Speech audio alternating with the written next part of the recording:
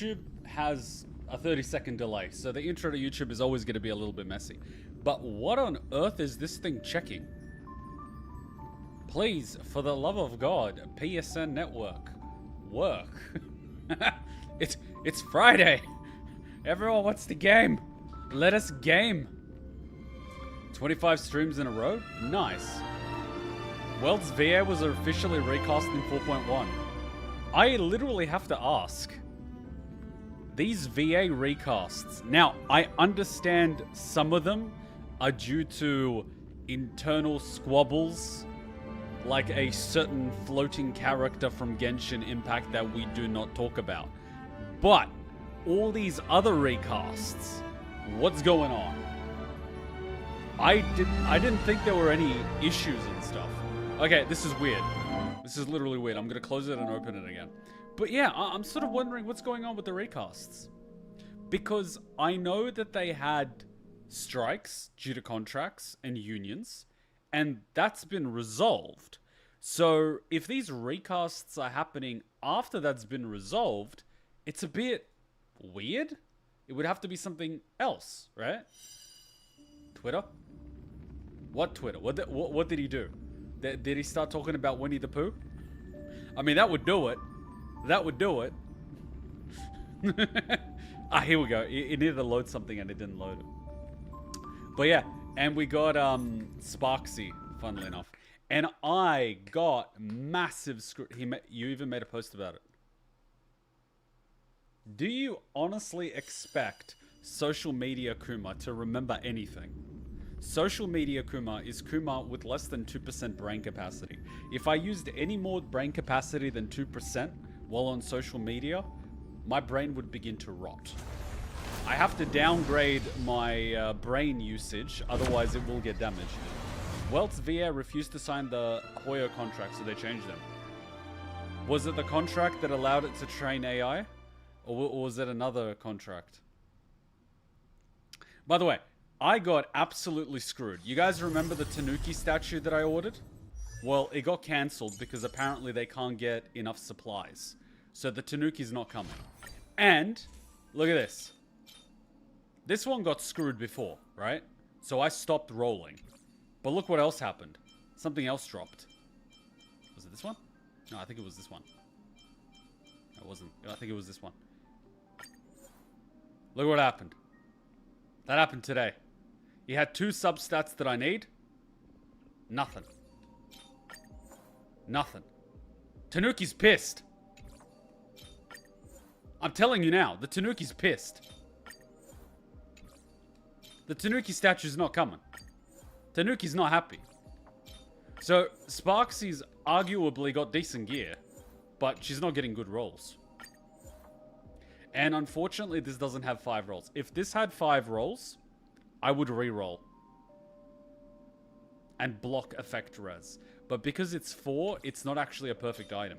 Perfect items, I will re-roll with a stat blocker. No problem.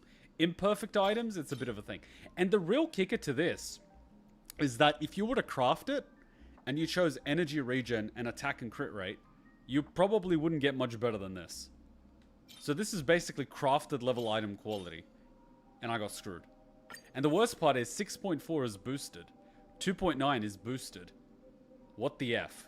Sorry, 3.2 is boosted. 2.5 is dead. 2.9 is... Oh my god, it's like the Matrix.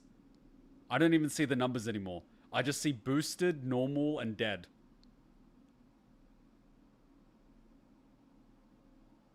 Holy crap. I don't even need to look at the chart anymore. Oh shit. We're at that stage. Guys, we're at that stage. That ain't good. Guys, that ain't good. Oh shit. I will leave a note. Tanuki pissed, Matrix. I always like to leave little notes. HSR, part 1. Tanuki pissed, Matrix stats. The year of the memes. We have to start finding another offering to give the Tanuki because the statue doesn't look like it's going to happen. But anyway, so we can go into our quest. I gotta change the mission as always because they keep resetting it. Heroic Saga of Flame Chase. Return to the private bath. Nikador is gone. And it looks like I didn't even get to see his ultimate. But apparently, Nikador is going to be the next boss in Mock. Which means I'm going to be able to fight him in Mock. Which means chances are I will see his ultimate. So we will stream that. Alright, let's do our instant transmission and start. By the way, I should be getting like 20 pulls from Hoyo, because they owe me Stellar Jades from all my streaming and uploading and everything. And it turns out they don't have a content creator contact for ZZZ. So I have to try email and hope someone can do something about it, because it's not registering our ZZZ streams. It is an absolute mess. I don't know what's going on. But they're tracking videos with a spreadsheet. Their tracker's not working. Their tracker is literally not working. They've got one guy with a spreadsheet, and he's tracking everyone's uploads on YouTube, Twitch, TikTok, Instagram, Twitter. Like, a guy with a spread. Do you know how messed up that is? That is not fun. That is atrocious. Dude, billion-dollar company. They use a guy with a spreadsheet. One guy. And they don't even have a guy for ZZZ. Like, my god. That is, yeah. That is atrocious. Come on, guys. You can afford 2 people. I have a feeling they don't even pay them money. They just pay them Stellar Jades. It's bad. Because the last person, like, quit. So, I got put in touch with a person after the previous one quit. I got in touch with the new person. 3 weeks later, they quit. So it seems to be every cycle the person quits. Whoever's in charge of the spreadsheet. It's that bad. That's pretty bad. Where's the bath? Is it here? My bath is here. Yeah. I just want my Stellar Jades. We did all the uploads. Where there are people, I want my there Stellar is Jades. noise. Alright, let's do the story team, which did actually pretty well last week. This team actually did pretty well last week. Did really well last week. And since we're doing the story team, we can give Bronya... Bum, ba-dum, bum, bum, bum! Bronya's Lycone. This is gonna be freaking sweet. And of course, Sparkle and Bronya are besties now. The fact that they can fit into the same clothes just doesn't make any sense. Sparkle's like half Bronya's height. So you bought the LC. Damn straight. I'd love to go in and take a look. I can't be chasing Sparkle's LC. Have you seen my pulls? I'm in trouble. I had 230 before Sparksy. And I don't have a guarantee. I lost my 50-50. I could have easily been on 0. I have 6 pulls. Says the guy that pulled for these 2. That's why you're on 6. I only got 1. Anyways. Let's do it. Exhaustion envelops you. At this moment, no god of Amphoreus could pull your gaze away from the lounge chair.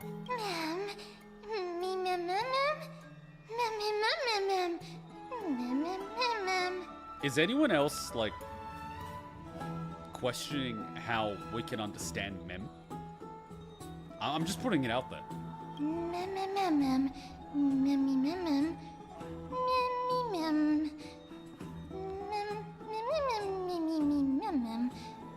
Legit, just put down the blinds. Blockout blinds are your best friend. The blockout blinds that we have, oh my god, if those blinds are down, I shit you not. We go to bed at midnight. You know, we're being good boys and girls, right? We go to bed at midnight. Blockout blinds. Bam. We wake up at like 10. So 10 hours sleeping. We're like, alright, let's go back to bed. We get up at 12. We spent 12 hours sleeping. Blockout blinds. Blockout blinds are just, oh my god, dangerous. I'm telling you, dangerous. If I open the blinds, I will like start naturally waking up because of the sun. But blockout blinds, dangerous, man. Luxury, but dangerous. Go to sleep then. If you're tired, snoozy snooze. But isn't it always like daytime in the city? Should I be reading this or should you guys? Wait, something feels off. I've always been reading this. Did you notice? I'll get embarrassed if you keep staring at me like that.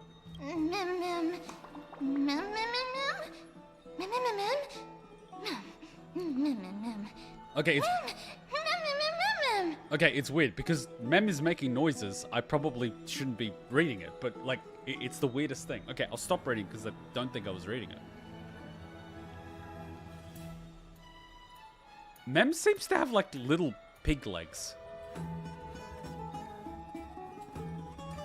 It's not even cat legs and not even dog legs. It's like pig legs. It's like, you know what I mean? Little stumps.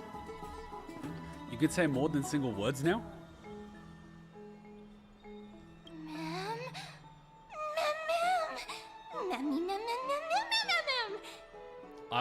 If Mem went from single incoherent words to full grammatically correct sentences within a few days, I fear to see Mem's progress in the coming months.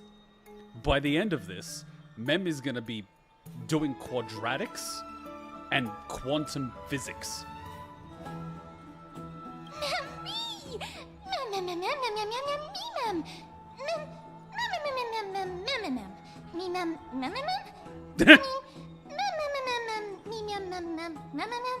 See, Mem's already begun questioning whether or not to talk in the third or first person. Oh my god. Why aren't your words enunciated? Maybe it gives you more personality.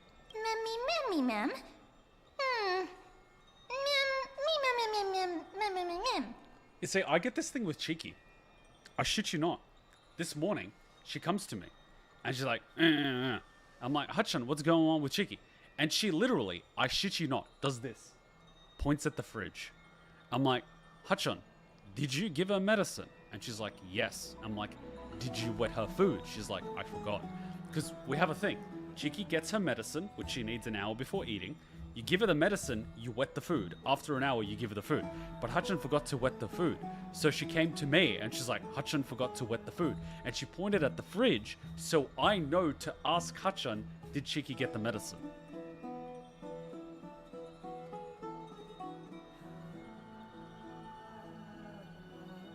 When she's hungry or something, she'll wait at the food bowl.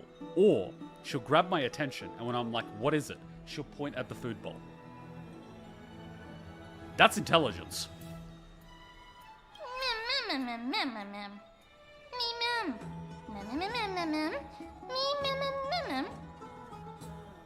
Wait, who are you really?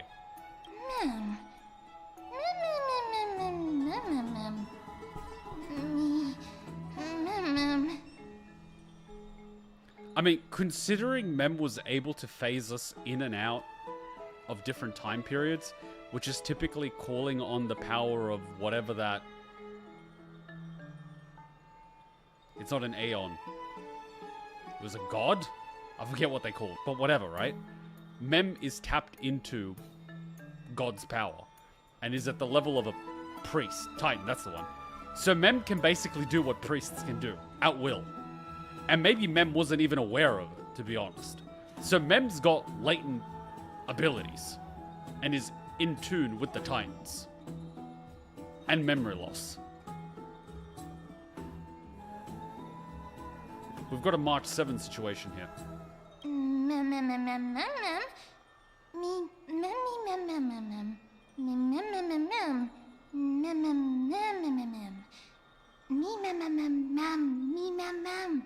This can go one of two ways. One, we collect all the memories. Suddenly, eternal darkness covers Amphoreus, and we hear really creepy music, and it turns out that Mem is the big baddie. Or, polar opposite, March does that, and Mem is the big goodie. You know, yin and yang, you gotta have balance. Balance in all things. March has memory issues, Mem has memory issues. Every action has an equal but opposite reaction. It's the way of the universe. Amphoreus should be no exception.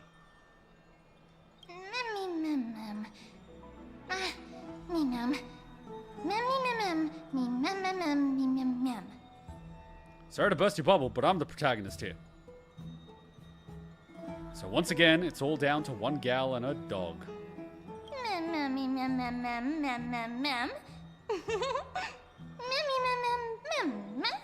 Adorbs.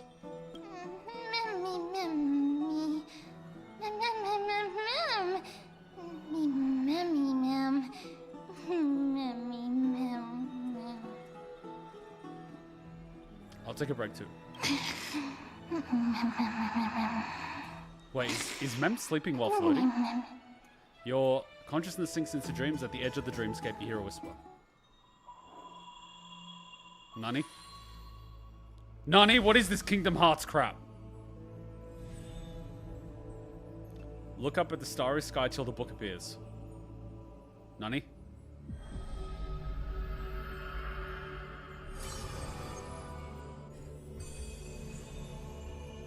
Having learned about Castrum Chromo's past, now drop in the strand of nameless recollection.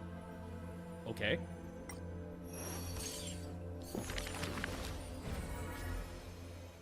Whose visage comes into view? Record Maidimos' story on the empty pages. Glory, Crown Prince. Blood. Glory, Crown... Sorry, for a second, I thought Glory said gay. Like, look at it. Look where Glory comes up. Gay. Anyways. Those flame-chasing people. Those forgotten stories. As I've written.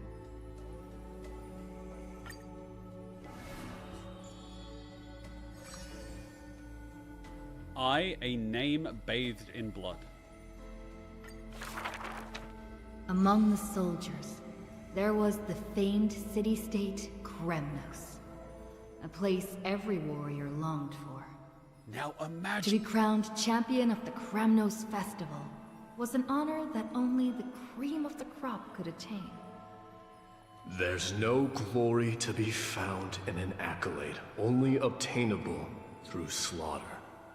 A man blocks my way. His name is... Maidimos. Crown Prince of Kremnos. All this was unvoiced? You guys got the simulated universe experience. I keep saying it. If simulated universe was like this, it would be 20 times better and more impactful. Unfortunately, it is not. Therefore, it is not. Something about learning about the Titans and encounters that you have to read yourself just doesn't hit as hard. Despite being a man of few words, news of his deeds had traveled far and wide. His tale is an extraordinary one, they say. Cast off a cliff by his father at birth, he plunged into the Sea of Souls and drifted for 9 years. Huh. He managed to survive all of that? Even the god of death turned him away. Wait, hang on a minute. Cast off a cliff by his father at birth. The Spartans used to do that if a child looked weak or sickly. The Spartans would look for any signs of deformity or weakness, and if the child looked deformed or weak, they would cast it away. That means that he didn't make the cut as a child. Damn!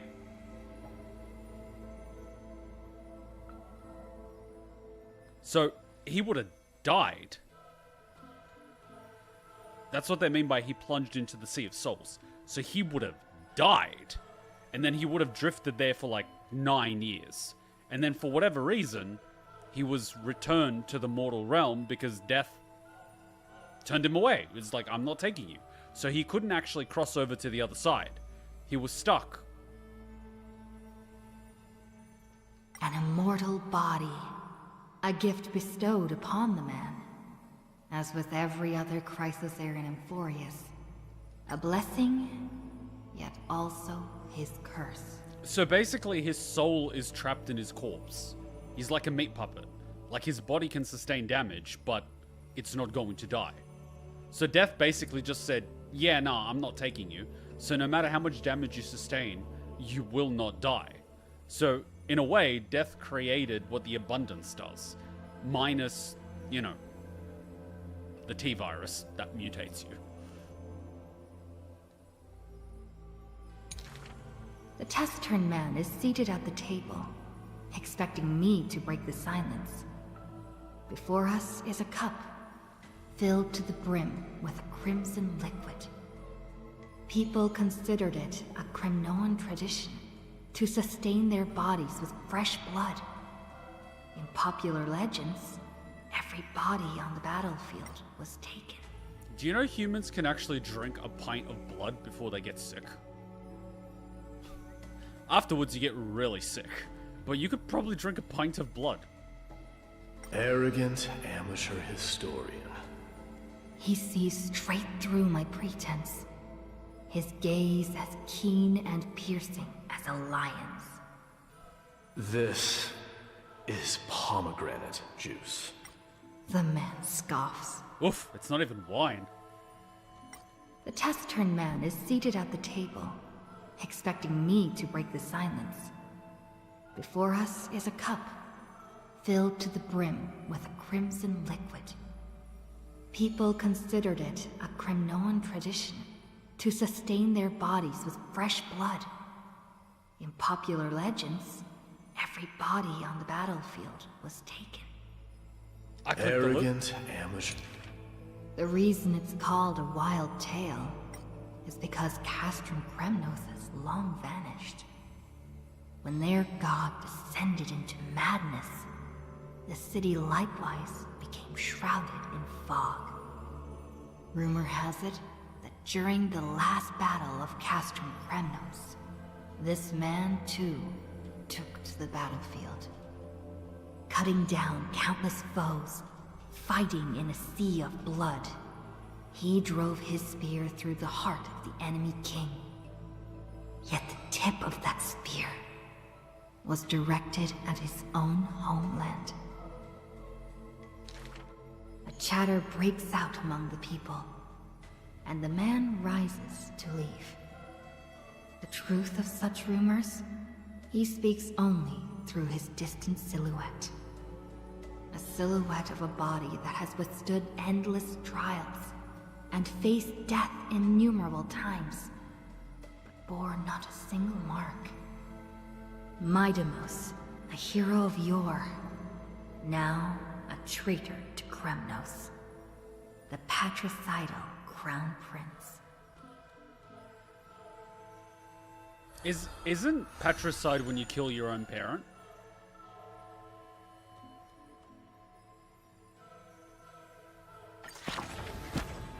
Yes.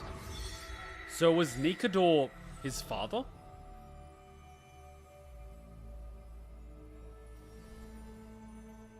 Okay, so we've got one written. Cool.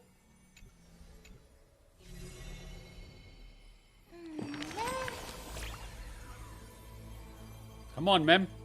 You gotta read your own. What's got you so serious? What are you doing here? What's with the book? How did you end up turning into paper? What's with the book?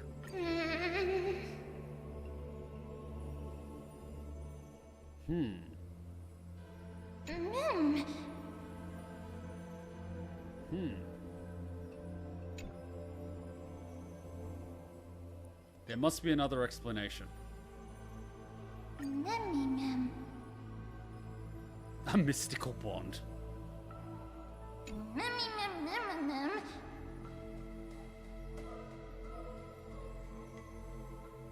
The Titan cherishes you as much as I do. Nani? I get it, a bedtime story. Reading can be such a drag. Yes!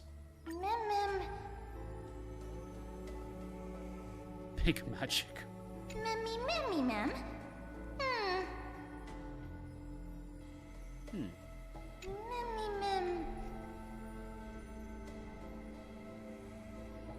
We need to collect tons of bedtime stories. So you can read them to me. What? It's in the book. Every Game of Thrones fan ever. What about this? It's in the book. In the book. Yeah, in the book. Yeah, in the book. Hey. Ooh. Ah, so this is where we get all our eidolons.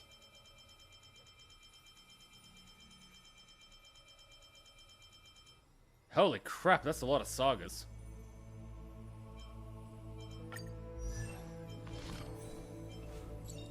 I'd kill for more eidolons. Flame Chaser's Path, Saga of Heroes.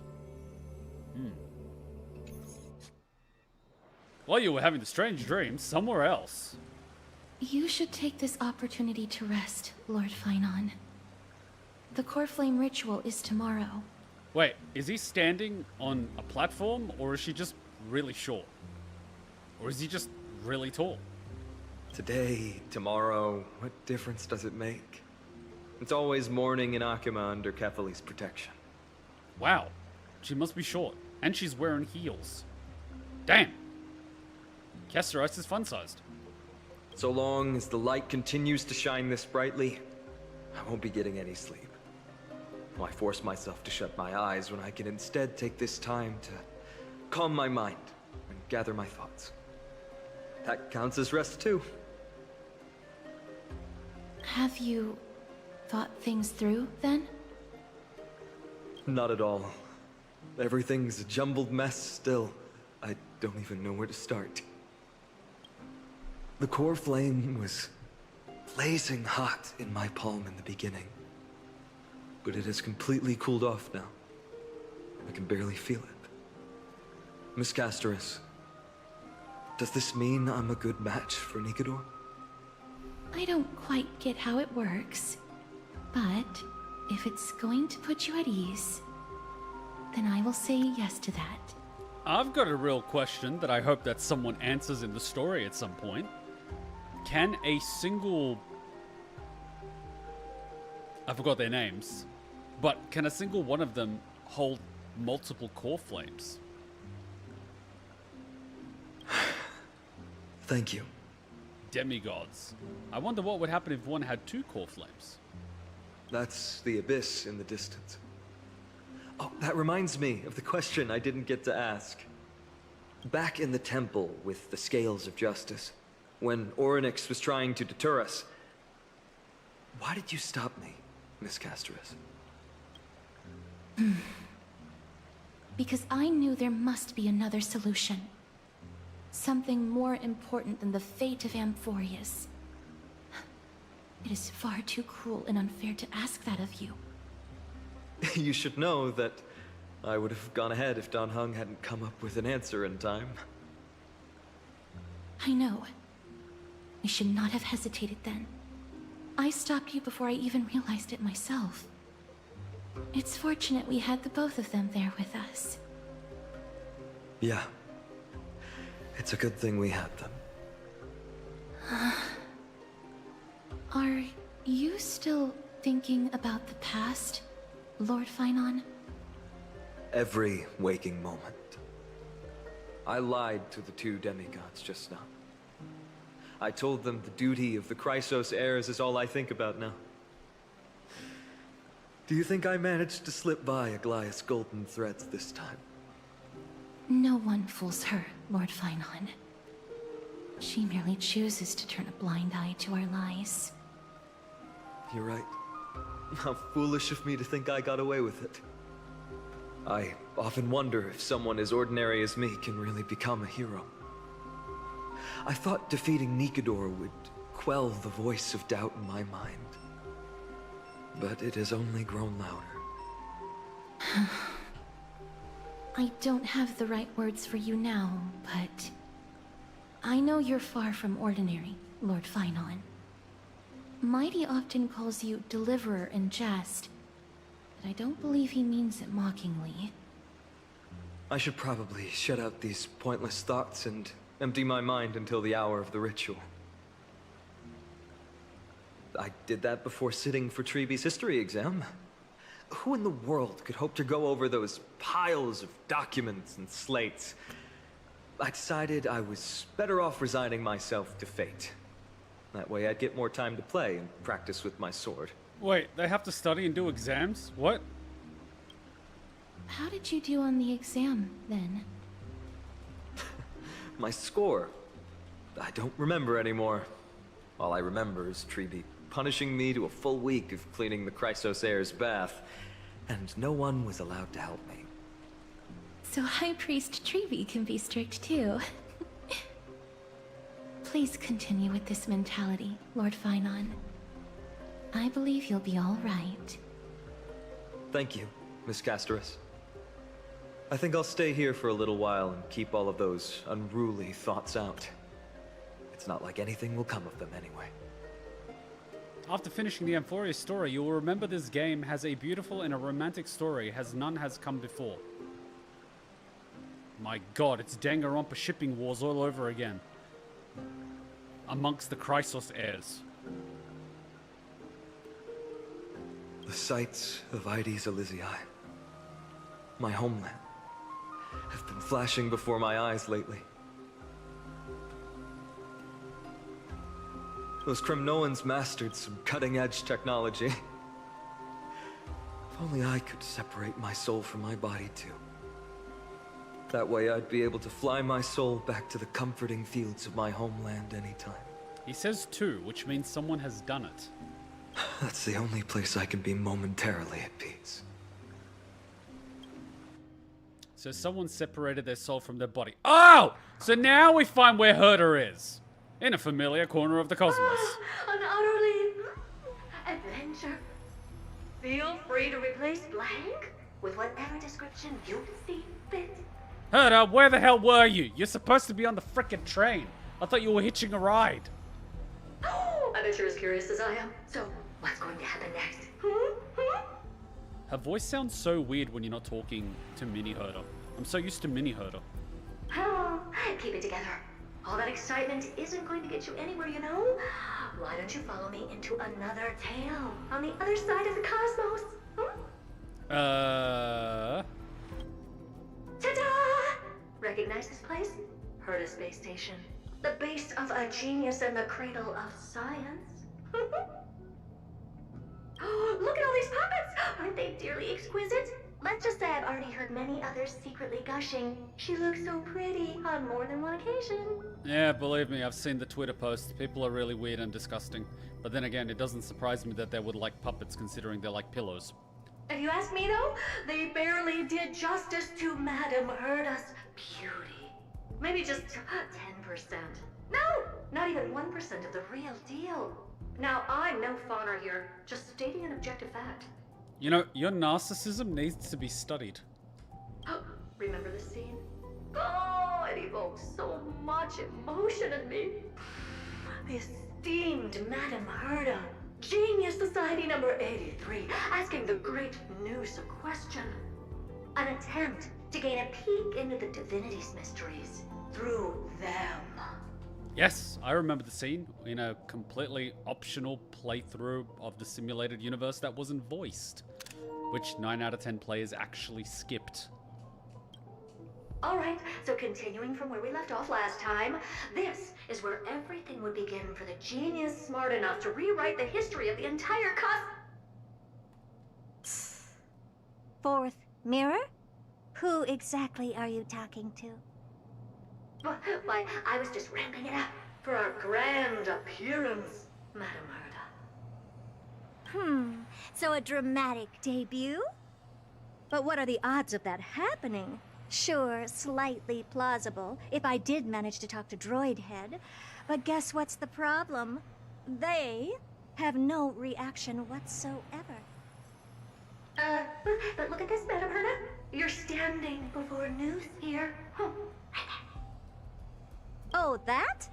That's a hologram. What? I can't possibly summon the real Droid Head here, can I? Wait, what? You mean to say you've just been reciting your lines before a hologram? Yeah, creating dramatic value. Isn't that what you're most obsessed with? Moving on. Don't try, but you wouldn't even begin to imagine how difficult it is to send a message to Noose. And I went all out for it.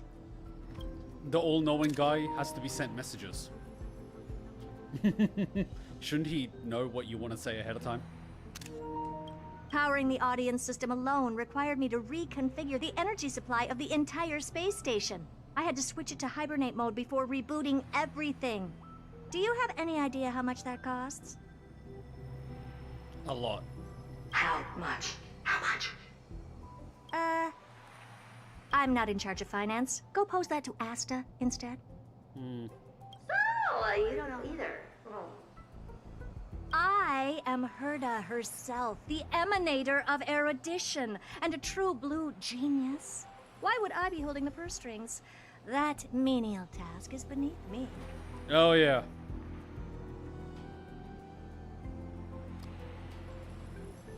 She's a megalomaniac.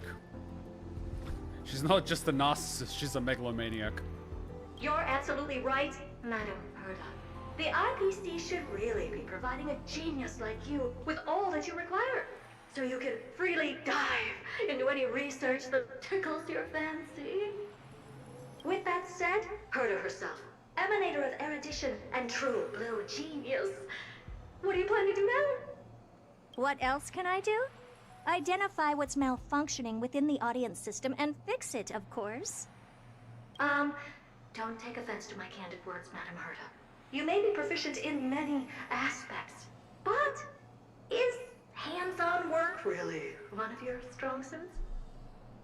I humbly suggest for you to contact Steven instead. Contact him and expose how I shelled out a bomb to send a message to Droidhead, only to screw up everything else? All right. I get it. Good that you do. There. That's the audience systems terminal. Come, walk with me. We'll check what's wrong with it. Well, I see a smiley face on it. I'm gonna put my money on aha. Aye, ma'am. Oh, but I can't walk. I can only float. What's with your witty remarks today?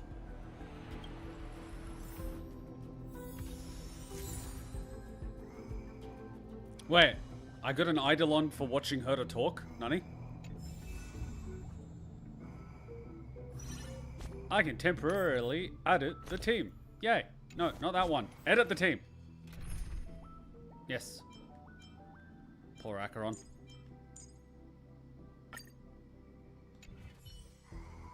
What a big hat you have there.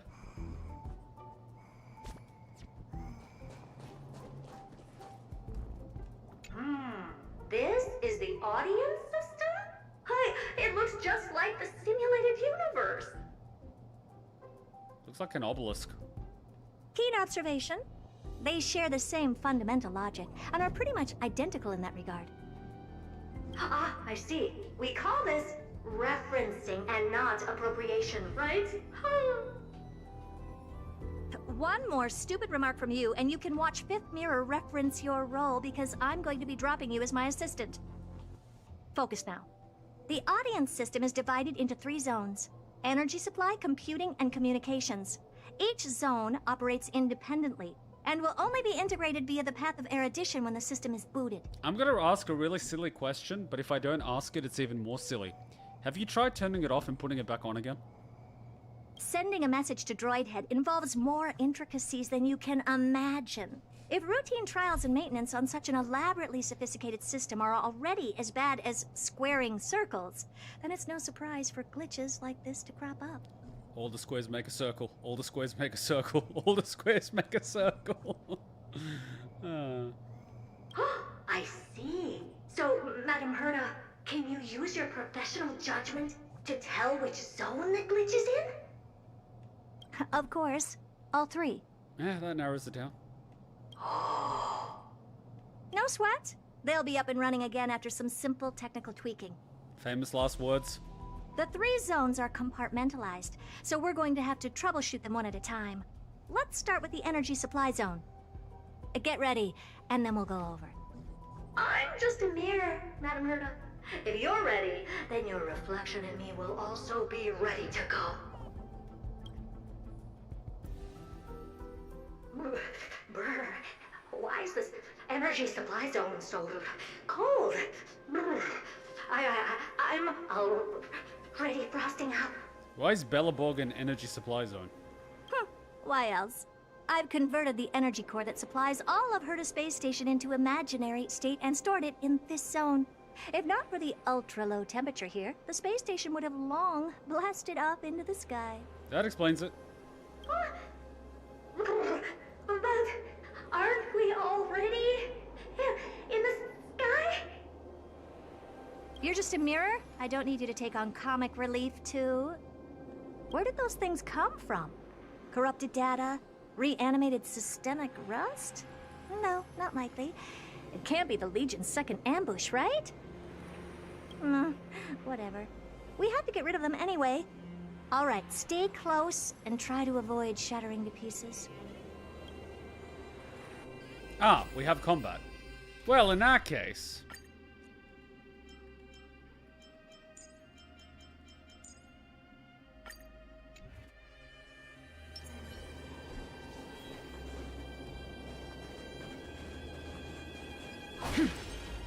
Stream forth the gleam of old flame. Done.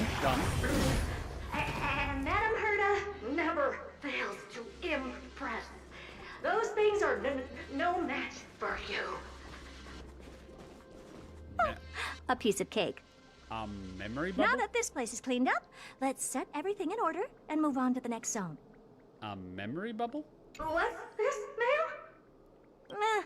Looks like one of those memory bubbles. It's not worth that much attention. You'll find many more in other zones. Is that so? Huh. Always worth checking. Typical gamer stuff.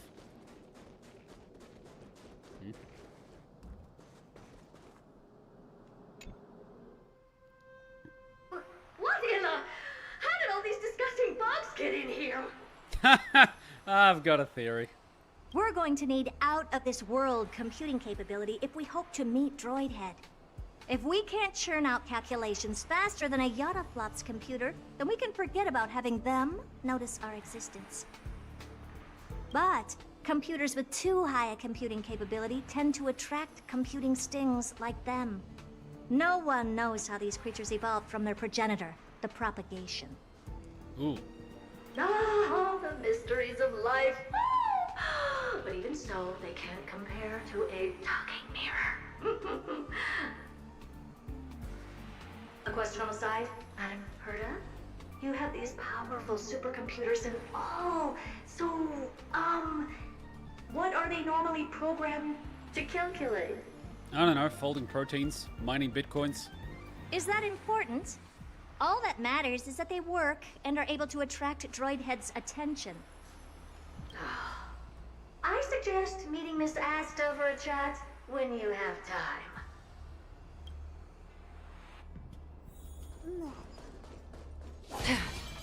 You gotta say God bless Acheron for existing, because she's gonna save us a lot of time.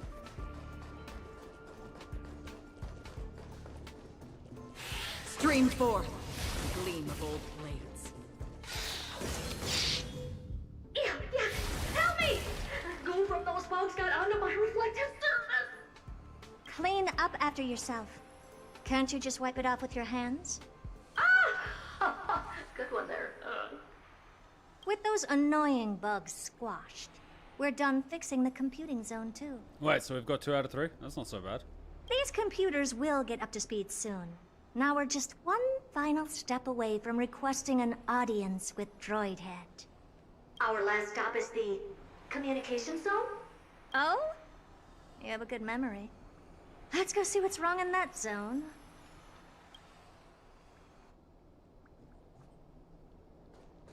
The memory bubble. There's a memory bubble here too. Why are you so interested in it? Okay, I'll admit it. I find them somewhat creepy. What if it's one of those alien things from Rick and Morty that sings? The world could be one together, cosmos without hatred. No one know that song? Really? Am I the only one?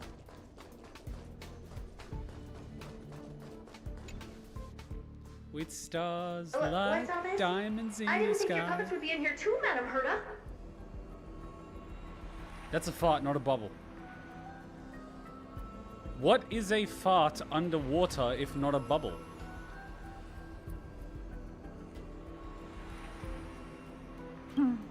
Unsurprisingly, the communication zone is where a bridge for communication will be formed between Droid Head and the space station. Aggregating the path energy of the erudition, then firing a bond at the Eon. This is as good as tapping someone on the shoulder who's sure to turn back to look at you. Alas, our work is never this simple. Putting aside all that onerous legwork, a single glance from Droid Head could vaporize the entire space station if we're ill-prepared. I see!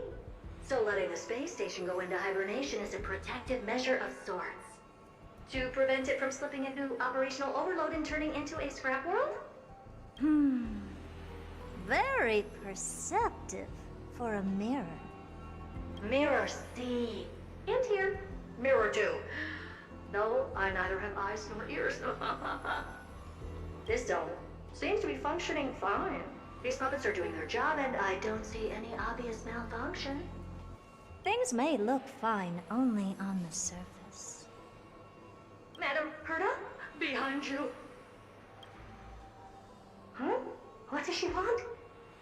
She's gonna ask you for about 350. Let me take a look. This puppet should be number 2757. That's a lot of puppets. How did you tell? Shh! Don't distract me when I'm checking the puppet's parameters. 2757. That's strange. What's wrong? Madam Herta? The replica personality module is off. Well, that can't be. This parameter is set to be enabled by default. And the utterly absurd module has also been disabled? Something's definitely wrong here. I checked a couple days ago and made sure every puppet has it switched on. Someone's hijacked them. The attack, anything, everything module Is on. No, wait. Why do you even have such presets? is enabled. Intruder detected. Threats. Come and help me, Mirror. Anything, everything, attack! These are mimetic remnants of the Remembrance? So they were the ones that corrupted and tampered with the settings of my puppets? You know what's sad? We don't get to fight the mini herder puppets. That would have been a lot better. A decisive moment in the battle. And then in phase 2, you get these. Because I would love to fight 5 mini herder puppets. Because if one of your allies is under 50%, it's like an all-out attack of spins. It would be hilarious. But no, we can't have that because that would be too OP. Goddamn. Why couldn't we have that? Because reasons. God damn it, Hoya, do you even play your own games? Lend me your strength. I don't have time for games. Open sesame. A true gamer would have wanted that. Destined for oblivion. How familiar. You took the bait. Never seen perfection before? Expand your thinking. You'll pay for this. Really? That's it? Oh my god, we've been robbed. Egad, what a close shave. But why are these remembrance memes even showing up here? I'm sorry, but we were robbed. That should have been 5 mini herder puppets. You see, now I want to get a cracked version of the game and make it that you have to fight 5 mini herder puppets with their abilities and passives enabled. I want to see what happens. I need to see that. That's not the only one. Look at them. Number 7631 and number 10136 are affected too. Someone did that with 5 hules. It's not the same. It's not the same. Can't you do a factory reset on them? Have you tried turning them off and back on again? Sorry to disappoint. The Absolutely Not module has been enabled, so not even I get to bypass its permissions. Whoopsie. Nice work, herder. What were you really trying to achieve with these creations? Complete global saturation? Just some toys to amuse myself with. Take that out of context. Finding the source of the corruption can wait. These puppets no longer have use now that I'm here. Take them all out. Defective goods ought to be sent back to the repair center. What is this, Amazon? I urge you to go easy on them for the sake of the space station.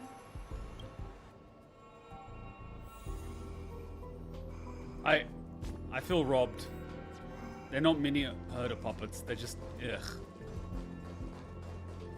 Storm's on the horizon. Stream 4. Wait, what? Gleam of old blades. It didn't get skipped. That sucks. This combat. This is double speed.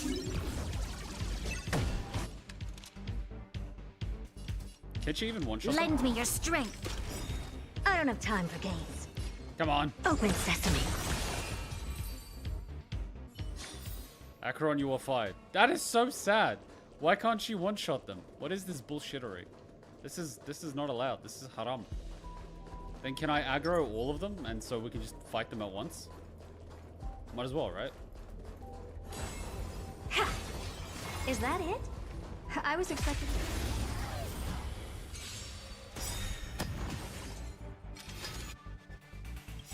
Again? Curiosity. Endless riddles. Nothing but a void.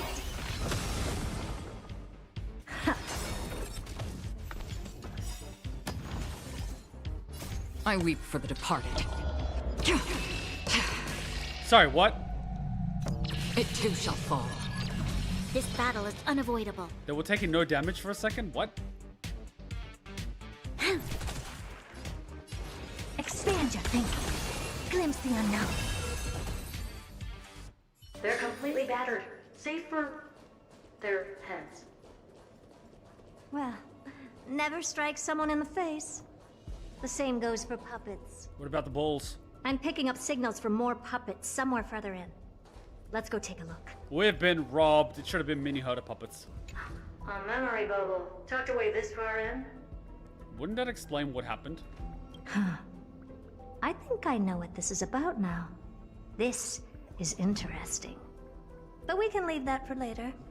Let's take care of the malfunctioning puppets first.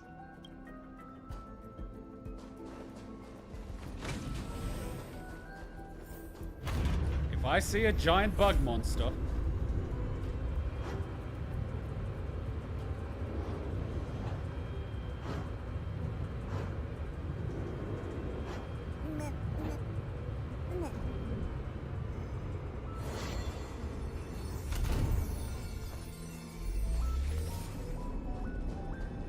Oh, and one of these.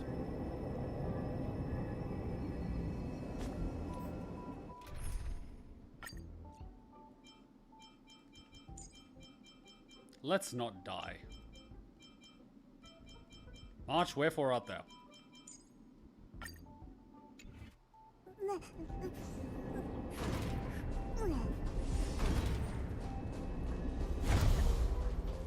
Take a look. This is... Number 0988. The pride of my creations. Should I even be curious? Puppets before her were all as dull as brick walls, mundane and uninspired. I distinctly recall number 0988 being the first puppet I imbued with a magical surprise. Some other puppets that came later also got to enjoy similar privileges. Good to know. But did anyone ask? Fear not, Mirror. You have to remember that being a genius means you're destined to solve challenge after challenge. There's no time for rest. Can I just be on the sidelines this time? Pretty please.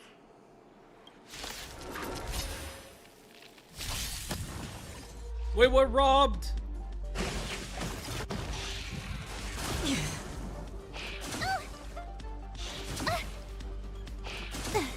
That works. This combat. This is double speed. I weep for the departed. It too shall fall.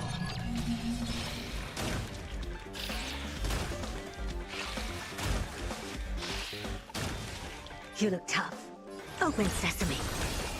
Can I have... Another on the still waters of oblivion. Phew! Ugh. Try that again. Again? You can't run! I don't... Destined for oblivion. Try that again. Gotta try hard. Watch this awesome move. Go away.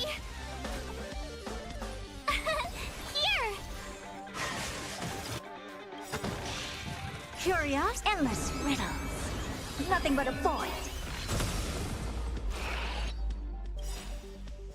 I weep for the departed. It too shall fall.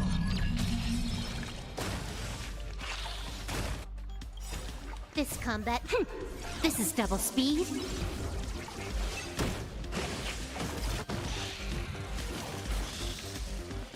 You're annoying. Expand your thinking. Glimpse the unknown. Madam Herta is a peerless gem. Madam Herta is an unrivaled genius. Madam Herta is an inimitable beauty. My god. It too shall fall.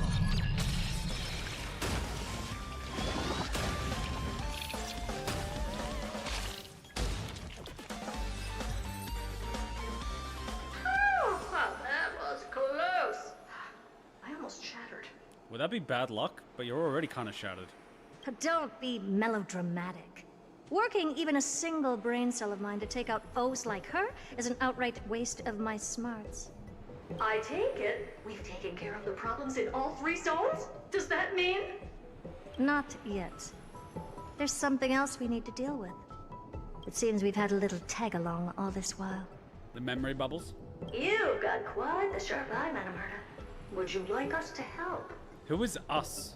Sure. Go ahead and summon the whole team, Fourth Mirror. Considering the gravity of our endeavor, we can't allow a little thief to spoil the show. Ah, the memory bubble. Parasite of the remembrance. Do you truly think your atrocious disguise can outwit the keen sight of a genius like myself? Yeah, her narcissism really needs to be studied. Once you're reflected in my mirrors.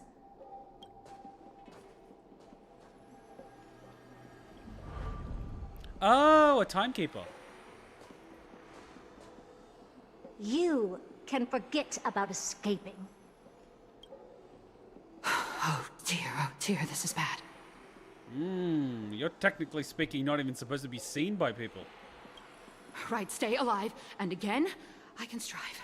Retreat into the memory zone for now. I can always regroup and try again. Someone hasn't been paying attention.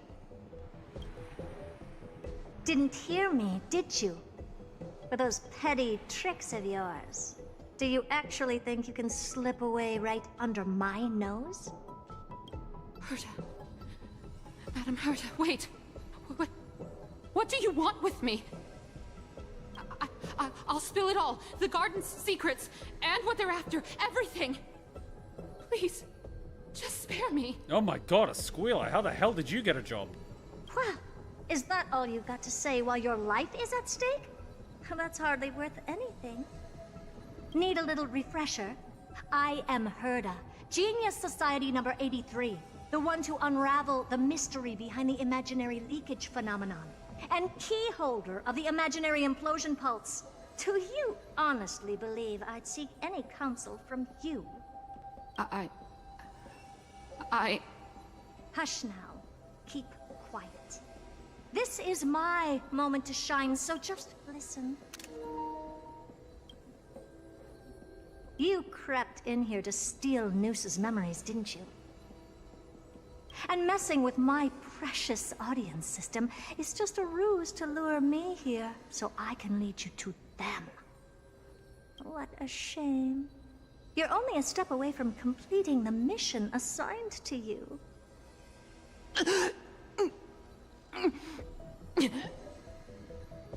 As if.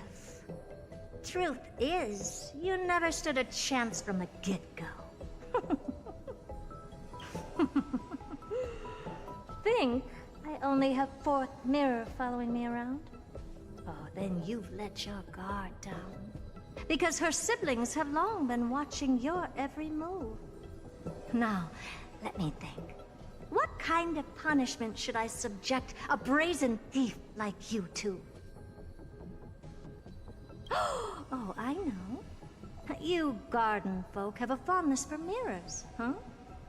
How about letting you enjoy some quality time with your favorite object? A mirror. As for the length of your punishment, let's keep it mildly punitive. How about 100th of a lifetime? That should be enough for some serious self-reflection. You see, it's clever to do it as a ratio of someone's lifespan rather than a period of time. Because different periods of time mean different things for different people. Oh, cheer up. You could still do your part for this world while trapped in a mirror. For all you know, your weak path energy could just help me get droid head looking this way. So if she was human, that could be between 6 months to like 9 months. If they were to live between 50 to 75 years. Huh. I should make myself clear. When I said 100th of a lifetime, Oh my god, don't tell me it's your lifetime. I meant my lifetime. That is some bullshittery. At long last, we can finally be at ease now that we've nipped those problems in the bud. Evil. I like it. This is yummy. Jesus Christ, this mirror eats people. Has anyone seen the movie Oculus? About the frickin' evil mirror that feeds off the life force of people? It's a little bit like Oculus. Oh, cut that out! Those weird noises make me seem like I've got a few screws loose. Put that little thief to sleep for now. We can decide her fate later. Oh, sweet and venerable Madam Herta, when did your heart turn this tender? Damn it, now I'm craving tendies. The audience system has been rebooted. This is finally it.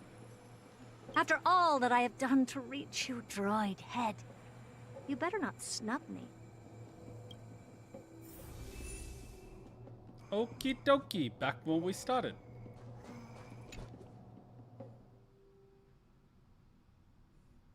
The path space. This isn't a figment of the simulated universe, but a perfectly tangible and accessible space. Oh my god, am I going to hear the Aeon voiced for the first time? Finally. Now imagine it has some Wild West Texas accent. Something you wouldn't imagine, right? Or some really thick, heavy Indian tech support accent. Like something to throw you off completely. Like, hello, my name is Noose. Can I help you? Like, just, it would just fuck you. That would be amazing. Right. Now's not the time to wallow in nostalgia. Droid head, will you answer me? What would its voice be? This is gonna be weird. Oh boy, here we go. God, this is nostalgic. We've been here so many times. More times than one. Except it's kind of weird without the music.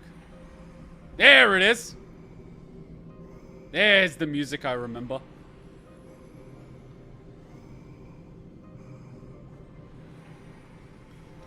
Madam Herta, we picked up some voices from the space.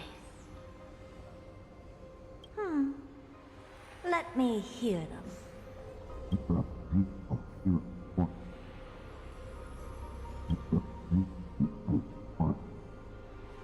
Is this binary arithmetic?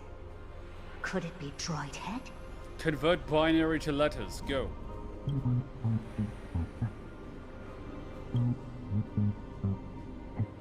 Oh my god, it's a 2! Wait. There shouldn't be a 2 in binary arithmetic. This is some Futurama shit. Is this some kind of prank? No, expand your thinking, Herta. Imagine binary with a 2. But that doesn't make any— Shut up!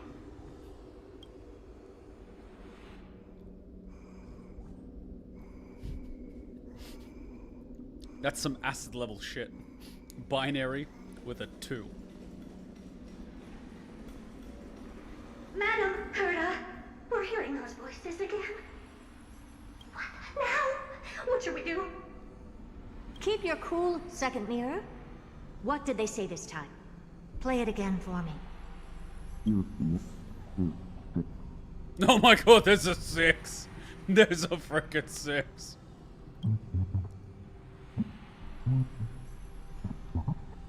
Sorry, which door? Door? Locked? Herta, did you do something? What did you do? No. This isn't the voice of the path at all. What in the world is going on? Herta, did you turn off the simulated universe where Polka was? Or did you leave that shit running on idle in the background? Ah, shit. Herta, you were like the cat that got killed by curiosity. Madam Herta, those lads outside seem to be discussing something interesting. Wanna listen in on them? Third mirror. Stop that nightmarish cackle. It's giving me goosebumps. Wait. Did you say those lads outside? Could it be? Why don't you listen for yourself?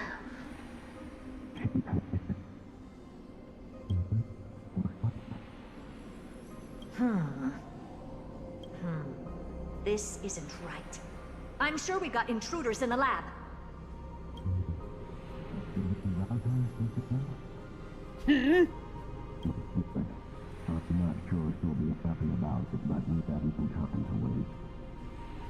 Wait!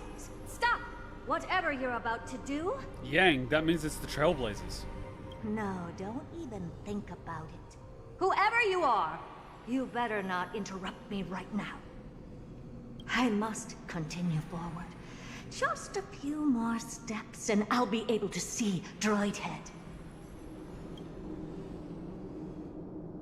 Yeah, it's like when you're having a really good dream and then you get the alarm clock for work.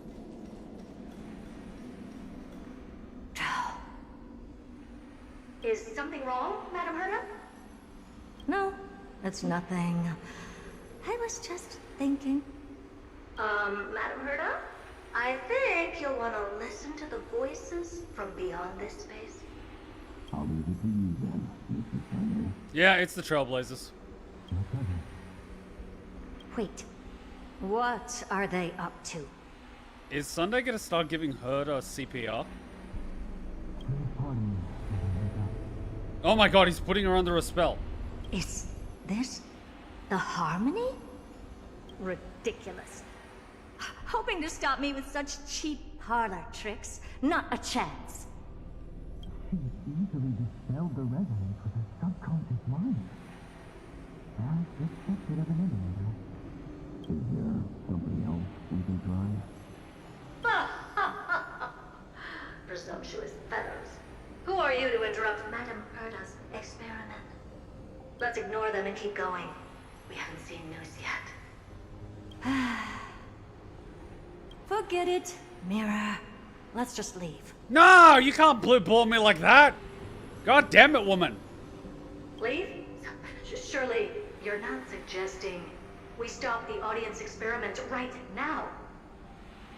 That's beyond all reason, ma'am. We went through so much just to get here. And now we're just one step away from making contact with the Eon themselves. Please, you know how insanely costly it is to reboot the audience system. But if I were to ignore those two intruders and continue onward, When Droidhead casts their gaze upon the space station, the blast of energy generated in that instant is sure to burn them to a crisp. That's fine. At a certain point, Sunday's gonna be cooked just right. Kentucky Fried Sunday sounds good to me. Now keep going. Experiments can always be repeated, but humans cannot be brought back to life. Good. Great. Keep going.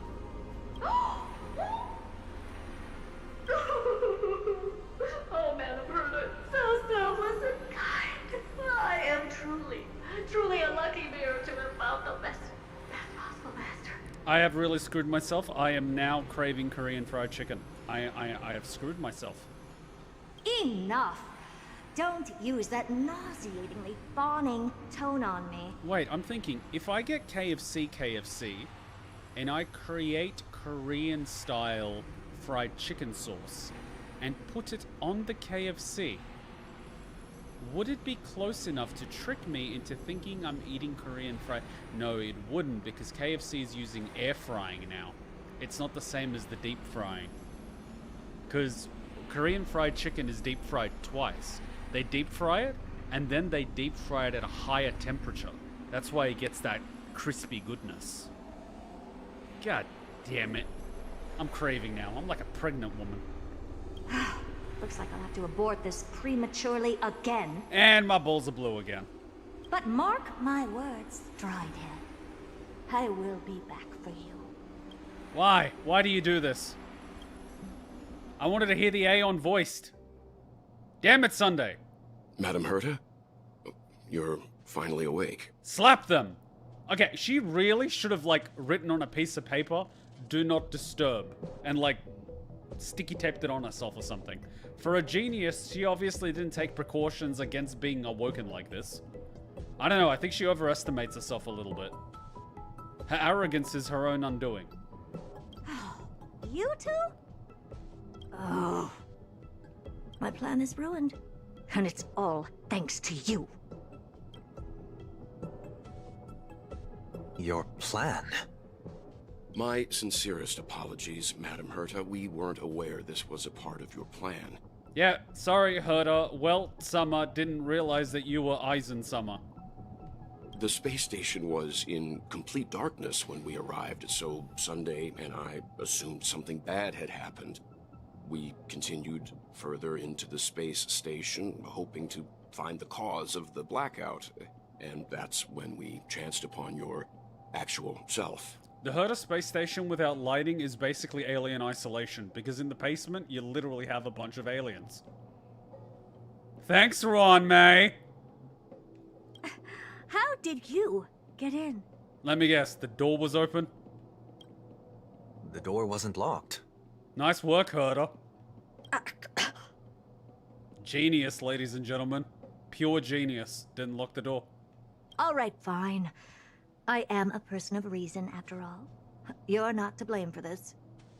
Can we play that, like, sound music that they play when someone does an epic fail? Because this is an epic fail. Nice work, Herta.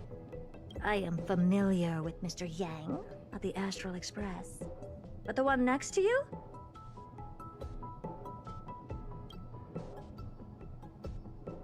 Looks like Madam Herta doesn't pay much attention to cosmic news. Why would you pay attention to cosmic news? It's mostly propaganda anyway. Please pardon my manners. It is unbecoming of me to forget the most basic of courtesies amid all that has happened. My name is Sunday, and I'm just a passenger of the Express. The day, the dessert, or the noun? And this, unremarkable passenger happens to be a Harmony Pathstrider? Do you take me for a child? In any case, I don't suppose you came all the way here just to check on how the space station is doing? Well, we were worried for a moment there. But it's good to know the space station isn't in any kind of trouble. We're here because of Amphoreus, Madam Herta. Why does that not surprise me? Oh? Something occurred to you? No! I've told Himiko everything I know. Nothing about the world sounds right. Droidhead has cast their gaze upon numerous worlds in the past, and every one of them is etched in my mind. So how could I possibly not know about it? Perhaps those garden folks lied to you. Anyhow, I've looked up the name Amphoreus in the simulated universe. Though clearly irrelevant results have already been filtered out, there's still an unbelievably long list of generated results. Something about how the divine Amphoreus team will swap out their current crest emblem for one in King Babaru's likeness in the next season. I hope that can be of some help to you.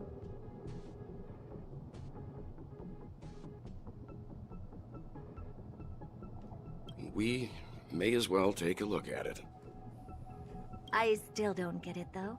Didn't the Astral Express already depart some time ago? Is that world so incredibly spectacular that it warrants this return trip? Wait, so the train is low on fuel, so they went to Amphoreus, but they had enough fuel to come back to Herta space station, and now they gotta go back to Amphoreus? Well, that's because we're caught between a rock and a hard place. If Amphoreus is indeed inextricably entwined with eons, paths, and even the erudition, we're going to need the wisdom of a genius to help us, especially now that we've seen the planet for ourselves. They're hoping that flattery will get them everywhere. Elaborate a little on this rock and a hard place you're caught between. Take that out of context. Elaborate a little on this rock and a hard place you're caught between. We've lost all contact with two indispensable companions since they entered Amphoreus. The fact that you call them indispensable companions implies that you have dispensable companions. What's going on here? And that's not all. One of our other companions is suffering from a serious and inexplicable affliction. Okay, what the hell's going on with March? What if March is speaking backwards and climbing the walls? Like the Exorcist.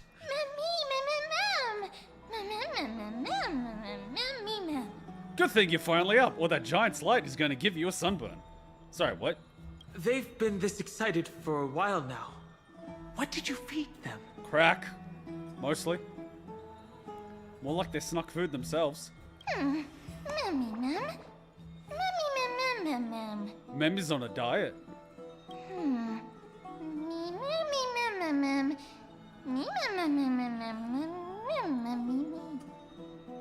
Forget it. You can skip the translation. I can somehow tell that none of that chatter's meaningful. Oof, Dan with the burn. It's almost time. The Chrysosers should be finishing up their preparations at the Vortex of Genesis. Let's go witness the core flame's return when you're ready.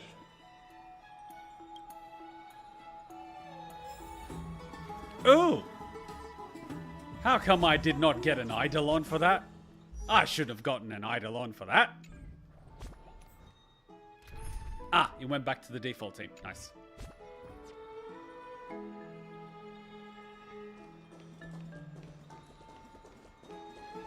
Alright, let us continue. Hero, bear thy core flame. Well, let's cut the video here just in case something goes horribly wrong. Herta POV. Rock and a hard place. Door unlocked. Nice work, Herta. Nice work.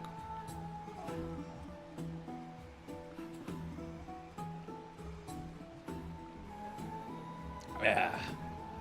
Let's let the video come out. It's on 42%. You know what was weird? Last time when we did a break, I popped music to play in the background and I got a copyright claim. And apparently, HSR music doesn't have copyright. But apparently, people are false claiming. Which is a pain in the ass. So we're going to have to look into that at some point. So I don't really want to play music in the background when we take breaks from HSR because it causes problems. Anyways, let's do this. I'm guessing this is still part of 3.0. 3.0 patch-wise isn't that bad lengthwise. Because this is quite a bit. An introduction of a new world. We probably played at least like 8 to 10 hours. The first core flame, Nikador boss fight. On top of that, Herta POV. arguably, not that much gameplay, but mostly world building in the background of what's going on. And now we're going to see some sort of ceremony where, what's his name? Gets a power-up. This haven of memories. Every touch, every moment is like a thorned rose. Oh, Majesty of the 12 Titans, pillars of the world. We seek your divinity to mend the rifts of the world. Fill our bodies with blood of gold, till we wither in willing service to the prophecy.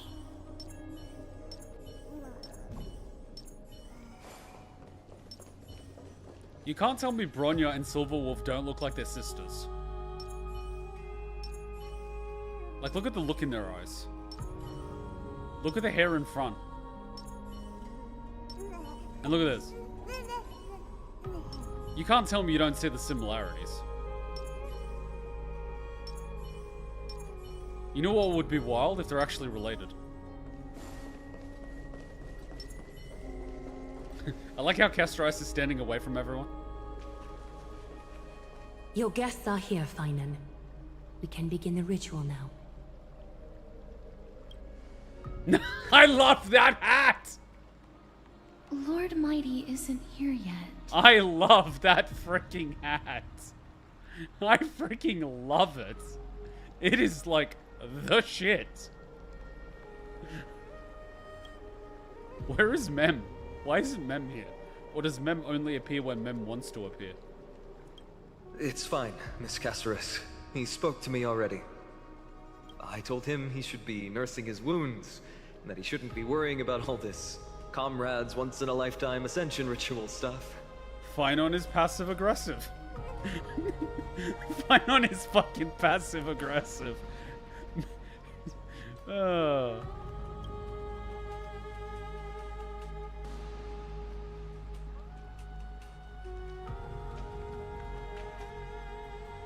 So, I'm ready to begin.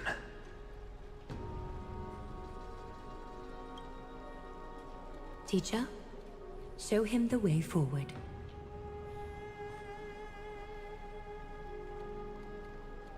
Despite the myriad dark and endless nights that have gone by, the guidance of the prophecy is nevertheless as clear and bright as the first ray of dawn.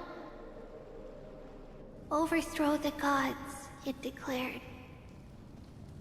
Restore the core flames, it declared. Bear the divine authority, it declared. Forge miracles, it declared. O prophecy, forgive us for this late tribute. We, Chrysos Eris, have striven to start the flame chase journey anew over these myriad nights.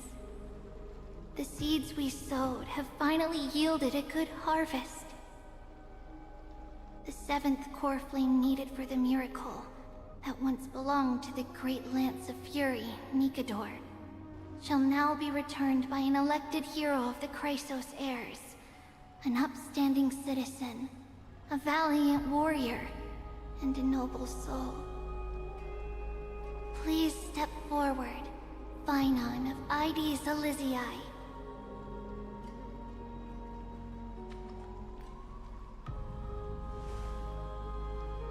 Recite with us.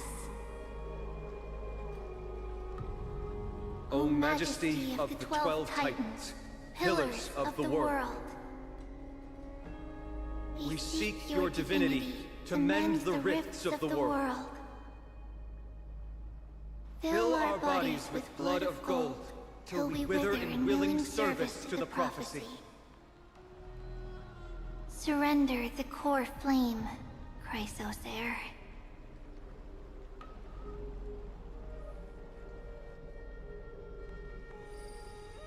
Press and hold to submit the core flame and complete your objective.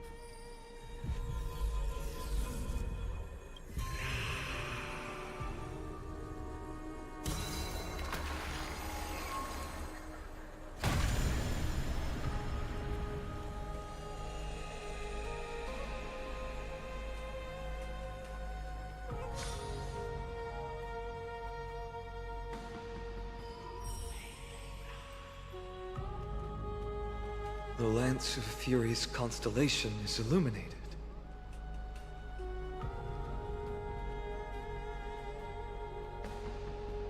Why is the vortex this silent? Was it also like that in the past? Patience, Finan. Do not make us question this decision.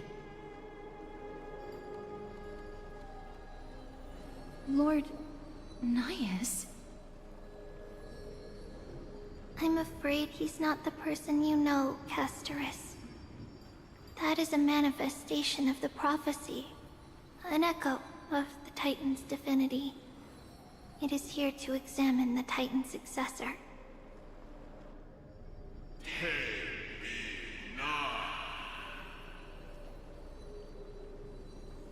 Mortal, who wishes to inherit my divine authority. Your strength and character have been thoroughly tested.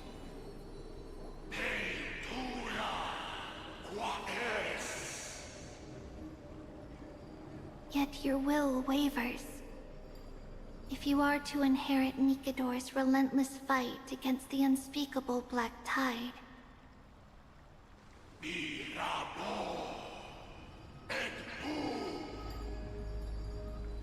you must accept a trial of divinity. Prove that you possess an indestructible will, and vanquish the fears deep in your heart. Vanquish the fears in my heart. So be it. No matter what obstacles you plan to put in my way, I'm ready to overcome them. For our prophesied tomorrow, I will become the god Amphoreus needs.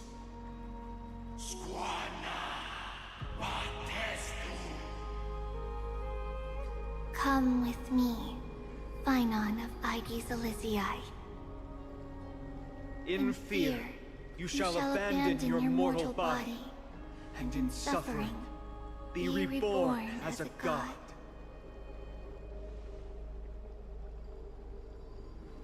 Wait for my return, my friends.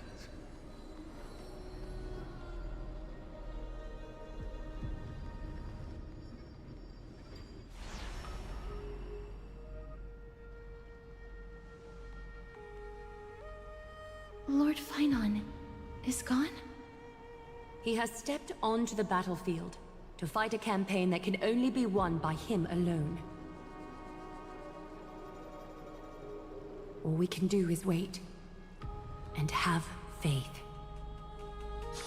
What a mysterious ritual. Is there really nothing we can do but wait? I don't know about the rest of them, but I don't like to just sit by and wait for my fate to be decided. I mean, it's his fate being decided, not yours. I pray you truly are prepared, Lord Finan. You seem worried. I spoke at length with Lord Finan before. There was hesitation in his words. The manifestation of the prophecy must have seen this. It saw Lord Finan's heart wavering. Wherever he is, whatever he is fighting, I pray he makes it through this test.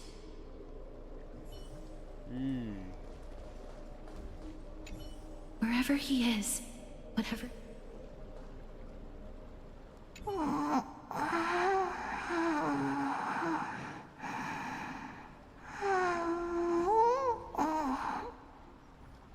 Looks like she fell asleep. Presiding over this ritual must take quite a toll. I am impressed that she's sleeping standing up.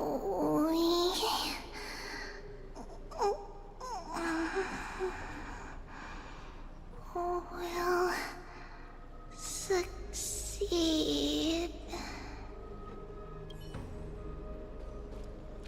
Trailblazer in the background, hard take serious with that hat. I love the hat. Finan steers his own fate. If he can conquer his fear and return as a demigod, we will be one step closer to the miracle that the prophecy promised. And if he does not, what happens? What if he fails? that would mean his time hasn't come yet, and that there is a more arduous mission for him to see through. You must have noticed by now, every Chrysos heir here bears a flaw of sorts. Be it the curse of immortality, or the constant erosion of their humanity, or... But not Finan. He is a Chrysos heir without flaw, a perfect vessel for divinity. There will come a day when he leads everyone we have left, through the gates of the miracle. Still too late, huh? Oops, missed the party. The constellation of the Lance of Fury is already illuminated. That must mean... The core flame has been surrendered. The Lord Finon's test isn't over yet. The prophecy sent an ambassador. They acknowledged Lord Finon's strength and character, but had doubts about his strength of will. He must conquer his fear and prove himself to the prophecy. I was right to be worried. I want to formally thank you, outsiders. Were it not for your aid, our campaign against Nikador would have been 100 times more arduous. Isn't it nice to be polite? Talk is cheap. Are you serious? He just did something really, you know, mature. Don't be an asshole. Kremnoans revere strength and military might. But that does not mean we lack etiquette. Mighty, what do you mean when you said you were worried? They don't know yet? That guy has always been tormented by his past. I may not be the right person to tell you about him, but you must know his past if you are to continue fighting alongside Finon. But apparently he's a person without flaw and a perfect vessel for divinity, so it can't be that bad, right? Lord Mighty, please allow me. Very well. Before he was chosen by the prophecy, Lord Finon had everything taken away from him. His home, his family, his close friends. Everything he once swore to protect. He became a hollowed shell in his youth, and the blazing flames of vengeance were the only thing sustaining him. See, I like him a lot more now. The prophecy gave him a new mission, granting him a new life as a Chrysos heir. But which is more important to him? His new mission, or his desire for revenge? ¿Por qué no los dos? Why can't you use the power that you get of being a demigod in order to extract your revenge, and then lead people to salvation? You can do both. Maybe. I'm afraid only he knows. No. Perhaps he himself is still struggling to get to an answer. I acknowledge his strength, but fear is something not even the sharpest of swords can cut through. I hope you've toughened your resolve, Deliverer. Only a will as tough as stone can shatter the darkest nightmares.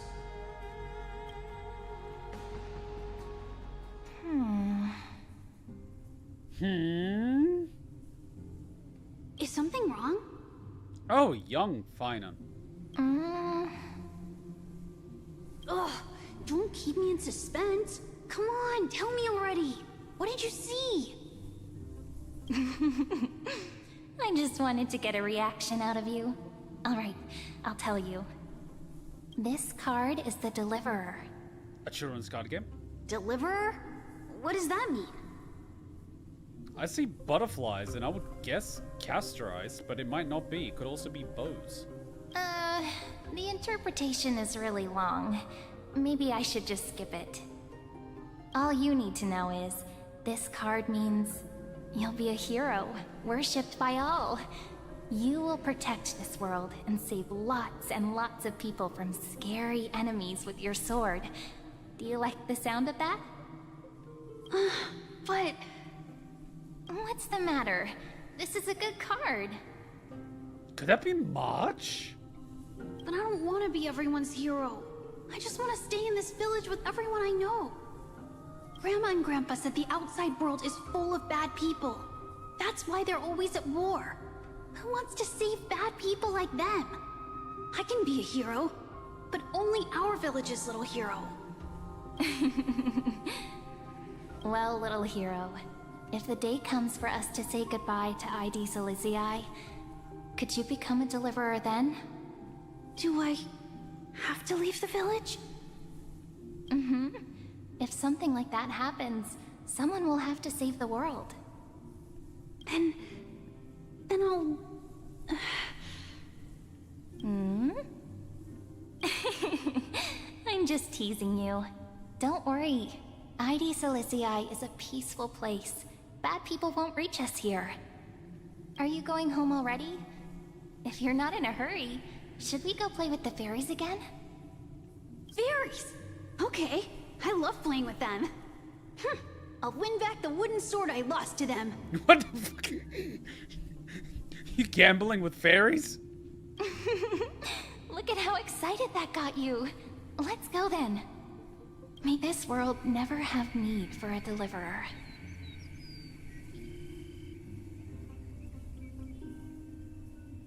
Why does it look like there's a sword in her chest?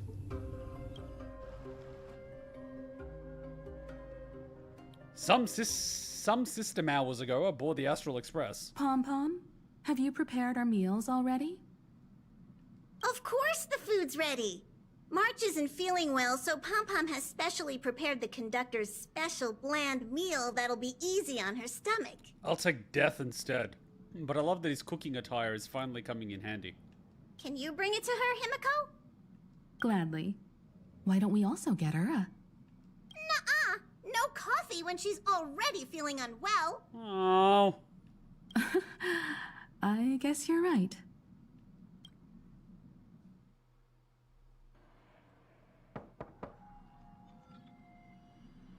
March, I'm coming in, okay? At least she knocked.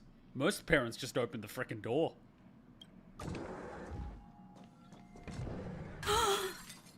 Ah, shit. She's ice, isn't she? Oh no, it's almost engulfed her.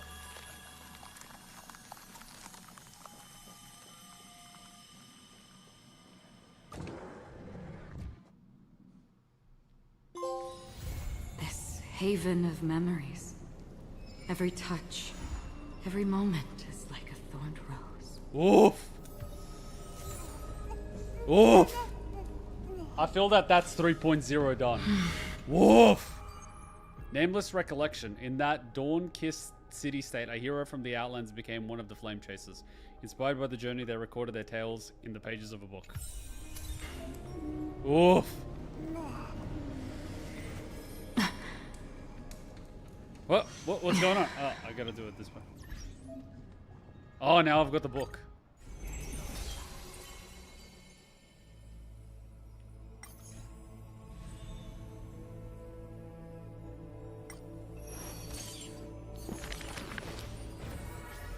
Hey, that's 3!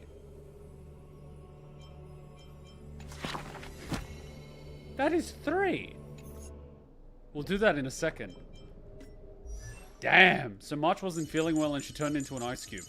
So basically when March gets a cold, she becomes cold. We got 2 Eidolons. We're getting close. One thing that came to mind... This doesn't look too bad. Increase crit damage by 15. When the wearer member sprite uses an ability on an ally target, increase the damage dealt by all ally targets by 10%, lasting for 3 turns. And that's rank 2. I believe it's going to get only stronger. So it's like... You would think that's a really good one. Whereas I think this... Which is the one that... is the best in slot. I think there's a best in slot one that you get somewhere through story. But if you're increasing allied damage, that's a best in slot if we don't count the LC that you get when you finish the entire story. So this is the best in slot. Okay. Yeah, because I was going to say, if you're increasing damage of the entire party, and your party is the Pokemon team with Castorice, Evernight, and, you know, the Veracity, what the F?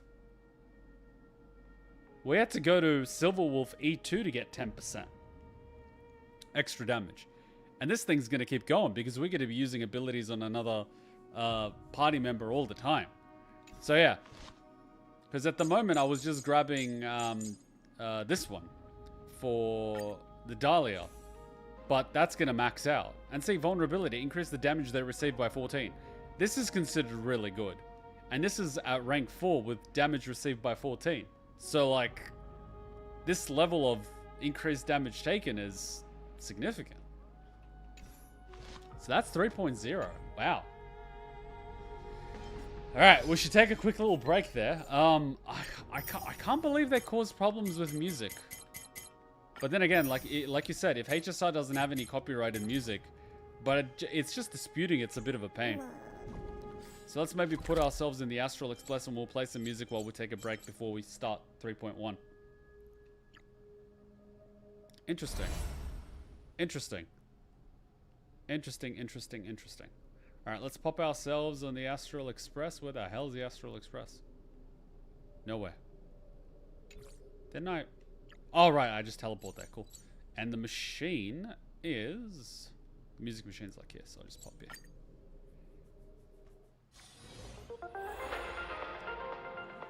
No! No more news. This is the Inter-Astral Peace broadcast. Alright, can we play some... Oh, we got other stuff. Right, so we got this one.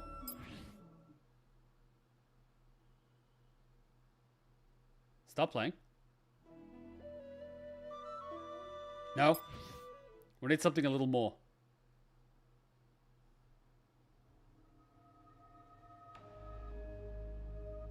Nah, that's where we were. That's just fighting.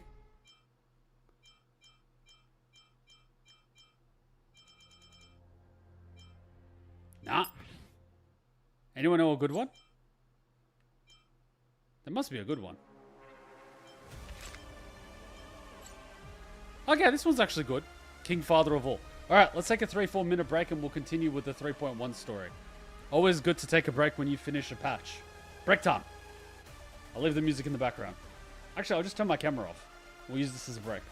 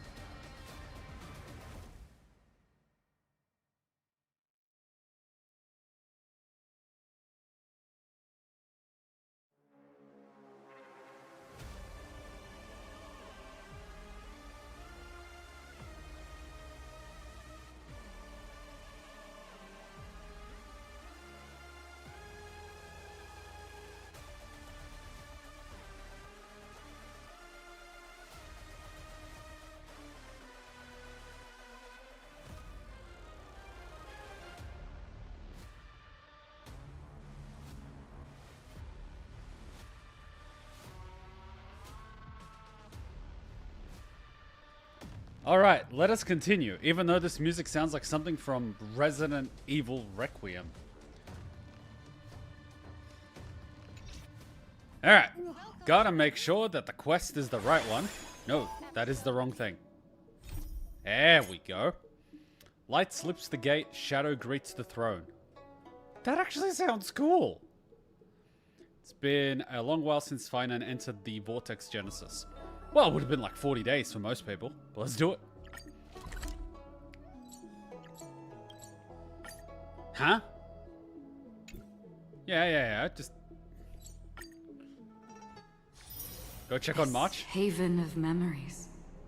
Every touch. Alright, who donated? Every moment is like a thorned rose. Who donated? I gotta do quick math, but who donated? Someone's gotta tell me who donated. I need to know who. I gotta do math.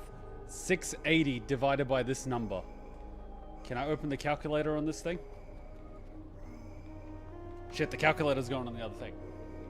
Here's some war funds for any battle. Thank you, Azure. Thank you. Thank you. I'm guessing this goes to HSR hours. Just want to make sure. 880 divided by, what was it, 460, I think? Or 480? 680, sure. Sorry, 680. 680 equals 11.8. Alright, cool. So I will pop that on Discord so we know. 880, which is 11.8 hours. I'll put it at 12 hours.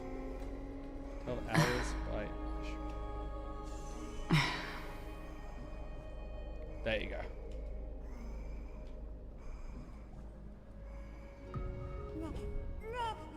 Thank you, kind sir.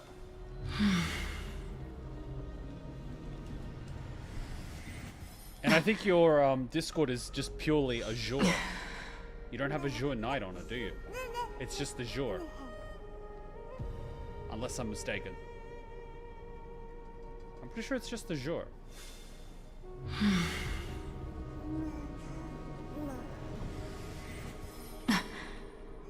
Night 75. You might be right. Night 70. That's the one. Thank you.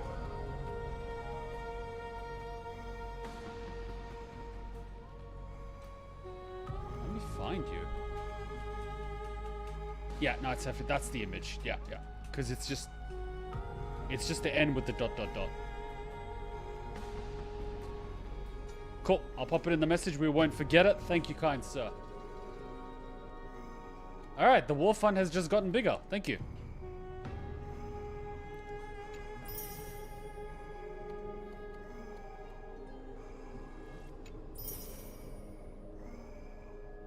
Okay, I gotta do more math.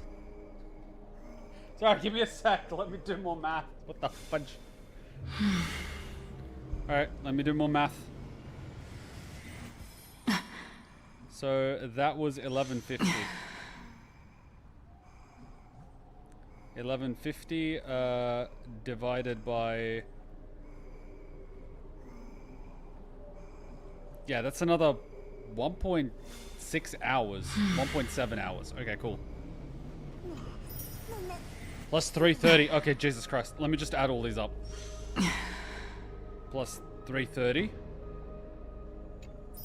Okay, plus, yeah, I'm glad I'm adding these up. 2240.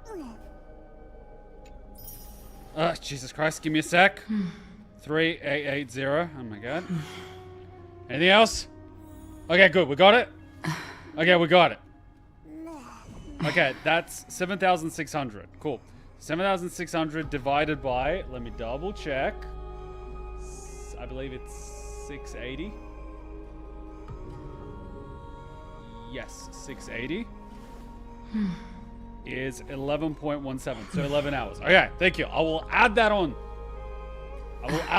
Thank you. So 12 plus 11 is 23. All right, thank you. Almost an entire day. At some point, I might as well just do a marathon, to be quite frank. It has to be a day where Hutchin's not around. Otherwise, she will kill me. So thank you. I think the war chest is now looking... quite, what's the word? What's the word? quite good. Yeah, so let me do a quick math as to how many pulls we have in the war chest. 28860 divided by 160. That's 180 pulls. So that's probably enough to get a character, and if we're lucky enough to get a character in a light cone. Okay, we're in a much better place. Thank you. Okay, where were we? Yes. Silver Wolf is coming. She was going to be the anniversary character. If this dropped during anniversary, would have got... oh yeah, check March. That's right. I got lost. You want me to check March? Isn't she an ice cube?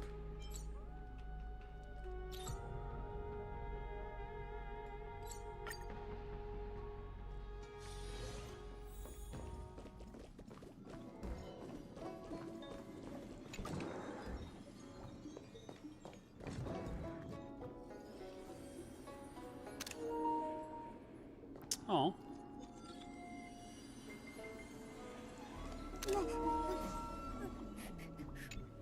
A number of thin sheets of ice have shackled the unconscious March 7 on her bed. The once warm bedroom is now permeated with a bitter cold. Curled up in the clear ice, the young girl remains silent with her eyes fixed shut.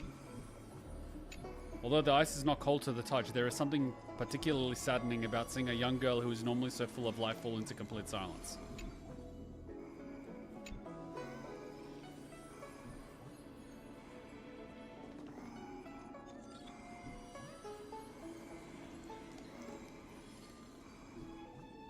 The young girl lays silent and flawless in ice, just as she did back when she was drifting through space.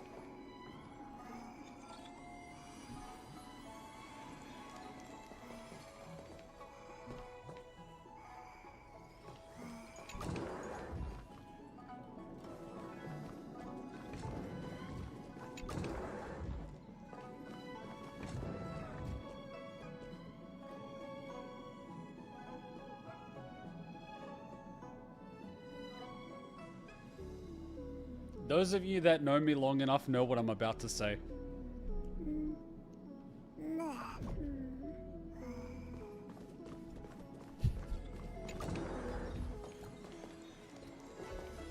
What if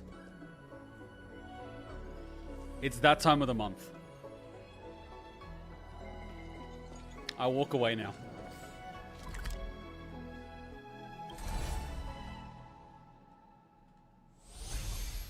We knew it.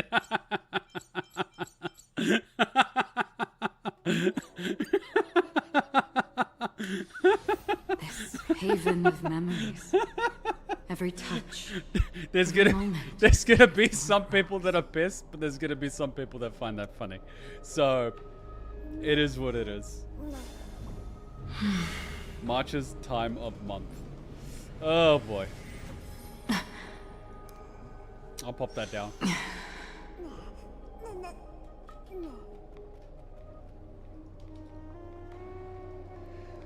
Okie dokie. Let us continue now.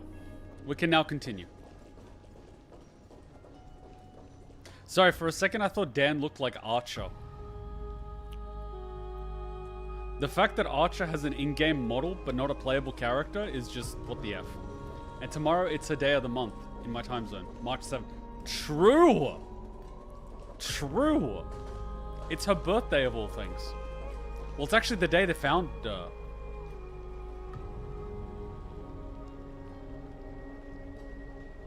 Weird knowledge acquired.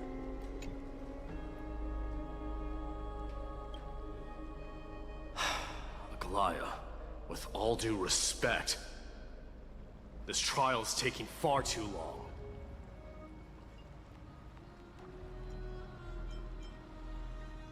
But it feels like we've already waited 42 days.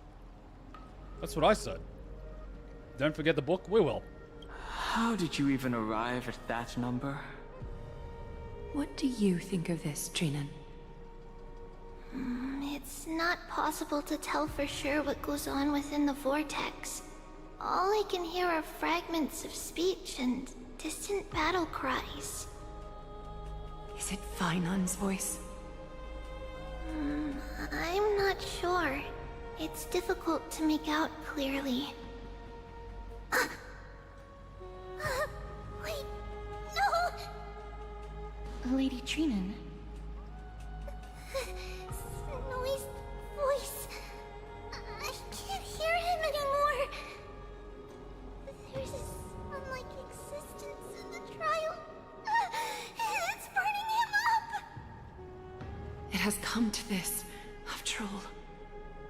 What now? Get ready, my Demos.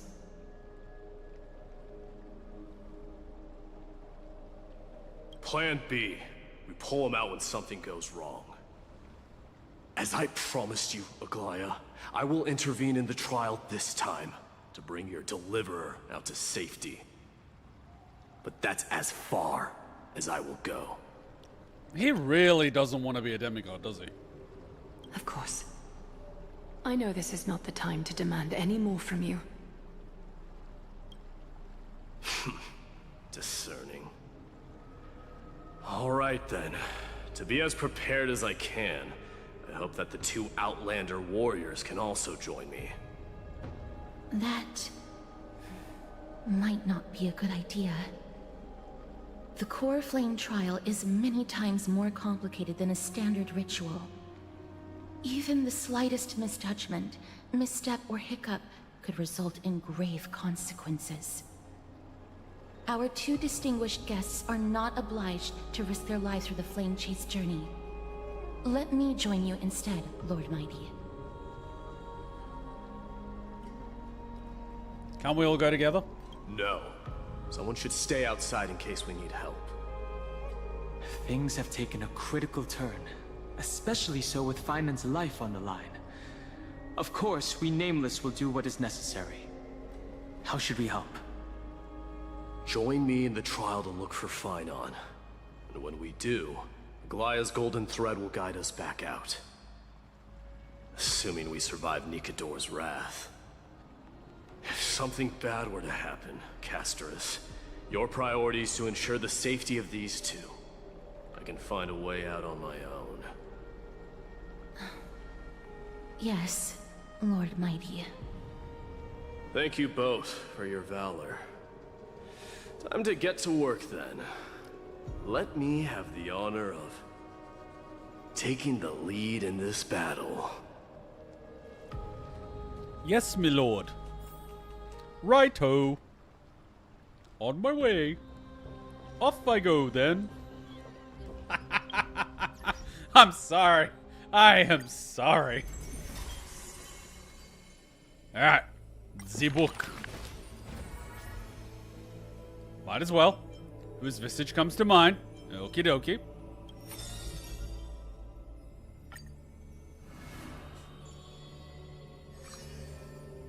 I, that lost voyage. In Amphoreus, untitled statues are a prevalent sight. As for the inspiration behind these statues, they are said to be the clay figures that Kefali made at the world's creation. They made clay figures in their likeness, bestowed upon them the breath of life, and allowed the golden divinity of their blood to course through. Thus, the very first mortals roamed the earth, receiving the god's mercy, while realizing the sorrows of this world. In front of a statue, the people of the holy city beheld a man, Finan of Ides Elysiae. He never spoke of his origins, only using this name to nonchalantly identify himself. That's not really his name, is it? People cast sidelong glances at him, their minds swirling with doubt. The man merely responds with a breezy smile, neither confirming nor disproving their speculation. Finan is a soldier, one with divinity coursing through his veins. Responding to the Goldweaver's rally call, he traveled long and far to reach the holy city, eager to bring light to the hero's path. Losses are a constant on the flame chase journey, where life too seems as small as a speck of dust. Ballads reach him through the breeze, as though soft voices meant for him. And he responds in kind. No matter. My existence is of little consequence. Ides Elysiae, the man's hometown. Shrouded in secrecy, just like his past. Some have searched for that distant village, yet found it neither written about nor passed down through song.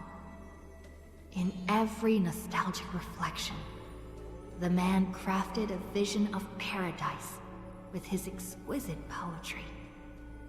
Yet, within the ancient texts of the Holy City, the history of that frontier village remains more obscure than the days to come. In the far-off future, the land of Amphoreus will bear the marks of the hero's footsteps. With sword in hand, the man will inscribe an eternal mark in the Chrysos epic. Yet his real name may never be heard in this world again. Losses are a constant on the flame chase journey. Some, too, losing themselves at the very beginning of their journey.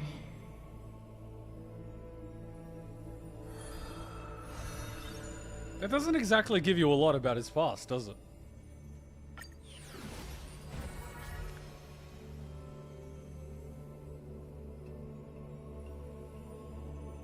Seamless garment, death, funeral, maze, children, dress master, smile, gold weaver.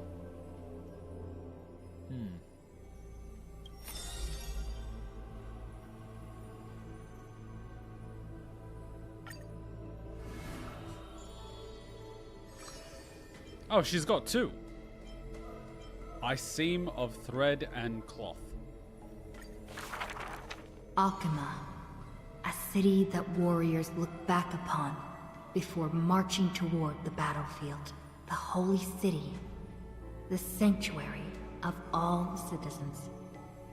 Just as the poets of the city have sung. The epitome of magnificence, unbounded benevolence. And the beauty of the holy city is like Aglaia herself, dressed in finery and of noble birth. She is the dressmaster of Akuma, the one who weaves with golden threads. But there's one thing she'll never be able to achieve. A jealous whisper can be heard. She will never be able to produce something seamless. Golden threads quiver, and a gentle wind rustles by her ear. She maintains her silence, but others fan the flames. Is that so hard? Her scissors and rulers are better than any garment maker, sculpting forms as perfect as the gods themselves. Lady Aglaia, grace our eyes with your most elegant creation. No. Ingratiating words do not sit well with me, nor do duplicitous machinations. Damn it, flattery won't get you everywhere. Her gaze flits across the stoa, equally regarding every member of the public. They used to wonder, how exactly do her eyes perceive if something is beautiful or not? As with the holy city that's perpetually bathed in light, how do people tell apart cozy mornings and frosty nights? For the Weaver, the answer lies in her golden threads. Golden threads of the goddess of romance now serve as her hands and eyes. The colors of the world intertwined with the undertones of human hearts, come flooding toward her. These golden threads are no less prideful than the master they now belong to. As long as the thread has form, it is enough to craft seamless finery. Be it stitched finely and tightly, or cut cleanly with a single stroke. Hardly a challenge. None of these pose a challenge. The same word rolls off her tongue twice, the latter as soft as a sigh. The one who weaves gold gazes past me, fixed on something much farther. The network of threads that entwine all between the heaven and earth. The only challenge that she relentlessly dedicates herself to is weaving the fate of Akuma into a flawless, seamless outcome.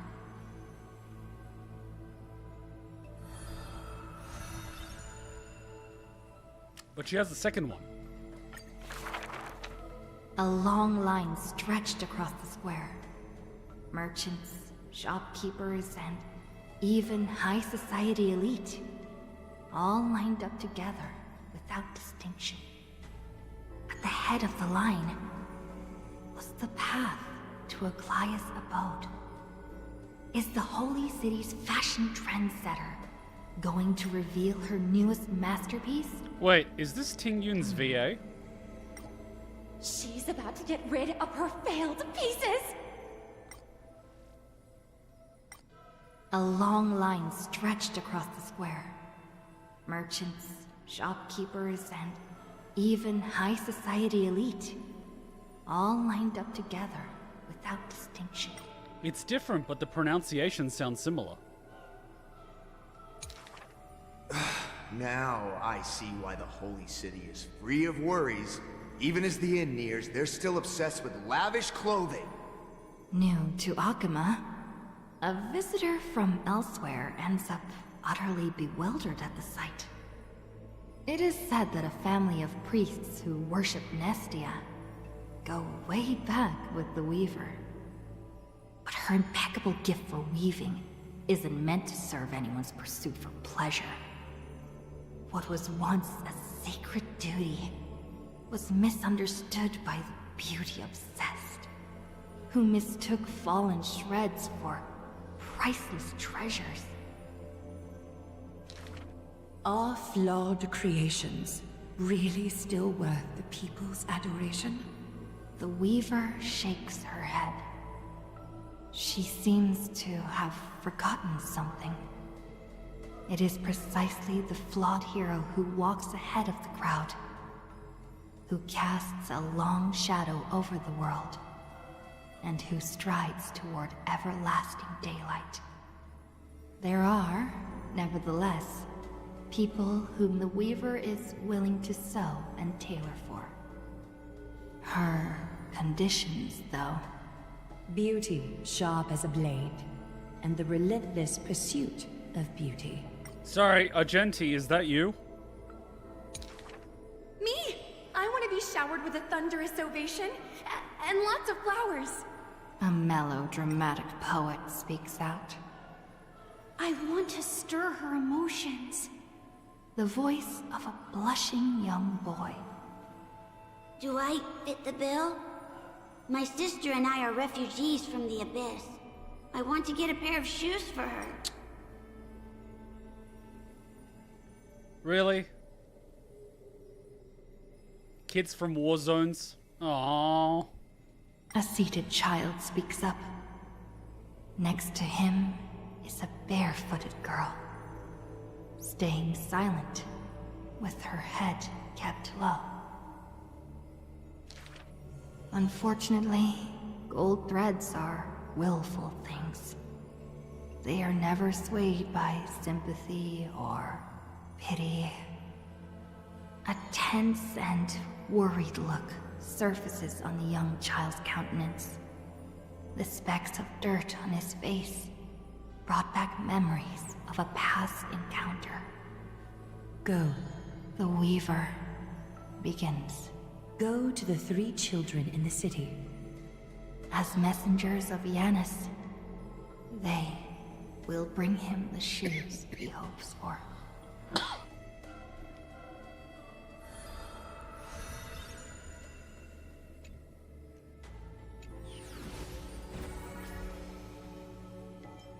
Hey, why did Castor Ice's one go to the bottom? Child's Tale, Butterfly, Death, Maze. No. We'll put this one. Telepathic Connection, Children, Butterfly, Smile. Why is it still saying Funeral? Death and Maze. Why is it saying Death and Maze? And Funeral? Tribute's not supposed to be Death and Maze. Children's Smile, Telepathic, Children's Tale, Maze? Why is it still Maze? At least it's not Death. Jeez. Time, okay. Interesting. Time, okay. No longer Death, but it's now Time. Oh, they got 2 as well. In a corner of Akuma, the newly arrived traveler stops for a moment. He rubs his eyes. 1, 2, 3? There's 3 identical children? The 3 children have differing smiles. One is beaming, one has a shrewd grin, and one is smiling serenely. Yet each of them looks just as mysterious as the other 2. Stranger, welcome to the Holy City. We will show you the way forward. Trebios. This name has not been mentioned for some time. Only the elderly priests of Yanisopolis know the true significance of this name. High Priest, please guide us once again as we spread our wings on this long journey. As music from his hometown plays, the smiling children gather around the old man. They wish that the twilight breeze will carry away all tales of sadness. The end times loom like a dark cloud, hanging over the holy city's residents and shrouding them with worry. Hello, do you need our help? Like torches dancing in the wind, the children illuminate the alley. They wipe away the women's tears. Babies sleep amidst whispers. On the windowsill of those in prayer, their light footprints remain. The citizens call them the 3 pillars of Akuma. Yet, they simply shake their heads. There's no need to be so somber. How about we play a game together? I swear they literally sound like angels. Guess who we are? The 3 soared and landed in front of the townsfolk. You're Trian. An old man says. No, we're Trinin. Trinin is the quietest of the trio. Are you Trinin? A young girl asks. Wrong! We're actually Trian. Trian is the most spirited of the trio. Then you must be Trebi! A child shouts. You're right! Good job! Trebi is as enthusiastic as she is adorable. It matters not whether they can tell the trio apart. Of most importance is their sincere smiles. Jihadi brats. you just hear the jihad music playing in the background as they get the button for the ICBM. We are going to bomb them. You know the music I'm talking about. If we play it, the entire stream instantly gets taken down and the channel gets flagged. But you know the song that I'm talking about. Everyone knows it. You're listening to it at work accidentally because the Bluetooth in your headphones turned off and it's playing on speaker. And the guy from the Middle East that you work with grabs you by the shoulder and is like, soon, brother, soon. And you're just like...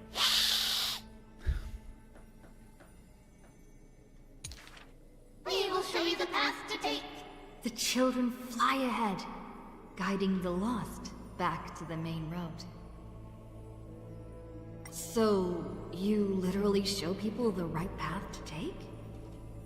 You're lucky. You merely took a wrong turn. The children flew before me. It was rare to see them so quiet. However, there are many more unfortunate souls who have lost their direction in life.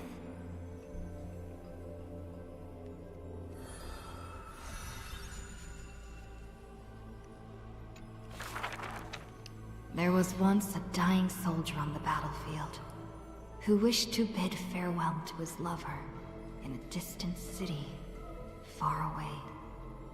The child leaned toward the soldier and said nary a word as she listened to his final words of comfort. As for the other two children, they were in the city, beside a bed upon which a woman was lying in eternal rest, wailing uncontrollably. You know, archery is a fairly early form of chemical warfare, because they used to put the arrows in the ground in front of them and like urinate, and so the arrows themselves would be poisonous, and they would also sometimes put arrows in manure. And so basically, if you got hit by an arrow in an internal organ, you wouldn't die from the damage from the arrow itself, but rather from the poisoning, the blood poisoning. So you could stop the bleeding, you could take the arrow out, you could do all that. Give it a few days or give it a week or two, you're gonna die.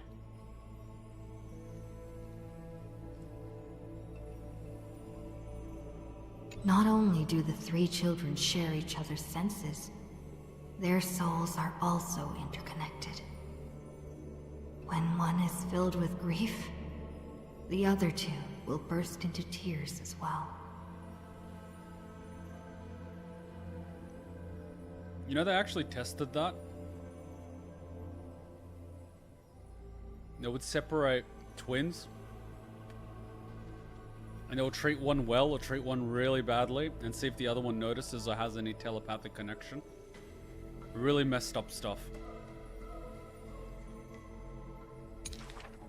Perhaps we should tell you some happy tales instead. The child wipes away her tears of reminiscence. Our greatest talent is performing Amphoreus' nursery rhymes.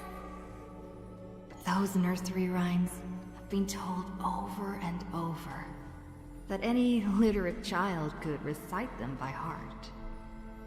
How rude! The child gently flicks my forehead.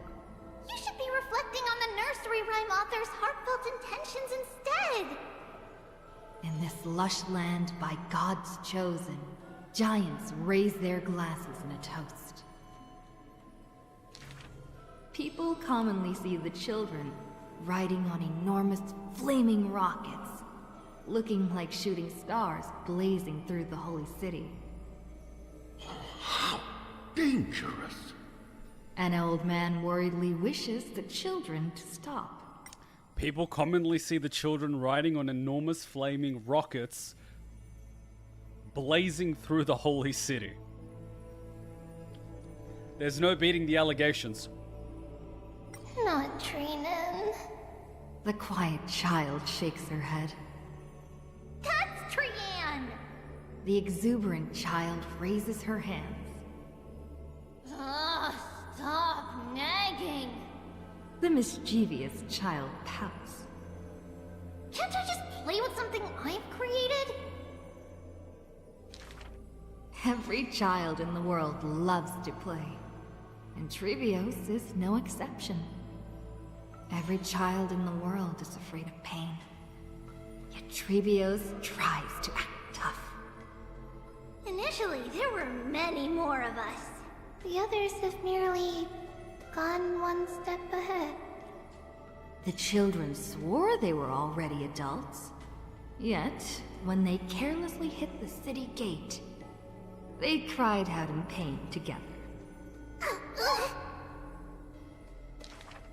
The tripartite prophecy is but a distant ritual, and the Chrysos War, a painful dream.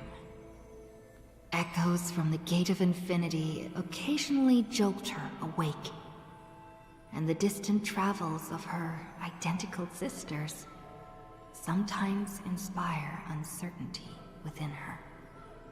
A new journey only begins when the previous one comes to an end. Despite time marching forward endlessly, the children always manage to stay true to their hearts. They are all that remains of one another. Their senses intertwined, their souls in communion.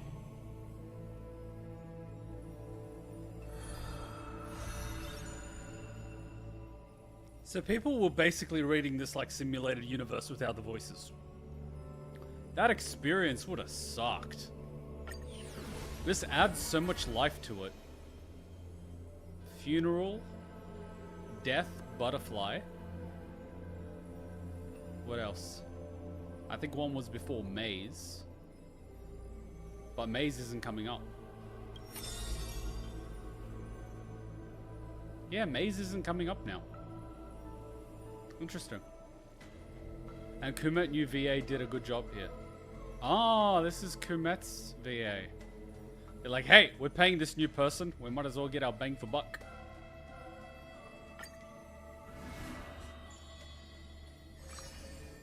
Twirling in fallen bloom. I see a sword that grants death. A shackle of destiny next to the silver-haired girl, worshipped at the Demise's hallow. The sword stained with unknown blood, lying shattered and snapped. The shackle chained pale wrists, dotted in thickening rust. The priest asks with a shaking voice, upon whose fingertips will the butterfly perch? The girl never answers, like death itself, wreathed in silent solemnity. People often say that dying is to meet the palm of the hand of shadow, and dreaming is to be brushed by its fingers a little. In the mirages when the girl petted death, she sees black waterfalls foaming and bellowing, pouring down from a chasm in the sky, where a solitary tower withstands the mighty torrents. When she wakes, she can still feel the water's freezing touch and the cacophonies billow, like the wail of the dead, the howl of beasts, in confusion, delirium, and clamors hollow. The girl's embrace is not meant for the living. Thousands have entered the eternal sleep in her arms, granting to the dead solace and dignity. Damn! She mentions a ferocious warrior, feared in battle. She did not go with a smile, but to me she cursed. Oh, life's end, how ugly you are, how despicable. And from that day on, she adorned herself. Her dress, white as a radiant moon, became always dotted with flowery petals. For if death cannot be avoided, so says the girl, I wish it could contain beauty more plentiful. Among the thousand ceremonies in life and death, the ones she knows with most intimacy are funerals. One burial after another she presided over, from the angelic visage of a babe passed in the cradle to the despairing eyes of the mother drowning in sorrow, from the scars on a war-battered general's torso to the unending tears pouring from his bereft widow. Yet she remembers not a single living human she had seen. Even in the mirror, she thinks her own face strange, with an alien glow. And the countless words buried in forgetfulness, the only thing she manages to glean is a mockery to fate, a sarcastic whistle. Stay alive.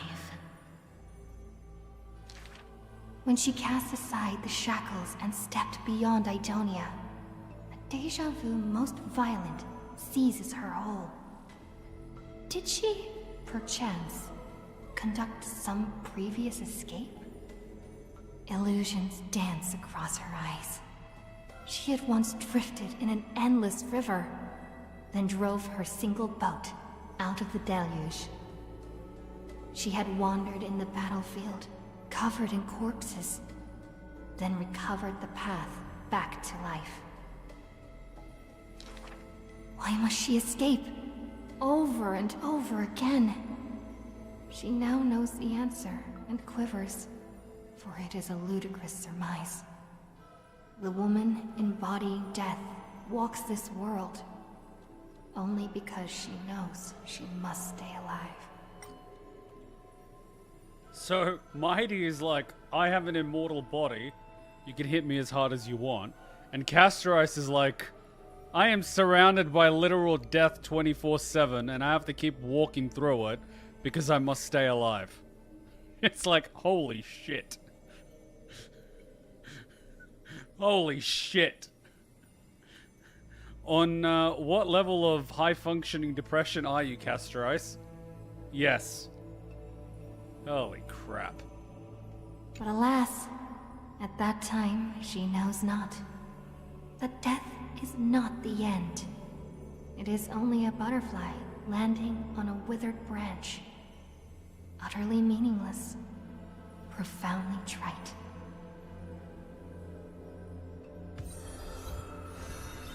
That's some heavy shit, Doc.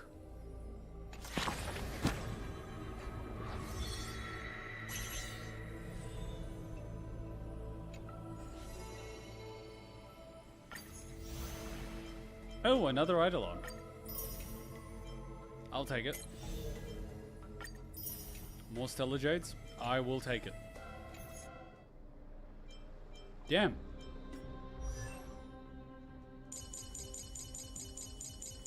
It's a really interesting way to conduct world building. Oh my god, did we just get 6? Yes! I think this means we can actually use the MC properly. Should we actually level up the relics now?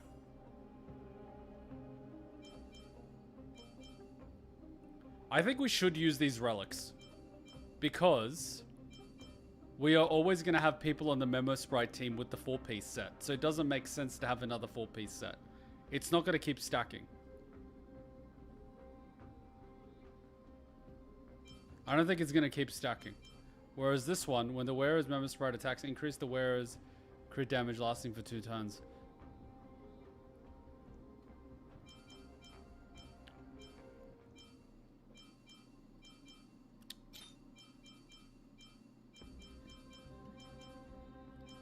Yeah, also the likelihood of getting items as good as the ones we have. Kind of unlikely. Oh, you could. You could, actually. You could potentially get items as good. Increase the wearer's crit rate. While Memo Sprite is on the field, increase all ally speed by 8%. That sounds good. How do I only have 1? Oh, I must have crafted these. I legit must have crafted these. Because it's got 2. You know what? We should do the thing.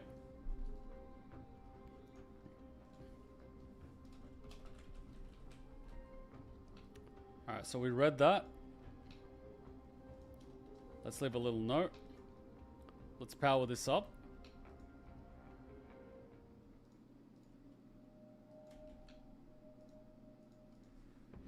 Let's power up the MC, because then we can put them on the Pokemon team. Ooh, speed crit damage versus attack crit ooh. We can do this one last.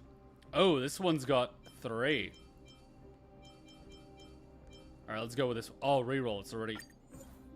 Yeah, this one went really well. This one already went really well. These ones we were questioning what we're gonna do with. Because these are the only speed ones we had. Let's go with these.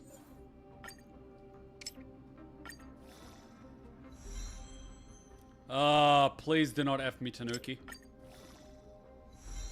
Okay, I'm not getting F'd. Definitely not getting F'd. Getting F'd a little bit. Why did you F me? Enhance? Oh my god, more hit rate. F my life. Why? Crit damage not bad. HP? Oh my god. Speed. Speed never hurts. Oh, this one's got a 5th roll. More speed, not bad. Where does our speed land? 118. Yeah, they're gonna need speed boots. That's only gonna give them 35. Ah, and it's got like 0 substats.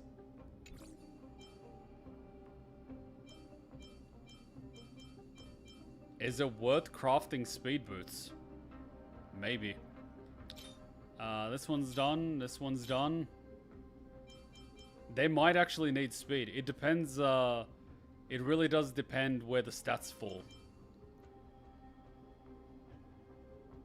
And this one's got 2 crit rate, 2.9. 2.9 crit rate. This one's got speed. 5.1, 5.1. Let's see where this one goes. We might need the speed.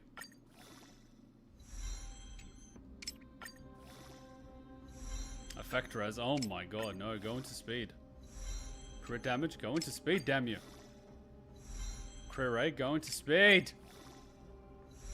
Crit rate. Ooh. Only 1 went into crit damage. It's like 2 extra speed. Whereas this one...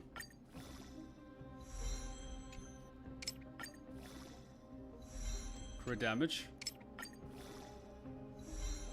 Defense. Ooh, that's not fun. Oh my god, defense. That is not fun. Defense 3. Yeah, this one went to shit. This one's the better one. This puts them up to 120. And the boots, I believe, offer 25.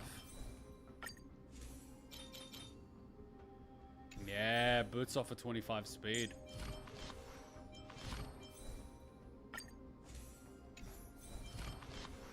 So it would bring us up to 145 speed.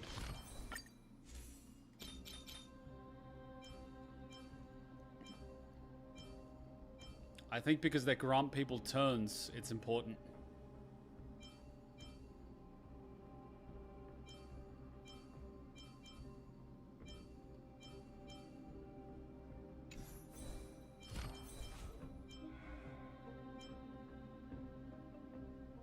There's a Tanuki one, but we do not have it. And we gotta enhance this one.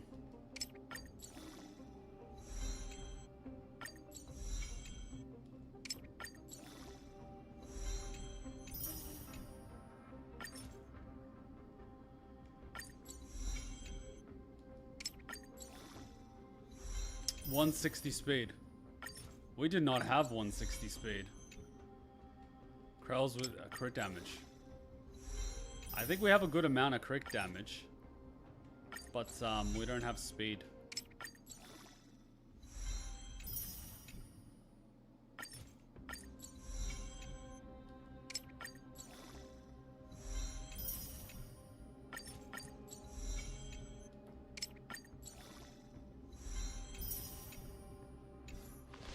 It really depends on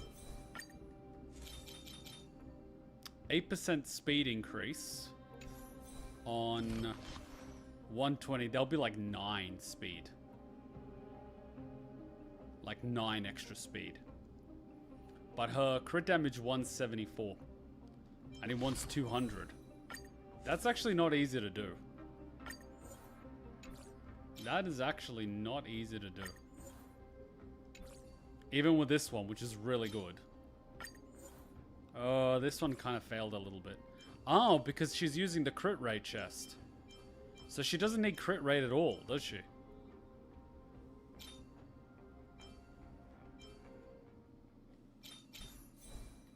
So if we change the chest, she would have more than 200 crit damage. but her crit rate would drop down. So I might actually have to farm her set a little bit. Because if her crit rate's not important, I might have to farm the set a little bit. And I might end up getting a better item in the process.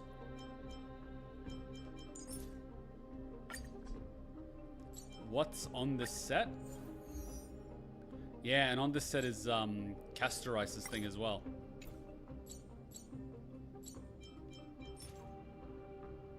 No, wait, it's not. No. Yeah, Castorice's one. And what does Castorice's one look like? What are our stats right now? Pretty low. 174 crit damage and 120 speed, but the boots are not upgraded. But boots don't have any stats. But her crit rate is 60. So the only thing you kind of have to do is get speed boots, and you would have to switch from crit rate to crit damage here. Because she's getting like 32% crit rate here. But if you swapped it with crit damage, you need more speed. Yeah, so you need boots, but you also need another item that has speed. So you probably need the chest to have speed. Then she's getting crit damage inside combat. Speed's gonna be a problem if you don't have speed substats.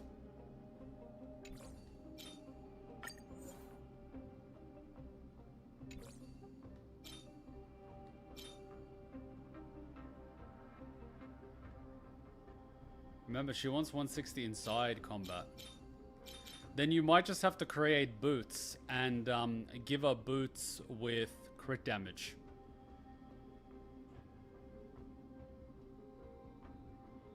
Speed boots with crit damage if you're not worried about the chest.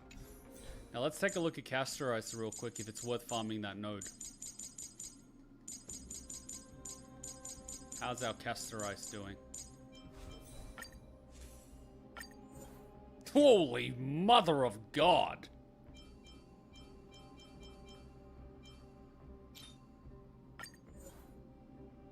Damn you, defense!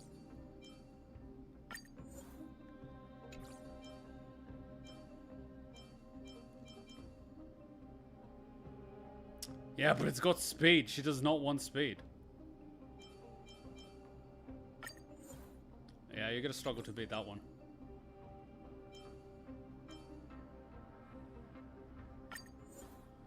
She's got 2 substats there.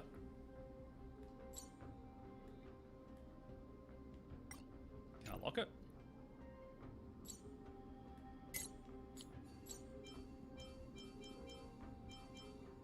What we should do, substats,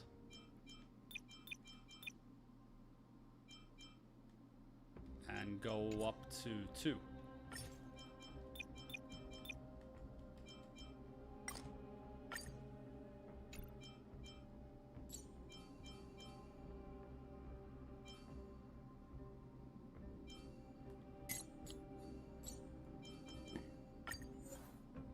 This one's hard to beat because it's got 3 in HP. It's got an extra roll. This one has an extra roll too. This one could beat it. But it's got a dead stat and a 3.4. And then this one crit damage. Yeah. And then this one HP. Yeah, you're not beating this one. So farming this one might not actually make sense. Castorice is actually in a holy shit, this girl. This one's got 5. Guys, the one we really should re-roll is this one. Re-roll this and get rid of hit effect. It's got 5. It's a perfect item. No, sorry, if it had speed, it'd be perfect. How perfect do you want it? Fudging magnificently perfect. That's how much. That's 3. And 1 went into attack already. So I gave up on it. No, it's 6. She's got 87 speed, and the relic demands slower than 95. Yeah, you can't give her the one with the speed. She needs to be under 95. Because, oh, decrease the speed by 8%. Oh, that's not bad. Yeah, but you don't want to risk it.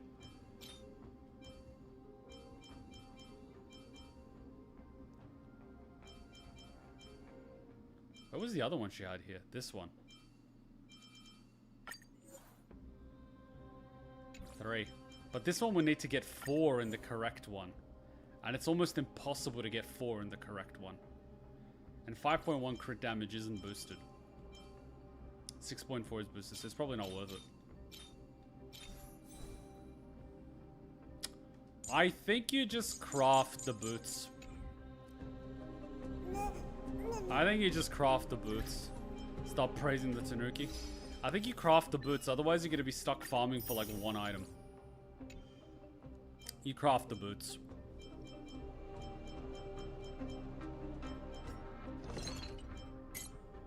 Oh, I haven't crafted these this month. Yay.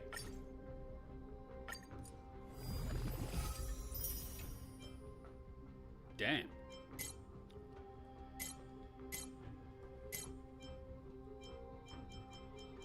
Alright, where are the boots? There we go.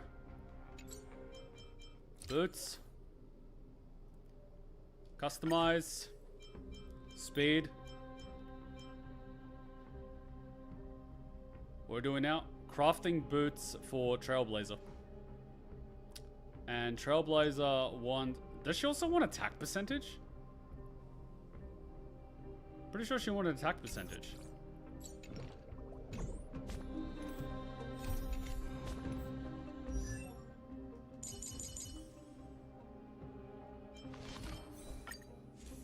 Crit damage and speed. Attack percentage. It's not null, but it really doesn't matter. Really? So just crit damage?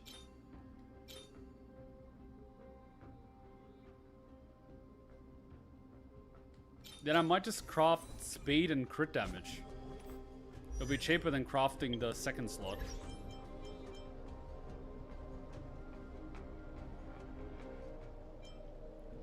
Does damage via attack percentage, but buffs the team.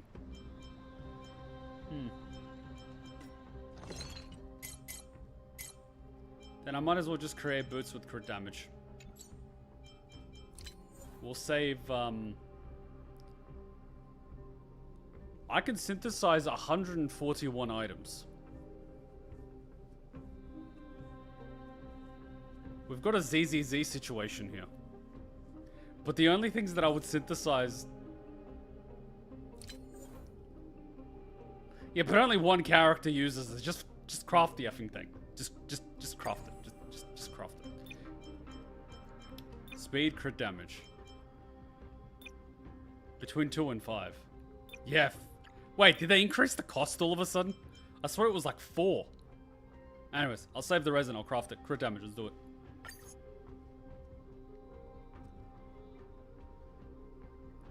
Maybe we get lucky. Let's see.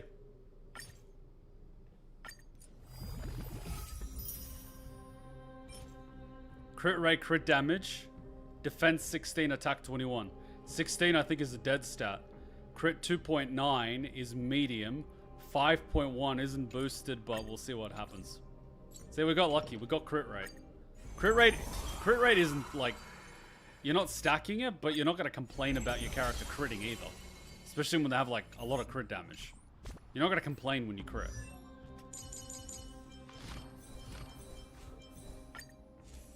Now, if it's got the 5th stat... Nah, it doesn't. That's fine.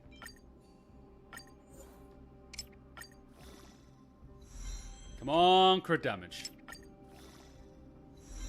Come on, more crit damage. More crit damage. Crito damage. Yes, Tanuki, yes. See? That didn't turn out so bad. 192 outside. 60% crit rate and 141 speed. Fudge, isn't 142 the next thing? Ah! Ouch. And we leveled everything. And it already got 2 in speed. This is not getting much better. Yeah, this is hard to get much better already.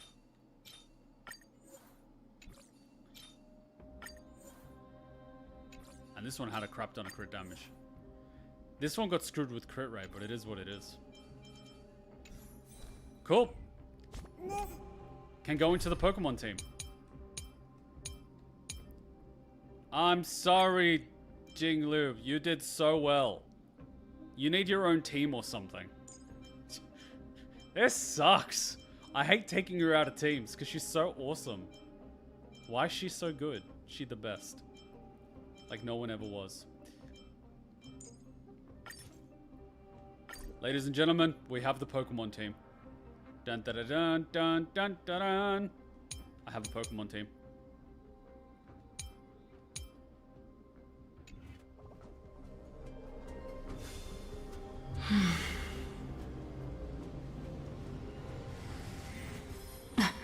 Craft gear for MC.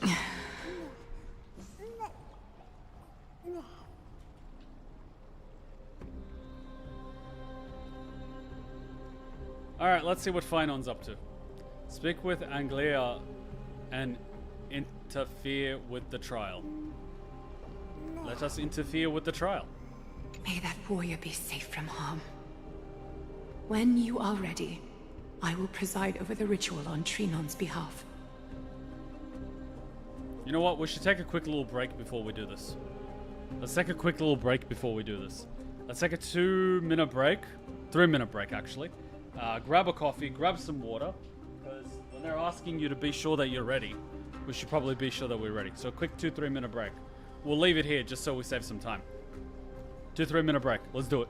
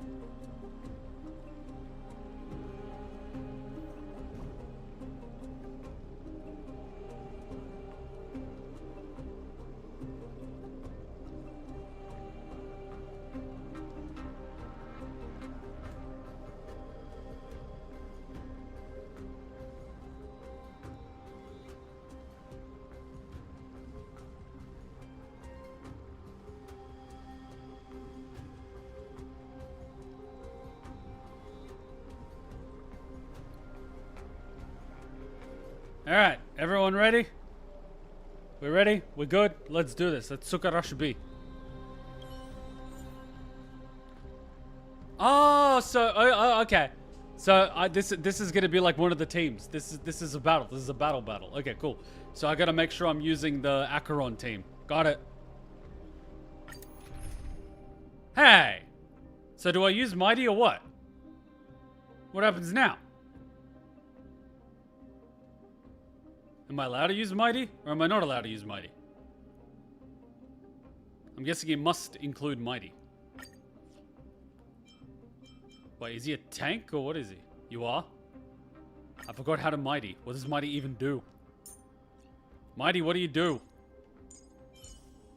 Mighty, what do you even do? Okay, I will, in that case, pop her into 3, pop her into 4. No, pop her into 2, pop her into 4. Surprise, surprise. I don't know what he... Oh! Destruction. See, I'm learning. He's not preservation. He's destruction. He's a firefly. Gotcha.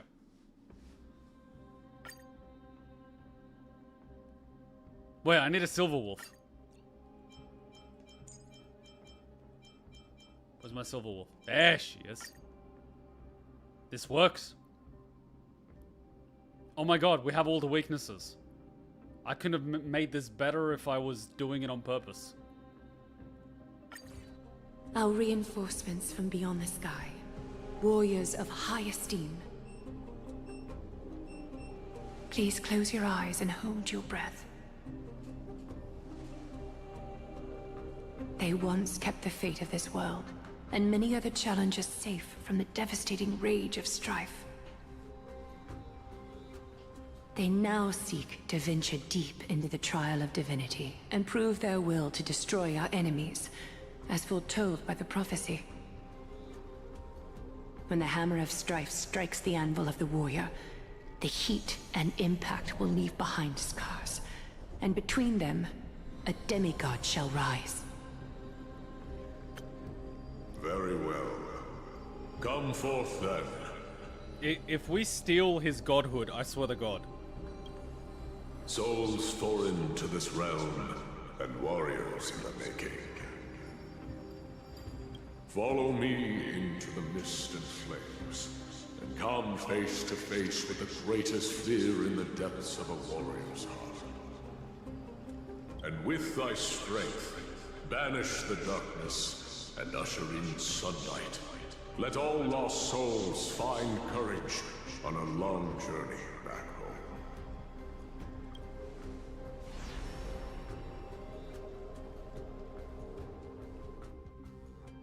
Here we go.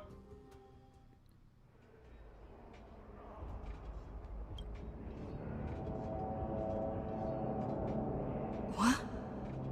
Oh no. We're in Troy. And it's being invaded. Because one prince couldn't keep his penis in check. And an entire city had to pay for it. What's the moral of the story? Don't steal another man's wife. Especially when the man's wife is from Sparta.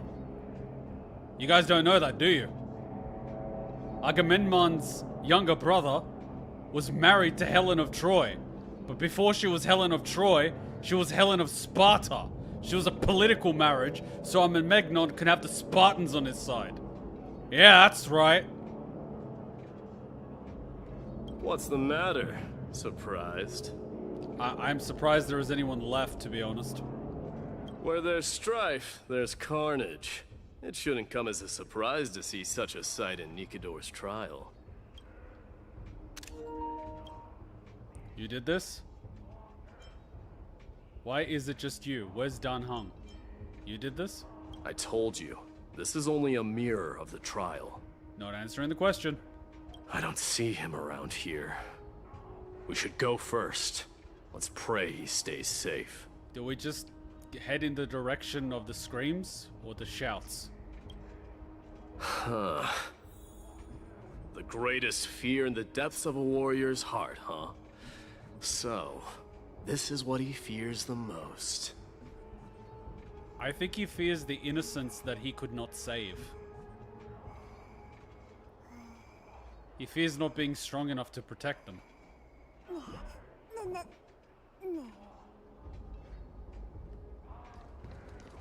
There's no place for you in Amphoreus. A disaster for Akuma. So much for the king of those outlanders.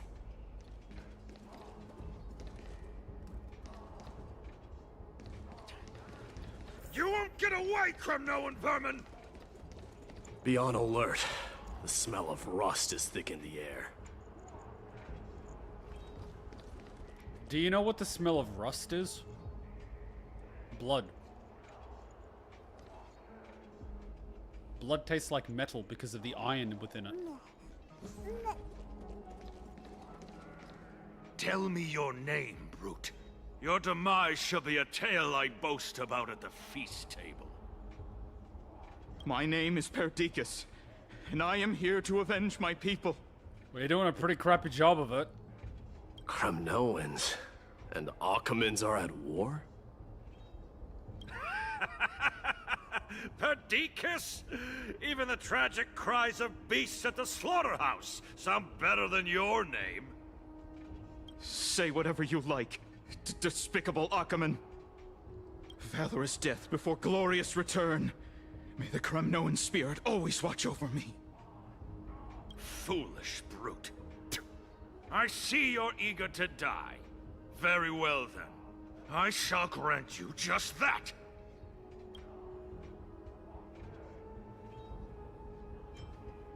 Let's watch.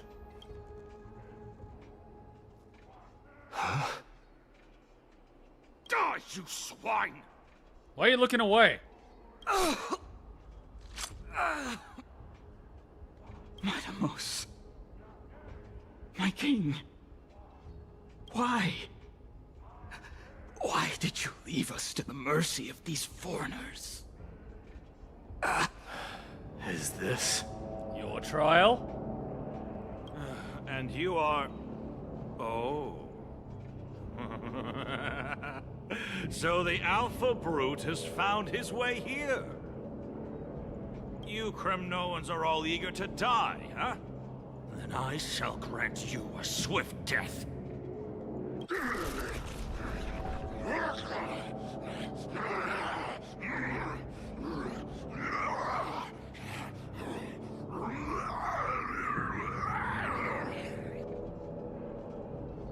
Is that Hule?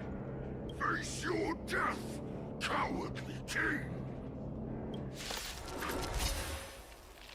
This insatiable bloodlust is a product of Nikador's wrath.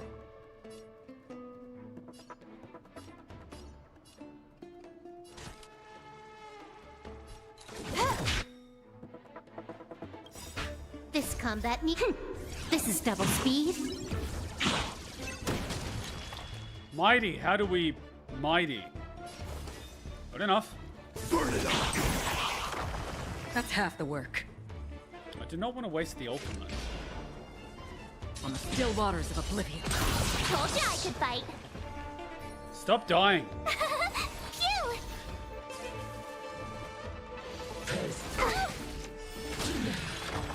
March the Slayer. Absurd. I know this Akuman. Strife contorted an honorable warrior into this perverse and twisted being. War does many things to humans.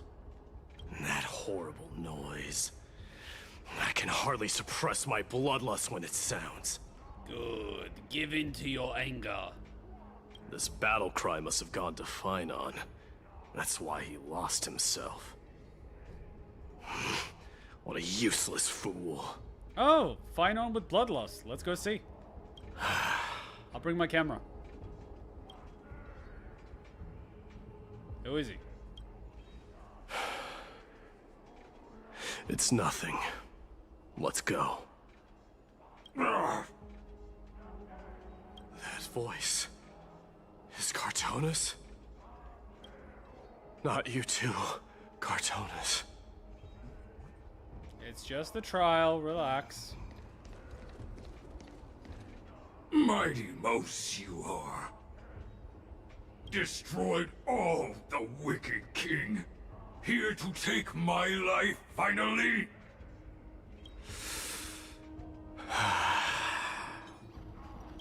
I won't ask how this happened, nor will I hurt you like you said. I just need you to tell me where Phainon is. All of this, you know very well. Leave our city, cursed son of Gorgo! I have no intention of hurting you, Cartonus. Humiliate me you shall not! Leave! Get out of Okima! Get out! Symbol of your sovereignty, take it! Signet of Kremnos, bask in blood-soaked glory, your kind alone! This is... Mother Signet? It's here again. I knew it. Control thy murder boner. Ha! Finally gone mad, despicable vermin have. With your mad king, perish together in that maelstrom of battle! Enough! Be quiet! You were not at all Cartonus! Look out!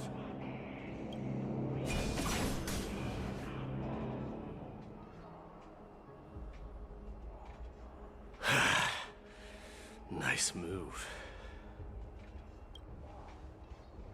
You too.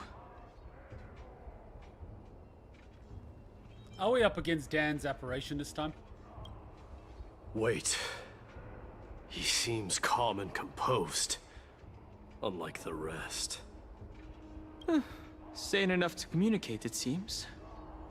Hey, gray-haired warrior. Tell me, what was the last thing you said to me before I parted the waters at the Scale Gorge waterscape? I'm gonna be honest, I wasn't paying attention. Parted the waters? How would I even remember that?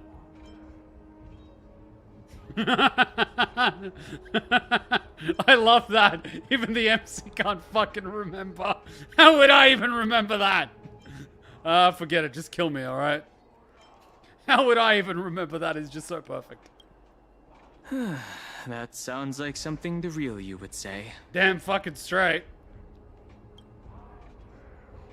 It wasn't easy, but I finally found you two.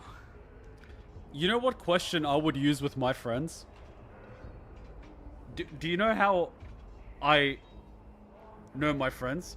I know all their types. And I know all their crushes. So I would literally be like, who is your crush? Or what is your type? I know them. It's my little magic parlor trick. It's like the only thing that I actually pay attention to. The rest I kind of get bored with. And just like, you played sports in high school? Forgot about that. Didn't give a shit. So, you are Don Hung. What did you go through before meeting us? Yeah. Something about being a dragon boy? Just some memories from my past. Nothing worth mentioning. You mean you saw your past too? Are we gonna see our past? The trial of strife is a vicious one, all right. What are you thinking? This might not be a single person's trial, but an arena for every challenger to engage their own delusions in a bloody battle. I thought it was more about people's fears and facing their fears. Yours seems to be tied to your past, and your mother's signet. Dan obviously tied to his past, and it seems to be Phainon is tied with, well, basically this. I saw someone from my past a while ago. Someone Phainon has never met. That doesn't exactly sound like a bad thing. At least it means we'll be able to find Phainon here. Are those Easter eggs in the background? I want some Easter eggs.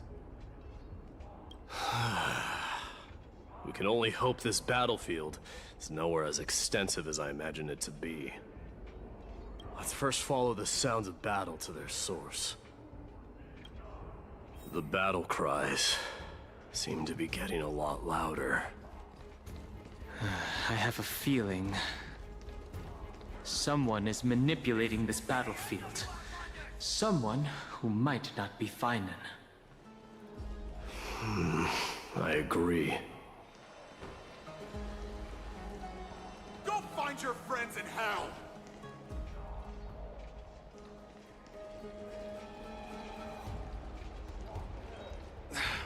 Cursed brutes.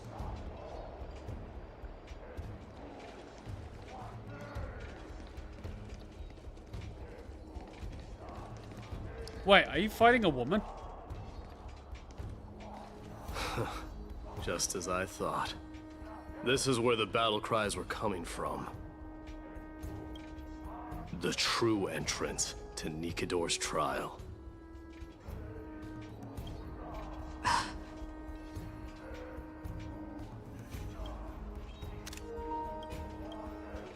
What's wrong with you two? I've met that warrior before. It's nice. An incarnation of Nikador.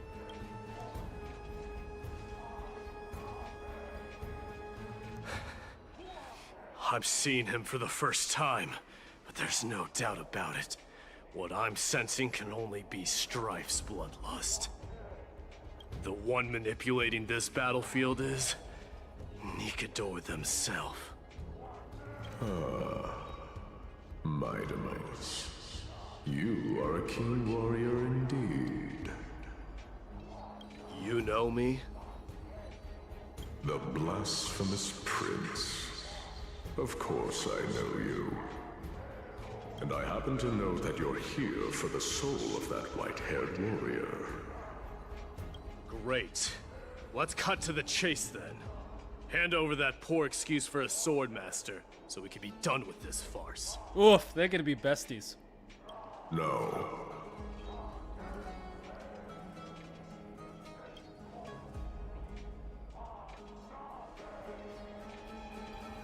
I applaud your courage and strength for coming this far, but you have chosen to besmirch the dignity of one who has fallen, and I cannot turn a blind eye to that. This is gonna be one fierce battle we won't be able to get out of. Won't you go easy on us? We traveled together before, remember?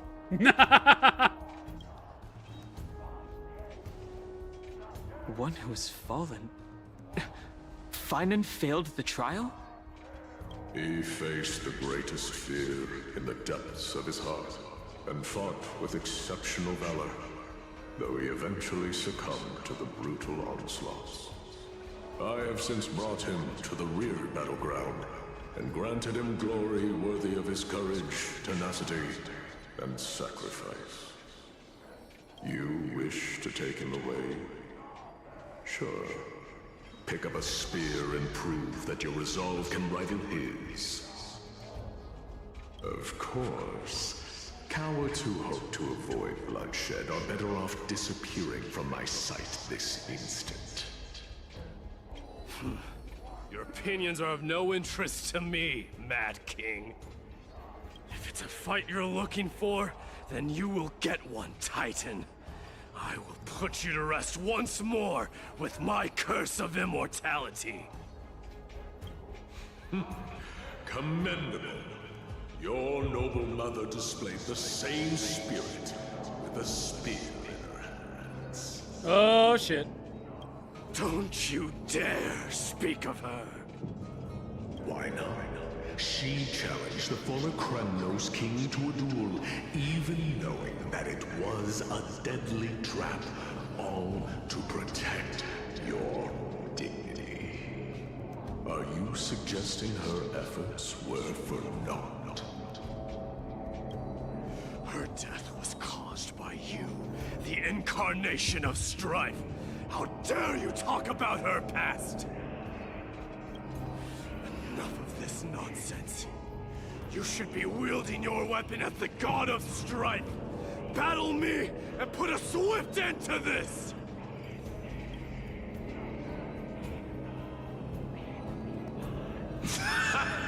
Your hatred is as clear as day, Mightimus.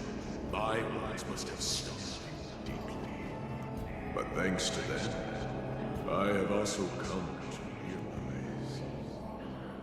This is why you killed your father for the throne. Only to let your signet sink to the bottom of the Sea of Souls, refusing to let the glory of Kremnos live on. This is why you slew the Strife Titan. Only to reject the core flame, letting strife continue instead. So Daddy rejected you, threw you off a cliff, Mommy fought him. Or maybe Mommy fought him before he threw you off a cliff.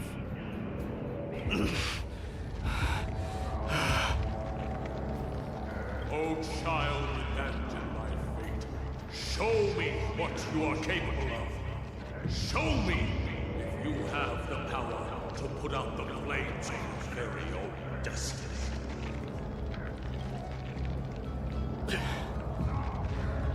I will rip your chest apart, Titan. The same way I ripped apart that former king. I see you wish to repeat this. Come at me then.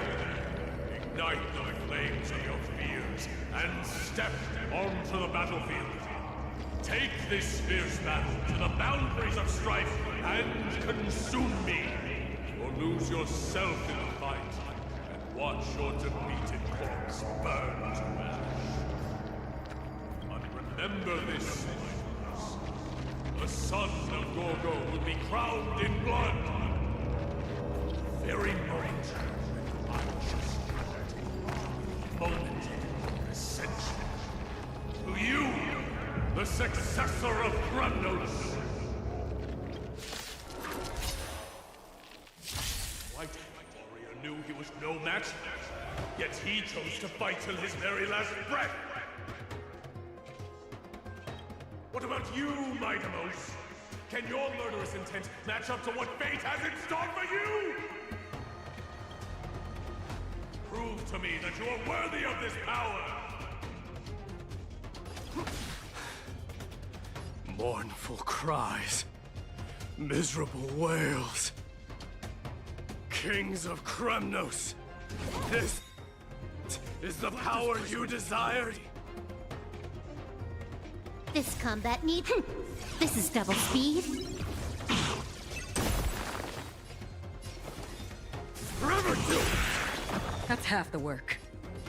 Yeah, let's not waste it. Destined for oblivion.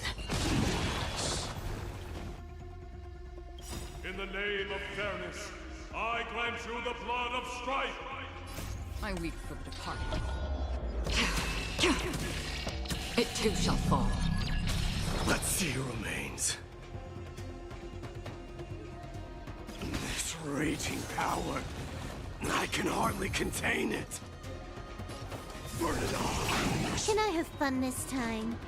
Time for a buzz. Gotta try hard some. Watch this awesome move. Dying soul, face me. Now accept your punishment. On the still waters of oblivion. I don't want to use it. Phew! Forever doomed! Through my blood, burn it all! In fear you shall abandon your mortal body, King of Kremnos! How noisy! I weep for the departed. It too shall fall. This combat need. This is double speed.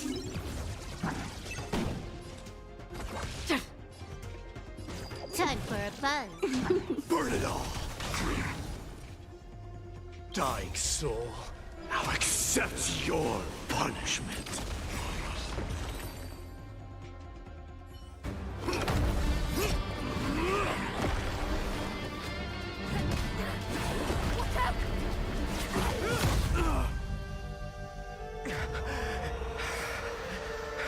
Oh shit. Found you. How'd he get there? I thought he was trapped.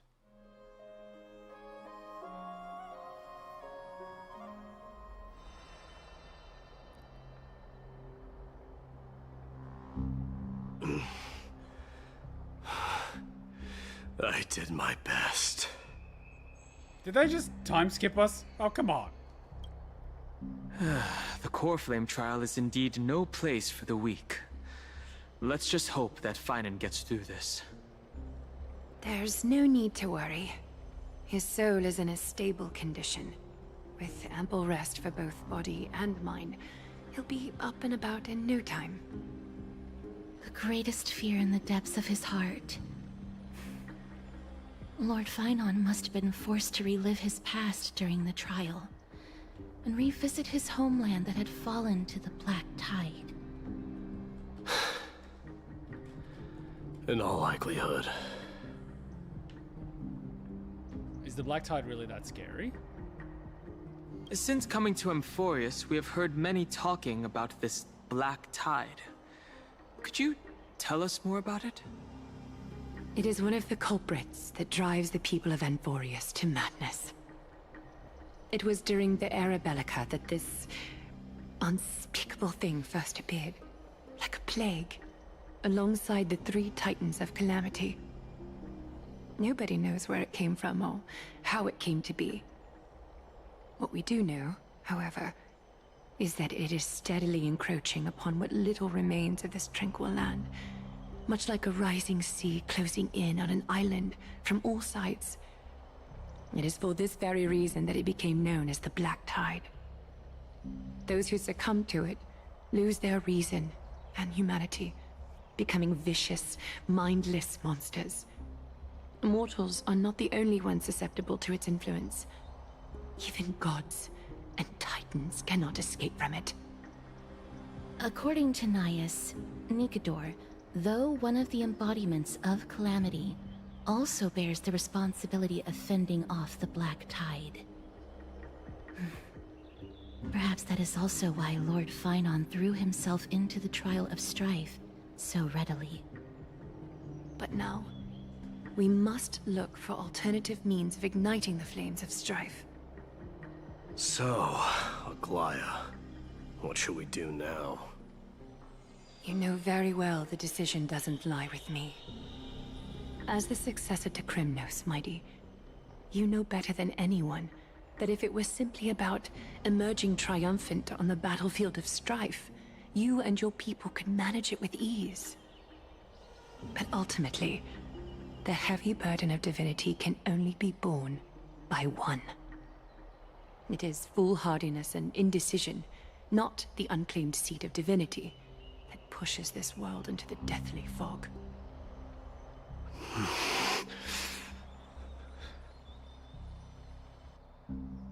The Black Tide.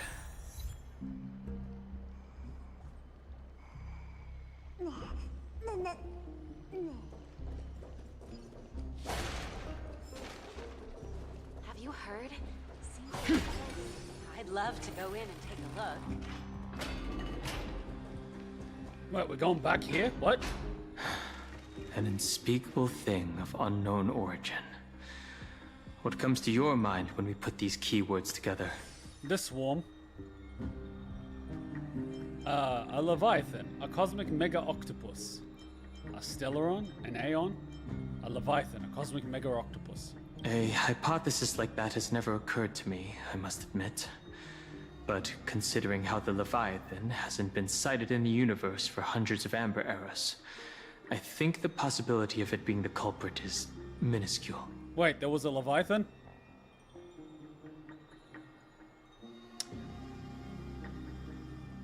The Leviathan is Ouroboros.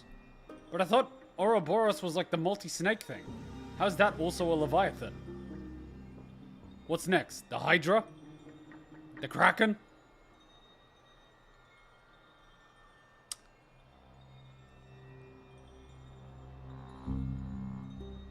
You know they actually figured out what the Kraken was? It's not what you expect. Anyways. Let's think about the various characteristics of Amphoreus instead. An isolated world of eternal night, being eroded by an unknown power.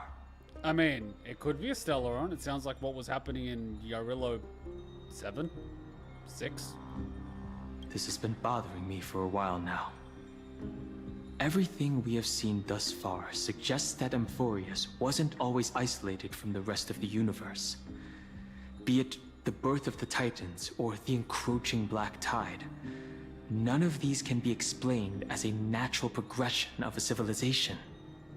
There must be other reasons for its current state of isolation. It's just... If the cancer of all worlds is truly the culprit, then we should have observed certain phenomena, explicit or otherwise, by now. But that isn't the case. Unless it's an Aeon. So before the Aeons, the world was plagued by space leviathans until Clipoth appeared.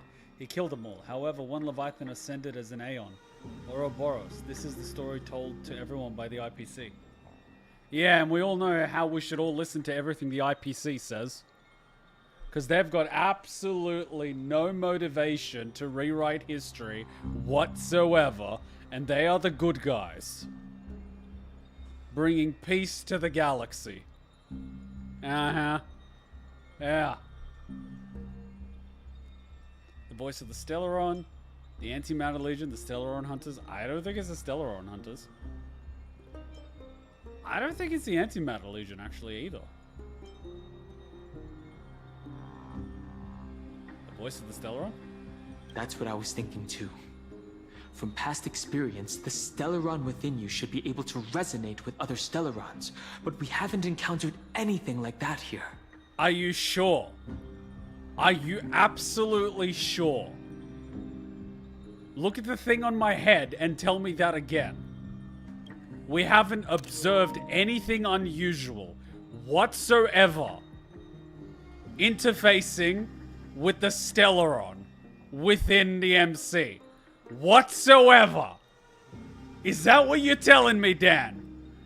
We haven't seen any phenomena like a floating pink fucking pig that was like fucking putting us through space-time to cross fucking holes in the bloody path. Are you serious right now? Dan, my boy, you're supposed to be the smart one.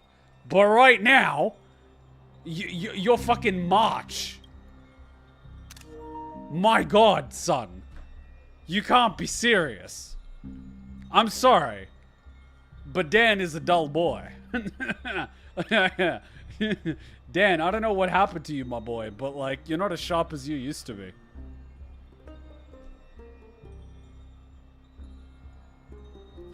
Theory.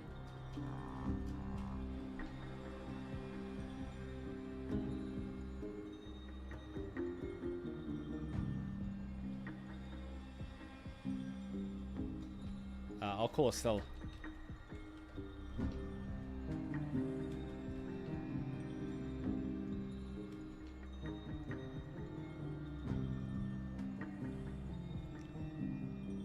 Ika is fat fuck, Dragon is Jeff, and Mem is pig. Got the little pig legs. Look at Mem's feet. They're little pig legs. They're little stumpy pig legs. They're not like dog legs, right? And they're not like cat legs. They're little piggy stumps. You can't tell me you don't see it. But at the same time, you've got Eurillo 6 or 7, right? Stellaron gave auditory or telepathic communication. You had the Stellaron in Lofu, which caused, you know, its own problems of corruption and everything in abundance. I mean, what's to say that Mem isn't a manifestation of the Stellaron or the Stellaron itself? There are several other unanswered questions, too. My gut feeling is that things here are not as simple as they seem.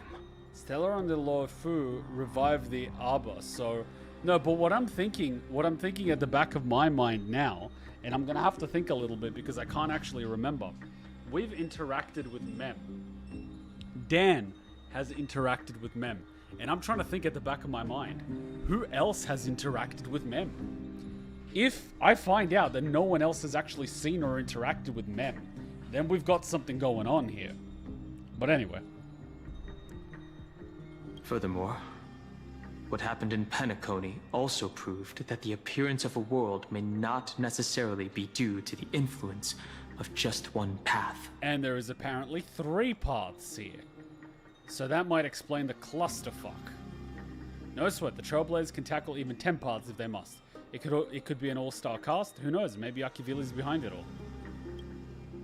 Not even the history fictionologist would dare to spin a tale like that. For now, let's just take things as they come.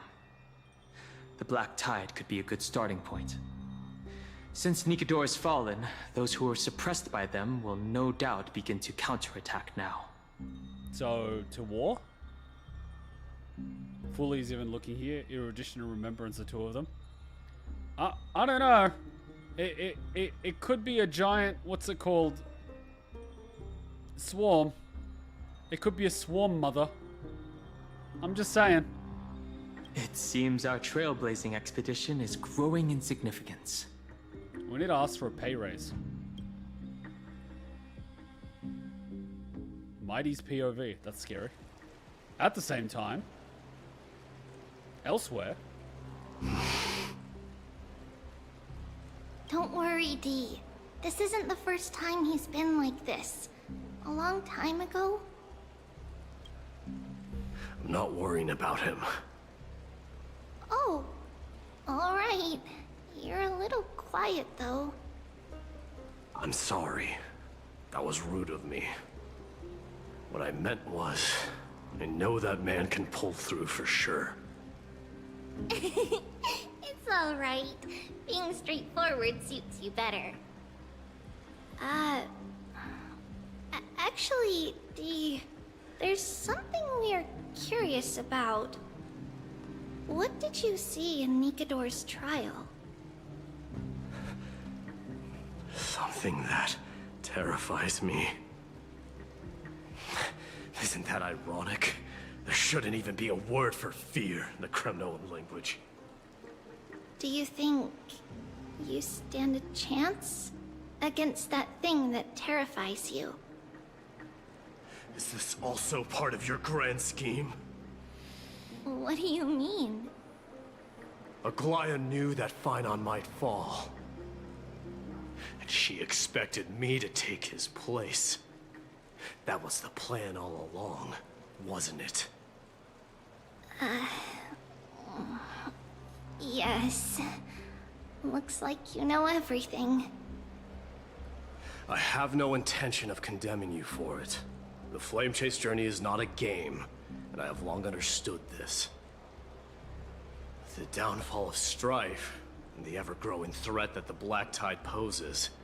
If Circes and Ornyx are also impacted, ramifications will be dire. Mm-hmm. They are the only 2 Titans who are still lucid and willing to coexist with humanity. You guys had some? Oh, I already had some seaweed.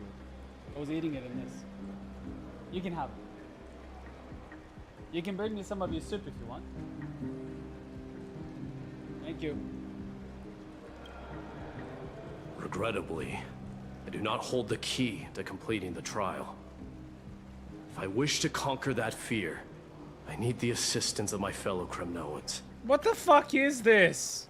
A support group? Are you serious? Give me some time to speak with my people. It won't take long, I promise. Ah, I see. There is strength in numbers, but you must know that the trial to become a demigod is ultimately meant for only one individual. Your people. They have been eagerly awaiting a new king all this time, haven't they? A nation with daddy issues. That's just great. If you take on the divine role, they will have no reservations about following your lead. After all, you're the hero of Castrum Kremnos. I once was. But Lady Trebios, therein lies my deepest fear. We'll talk again later. I'll be back. Dee? Oh, thank you, Hatan. You are the best. Slow cooked, thank you. Slow cooked wombok and chicken thigh with mushrooms. You're the best, thank you. Regardless of what happens, we will always be there for you. Thank you. The person I'm looking for is probably in the hot bath. I should go take a look. The billowing steam always brings back memories of the furnaces in our homeland. If I know anything about Spartans, he's looking for another man. You know what's disturbing about the Spartans? You know how back in the day, knight would have a squire? And the squire was like the equivalent of an apprentice to the knight? The squire would assist the knight in like everyday things, putting on armor, cooking for them, you know, maintaining their armor and equipment and whatnot. And the knight would teach them, you know, knightly etiquette and swordplay and things like that. Well, the Spartans did a very similar thing. A little boy at the age of like 9 or 10 would be given to a Spartan warrior. That little boy basically belonged to the Spartan warrior. And the Spartans were bisexual. Yeah, that's the disturbing thing about Spartans. That's the one thing about Spartans that makes me just go, my God. Like, my God. Regardless of what happens, we will always be there for you. Thank you. That's why Spartans have daddy issues.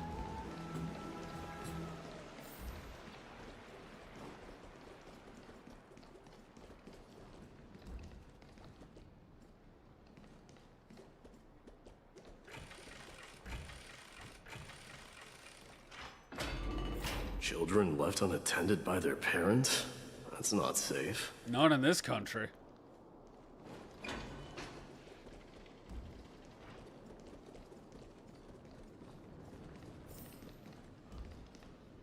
You shouldn't run around in here, kids.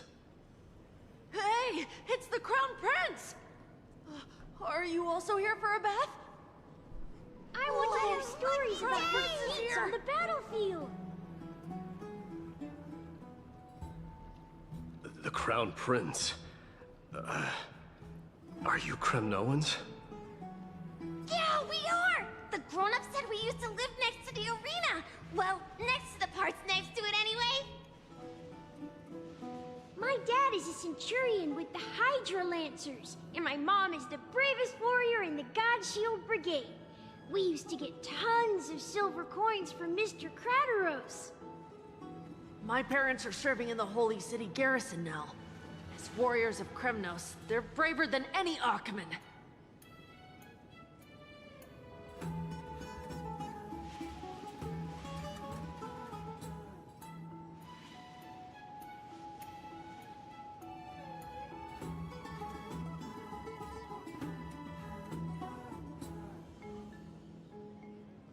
Sorry, I was on mute. I was just saying, Mighty's about to get some squires.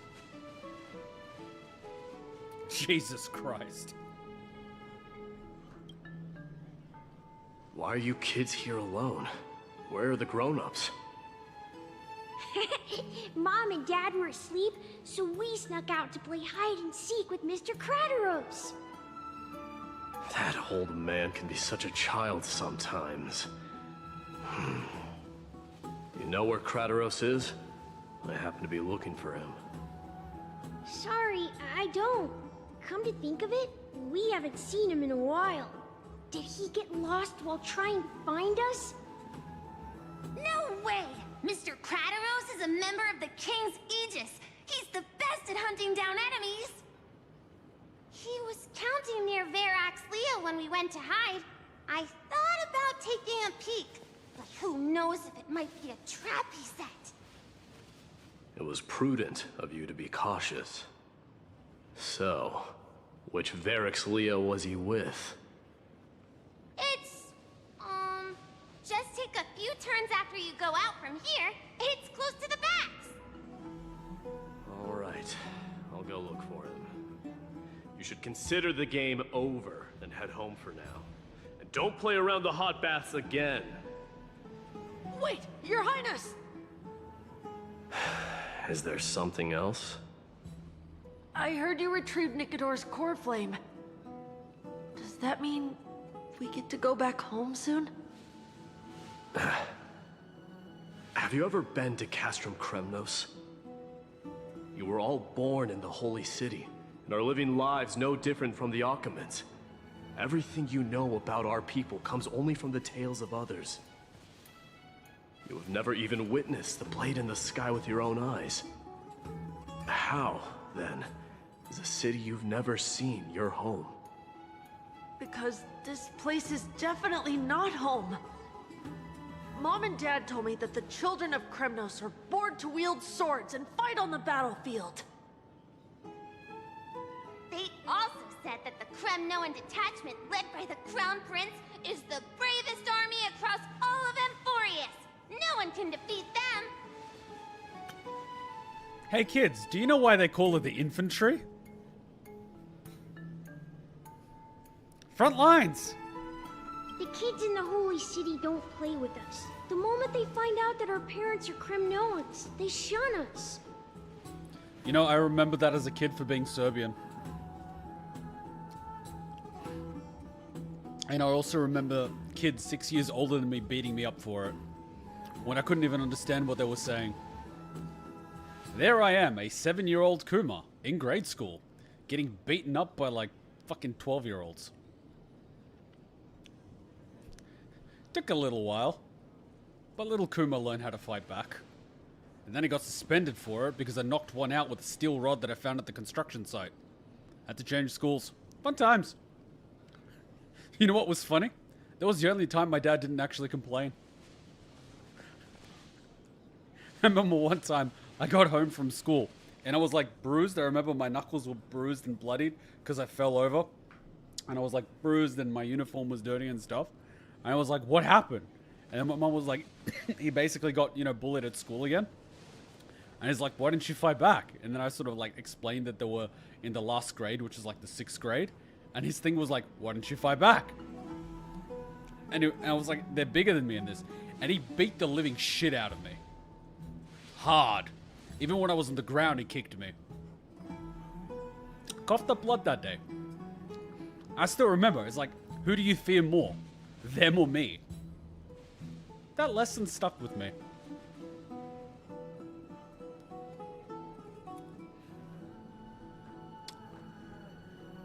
Slavic upbringing.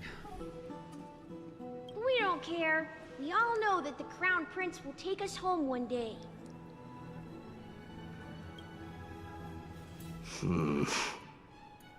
That time has not yet arrived.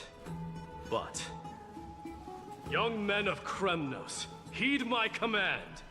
Return to your parents at once. From here on, you are to dedicate yourselves to rigorous training and a healthy diet. You must not neglect these 2 aspects if you are to become a brave warrior of Kremnos. Only by following this path can you be deemed worthy of returning home. Yes, Your Highness! This is adorable. The future of Kremnos. I should find Krateros.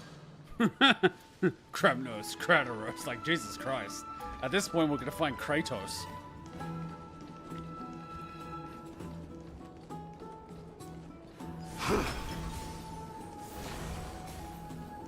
There he is. Is he engaged in a debate with that foolish lion? Why is he dressed like a fucking Roman? So what did I miss for the past 10 minutes? I am not gonna answer that question, but I would say a lot.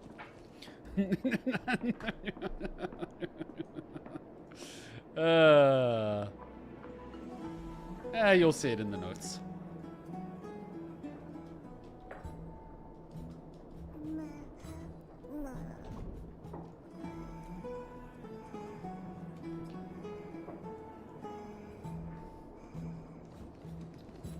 Rat! Oh, it's the Crown Prince of Castrum Kremnos. What are you gonna do? Get a grip.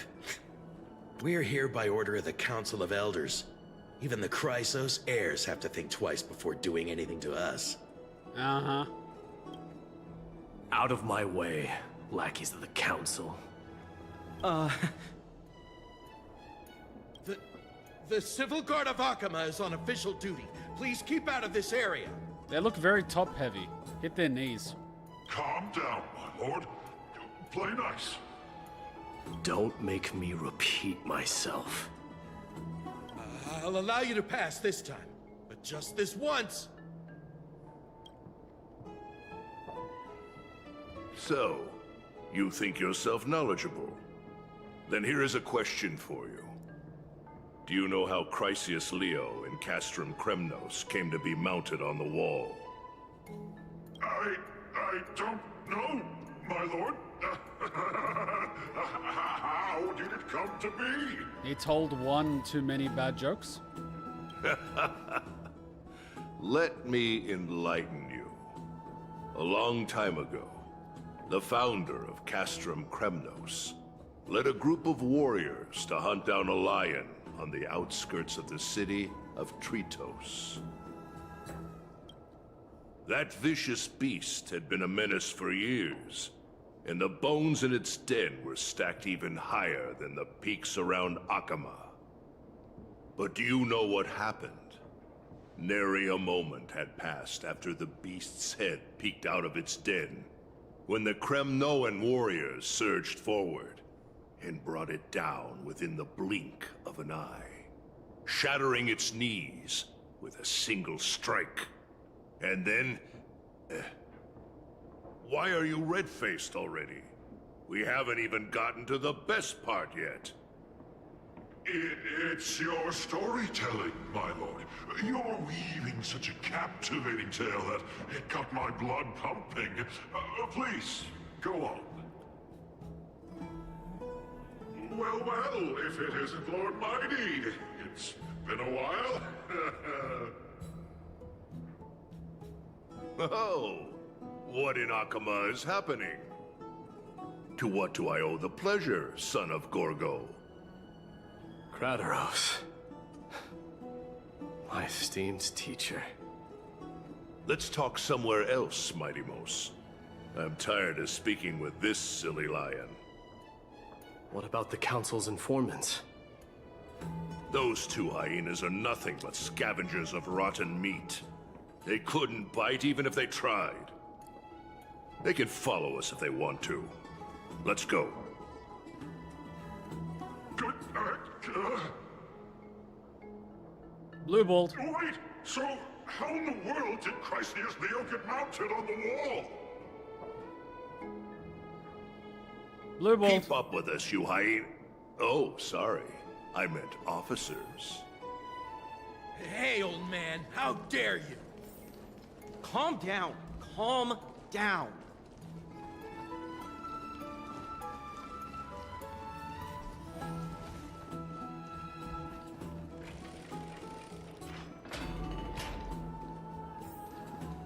Don't fall behind now. Unless you want to upset our friends here. Don't you dare try any tricks with us.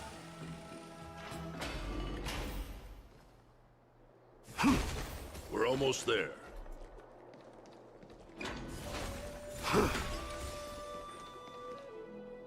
Why have you stopped? This is a nice spot for a private chat. Shall we, sir? Let's do it. What are you up to? Someone help me! Some privacy at last. So, tell me, why have you come to seek this old man's counsel? I came to discuss the future of the Kremnoans. Interesting. I heard the core flame of the Lance of Fury has been restored, though not by your hand. And you're even considering giving up Nikador's divine power. Is this true? Those rumors are not entirely groundless.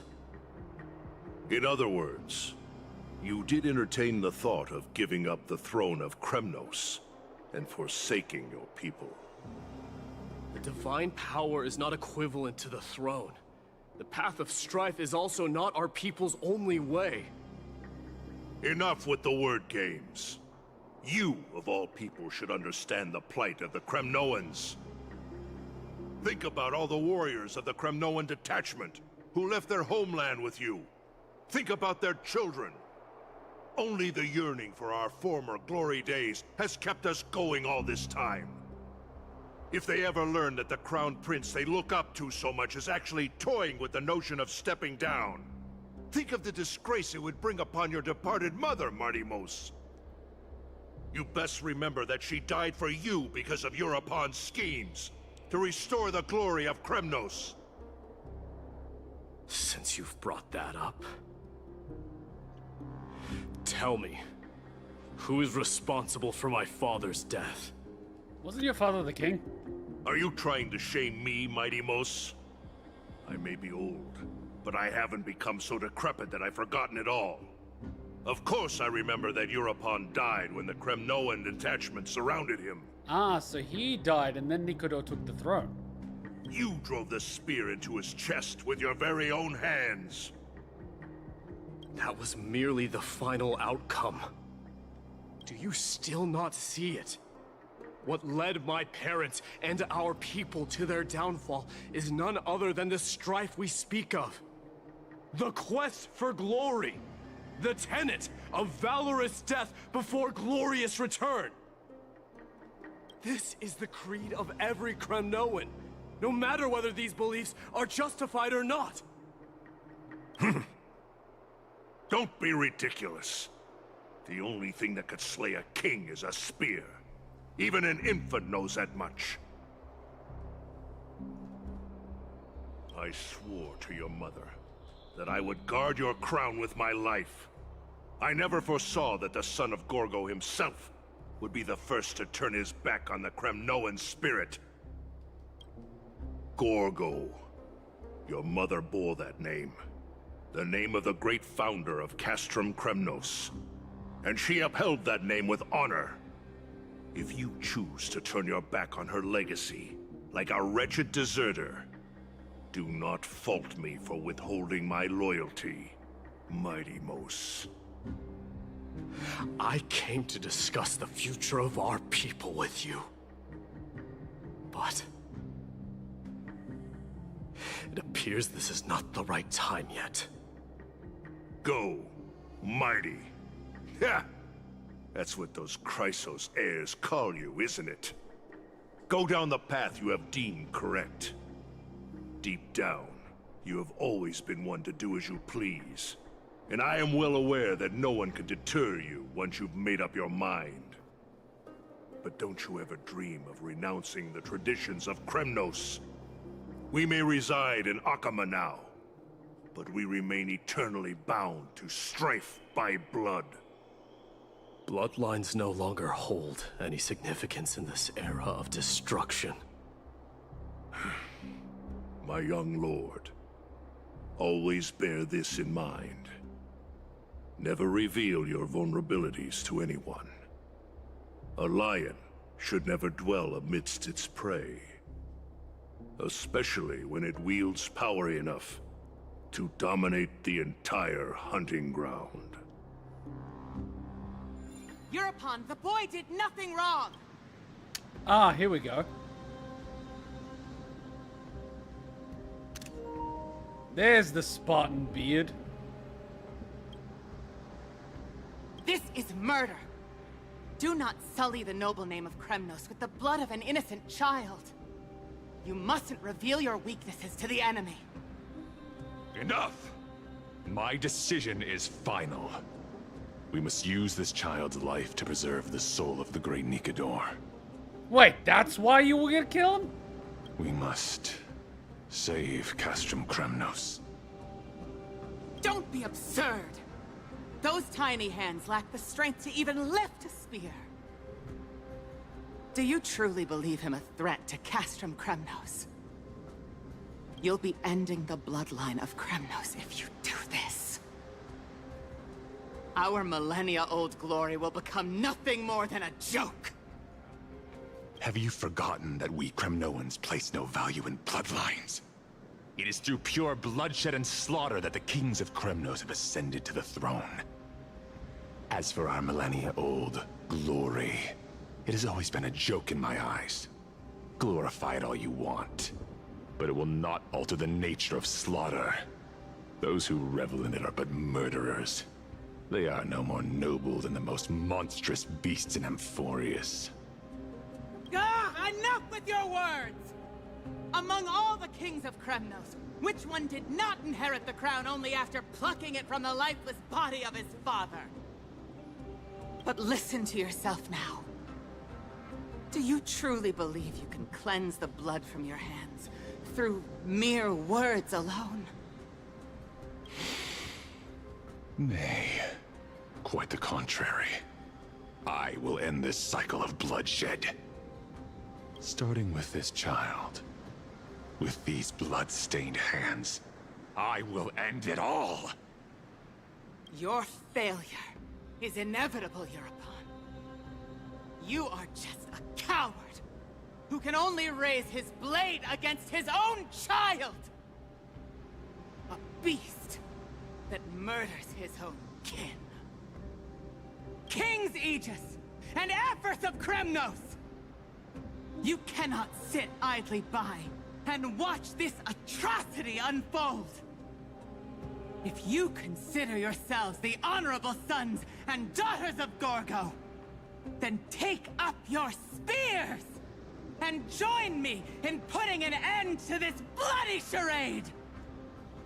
Does anyone else have any objections? If so, come forward with your spear and prove your mettle! Understood. 5, 4, 3. No one dare stand by my side. Cowards! Has that crown stripped you of your courage? 2.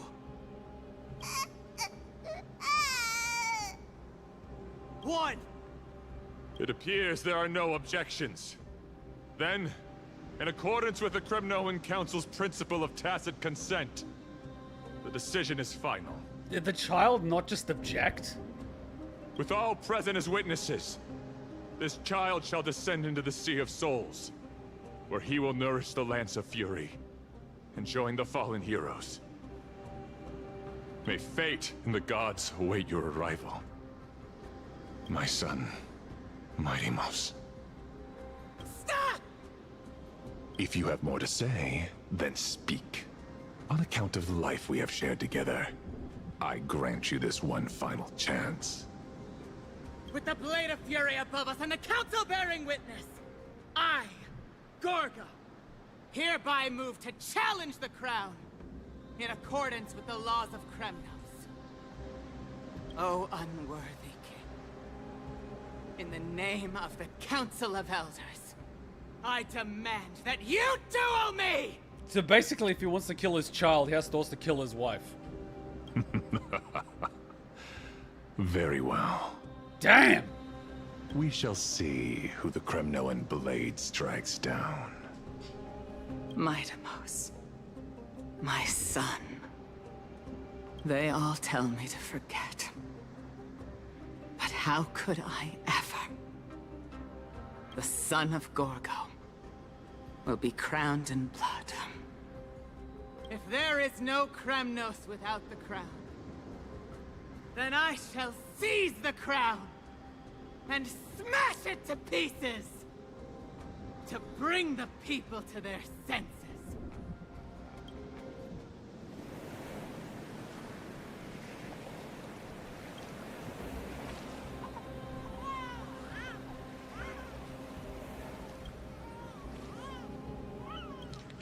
So the mother roared in anger, the armies remained in silence.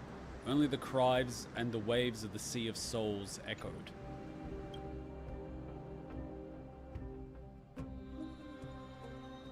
Now, in your private bath chamber. Ever since the battle with Nikador, you haven't slept so soundly in ages. Even if death itself came to rouse you, you'd proudly retort, "Why does life slumber? Because the bed is warm." Yet a chill from the river of souls wafted by, a sensation hauntingly familiar. Could death truly be at your door? Ah, it's Castoras. Best to open your eyes, just in case. Miss, You're awake. Well, this is one way to die. No wonder I felt a chill. Why are you here? Castorice, why does life slumber? That's a complicated question. I'm not sure I can answer that. Damn it, Castorice, I was trying to have a moment here. I apologize for arriving uninvited. I saw that you were still asleep, so I took the liberty of waiting nearby. Castorice, for how long have you been watching us sleep? I bring a message from Lady Aglaya. She has prepared a gift for you and Dan Hong, and wishes to present it to you in person. A gift? Gimme! I'm glad you're in good spirits. All right, let's set off.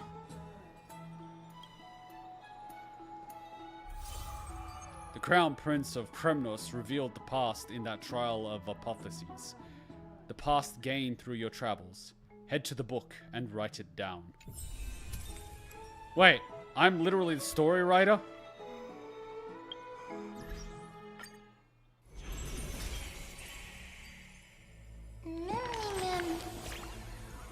New stories? Komet, why are you off reading them by yourself? I want in too.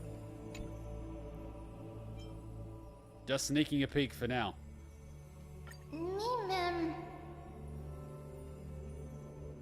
A pig.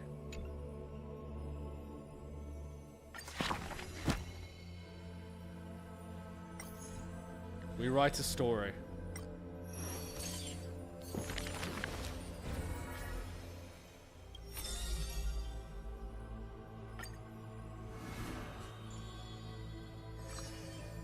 Nations, why the aversion? Since which day did he become known as mighty? His strength rivals all lands, but the man pays it no heed. For only the authority of a king can end another king. And only strife can end strife. The torrent of conquest crosses the barrens, yet with homeland's blood, it is destined to be stained. None dare to shake his hand in greeting, for his hands burn as the blazing sun, soaked in the might of the flames. What a mighty feat it is. In the aftermath of defeat, the man digs graves for the deceased soldiers, burying thousands with his own hands. In that fight, he crushed all invading blades with his fists. A body immortal may never fall, but tears of pain in his heart still flow. His years of drifting made him detest water's waves. They say that is the reason he's so unwilling to weep. But in Idonia's blizzards he once did cry, a tear shed among the storm and frost that bloomed into a lily stained with blood. Like his undying body, the flower never wilts. In time, the entire world will turn to ash. This haughty man shall be the one to leave behind the world's final beauty. Though none are willing to believe. Unlike his kin, those patterns are carved with his blood. A matter so suspicious, it stirs the ambitions of the mundane. A blade that can cut through the mighty must be enough to slay gods.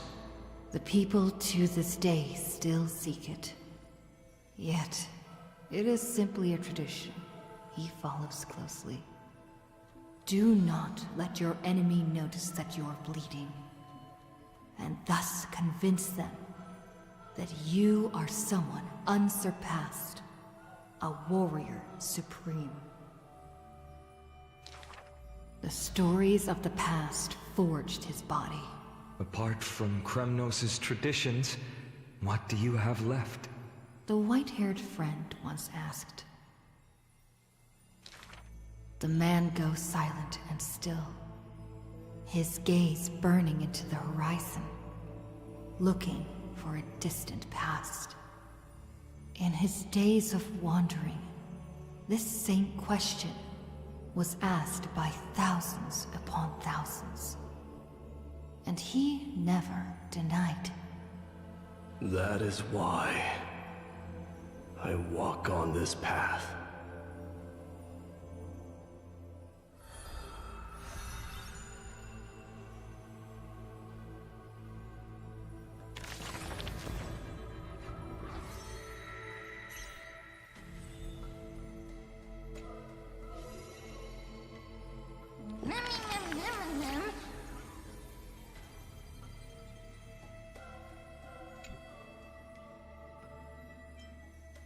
I'm really curious about the Curse of Immortality.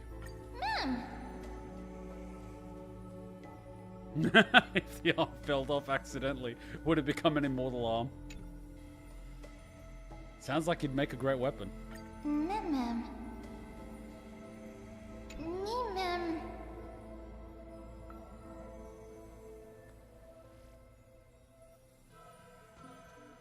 Mem. Mem.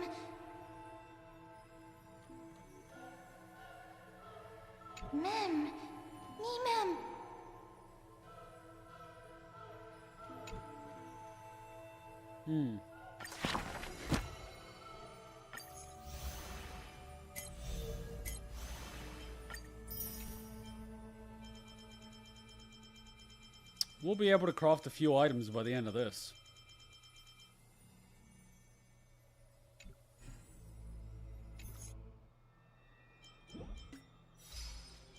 Maybe Acheron should write a book. Nani?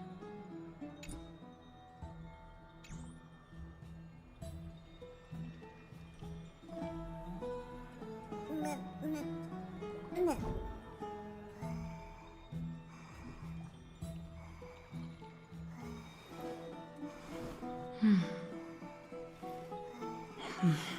11. We continue.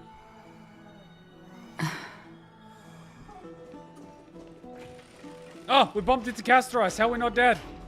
Ah! The baths are bustling. Now that Nikador has fallen, the soldiers in the city can finally catch a break. Imagine literally like she bumps into someone and they just die. Seems like all the rooms are full. I don't know how long I'll be able to live like this.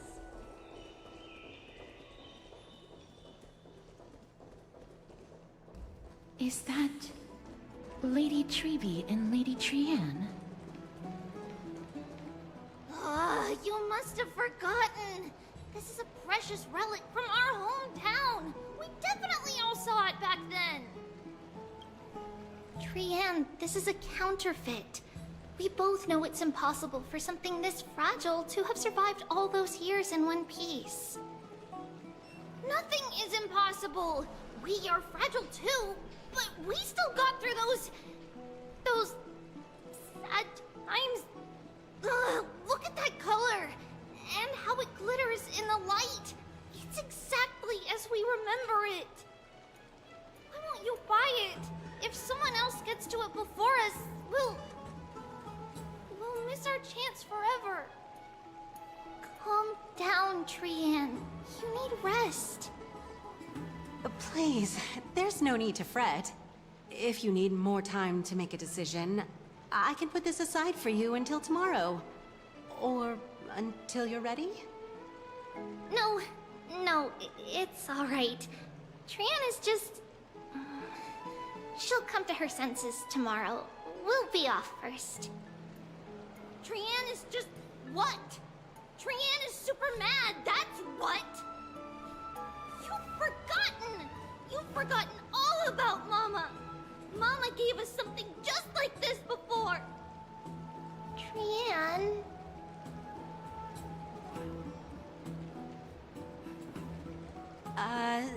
see you tomorrow? I hope you two patch things up soon. See you tomorrow. May the winds of fortune bless you. She's about to launch an ICBM. She goes to work on a rocket now. I heard you. There you are. We will find the remaining 3 slowly. We will find their locations and capture them.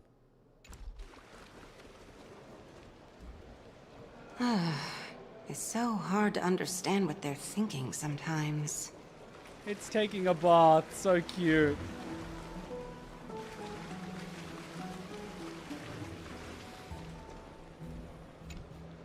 Excuse me, if you don't mind, could you tell me what Lady Treby and Lady Trienne were discussing just now? Oh, it's Miss Castorus. It's been a while. Well, honestly, I'm not quite sure myself.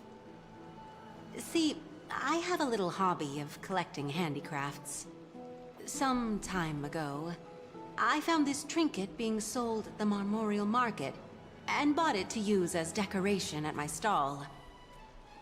When Lady Treby and Lady Trienne walked by earlier, Lady Trienne happened to catch sight of it, and promptly insisted that it was a precious memento from her hometown. But Lady Treby believed it to be a counterfeit. She said it couldn't possibly be from Yanisopolis. The likelihood of such fragile glassware surviving the Chrysos War is simply too low. For some reason, Lady Trienne became awfully upset after hearing that. I see. Madam, would you mind selling this trinket to me?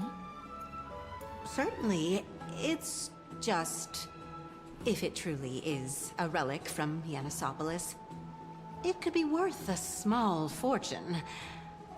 Miss Castorus, I'm running a business here after all, so... I understand. Feel free to name your price. But if it was, wouldn't Treby have wanted to buy it? It's obviously a counterfeit.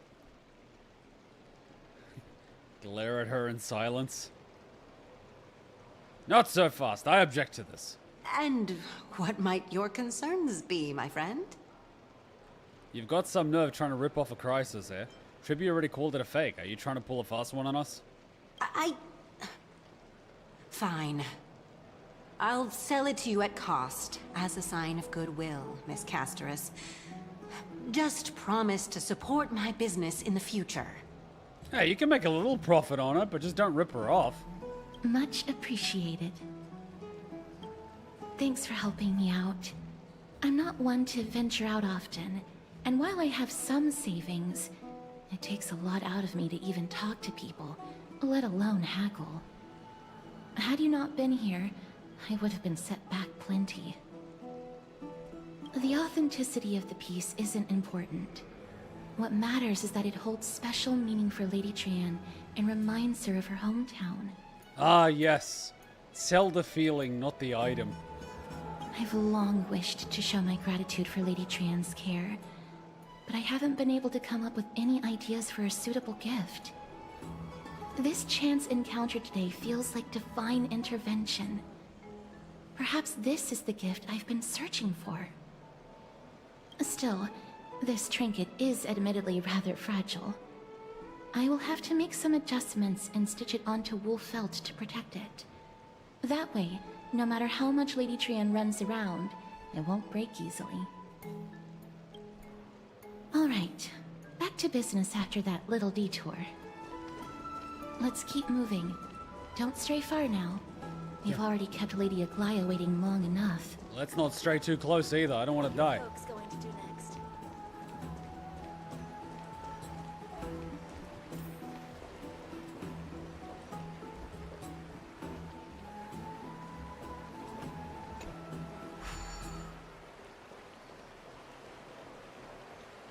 Was it upstairs?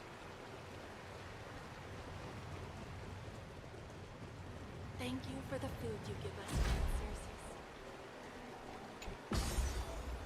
No, get on!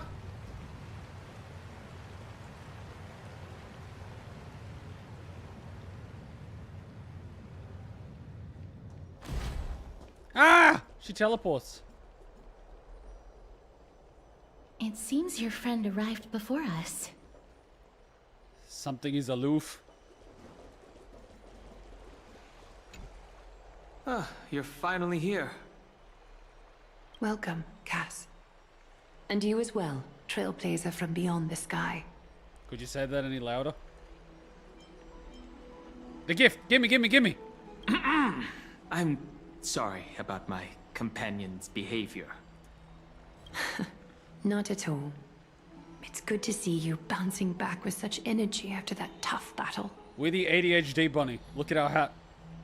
For all that has happened, it was never our intention to drag you two into the battle against Nikador and jeopardize your safety. To express our gratitude for your kind, trailblazing endeavors, we would like to present you with the highest honor of Akima. Stellaron, gimme, gimme. This is the dew of divine blood, brewed from crops nourished by the blood of the Titans. It is said that only 12 bottles existed. The last 3 bottles are now being kept in the treasure vault of Akima. So it's alcohol. Back in the days of prosperity, cities fortunate enough to acquire it regarded it as one of the greatest treasures ever. Unsealing it during a ceremony held in honor of 2 cities' diplomatic ties was the highest form of respect one could show the other. So you want us to drink it together? And now, in keeping with tradition, Akima dedicates this drink to our esteemed guests from beyond the sky, in appreciation of what you have done for us. This precious gift isn't... Whoops. My hand is trembling under the weight of this gift. Isn't simply a token of gratitude, though. Is it, Lady Aglaya? Very perceptive, Mr. Dunhung. Your heroic deeds have proven that you come in good faith. With the dew of divine blood as testament, we wish to forge an alliance with the Trailblazers. You gotta consider for a minute that she could just be making up this entire story and we wouldn't know the difference. It could just be common house wine, and we wouldn't know the difference. The power of knowledge is insurmountable. With all due respect, won't forging an alliance with the Chrysos heirs embroil us in the conflicts within Akima? I'm sure you can understand where our misgivings come from, Lady Aglaya. Ah, my gift! My gift! Wow, you seriously took a liking to the gift. Oh god, I'm having too much fun. Having said that, Lady Aglaya, please don't misunderstand. We will still do what we can to assist you in the Flame Chase journey. It's just... I've heard of the friction between the Chrysos heirs and the Council of Akima.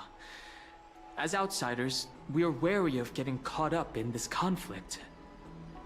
Wow! Gray and Danny have sharp eyes indeed. You'd make outstanding members of the Twilight Courtyard. No need to worry, by the way. I can tell from Lady Aglaya's tone of voice and micro-expressions that she's being genuine. Wait, you're looking at micro expressions? Oh my fucking god. Which means...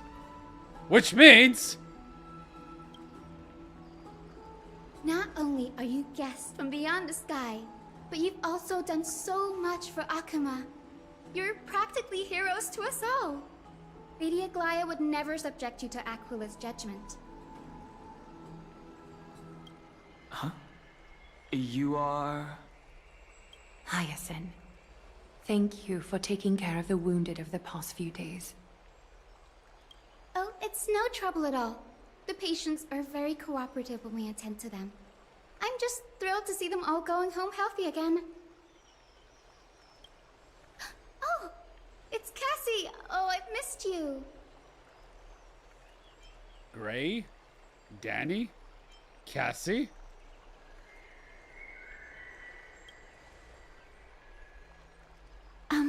Miss Hyacinth, about that nickname.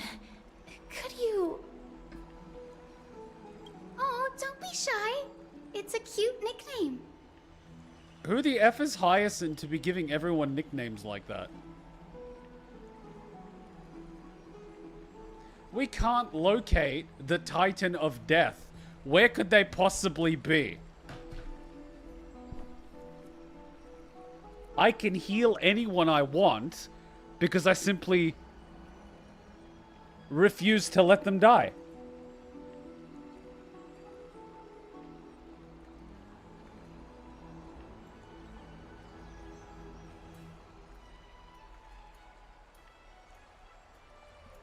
Little Ica isn't a diabetic unicorn. Little Ica is the fucking Grim Reaper. It doesn't eat food. It eats human souls. It all makes sense.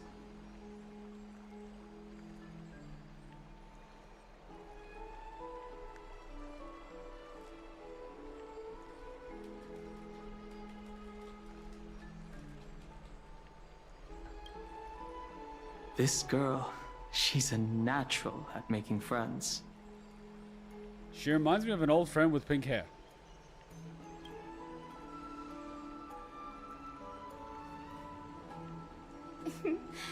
As an acolyte of Aquila, I'm here to bring healing light to the world. Plus, I've heard you're also children of the distant skies. Fate must have brought us together. Can you tell your boss to give us his insurance information because he fucked up our train car? And our boss is gonna be pissed. Can we be friends? I'd love to hear your tales of the sky. And oh, it's a rare occasion that Akuma presents such an invaluable gift to guests. Lady Aglaya, may I have the honor of tasting it too? And there it is. She wants the booze. Also, you can only get away with the whole, can we be friends? If you're a fun-sized little girl with sparkly eyes. If you're a fucking 181 centimeter hairy Slavic bear and you say that to people, people just spray the hose at you and tell you to fuck off. Get out of my garden. I need those potatoes. How am I supposed to make vodka? Of course you may. Esteemed guests of Akuma, please believe me when I say that this gift carries no hidden agendas. As for the matter of the Alliance, you need not give me an answer here and now.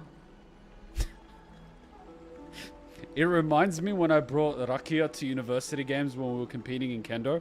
And after we finished the competition and the boys were back at the hotel room, I'm like, let's share a drink. And it's like, what's this? I'm like, rakia from Serbia. My grandfather made it with his blood brother. Anyway, it was 81%. It was the watered down version. And we had a shot of that each. And there was this one guy that was really good at Kendo. He was sort of short. He was sort of skinny, but he was amazingly fast. He fucking passed out. He literally took a shot. It was like, wow, that burns. You could see the Asian flush. The red went through his face, and then it just went boom. He was out. That was like record time. Hit him like a fucking truck. This better be from Thor's personal stash.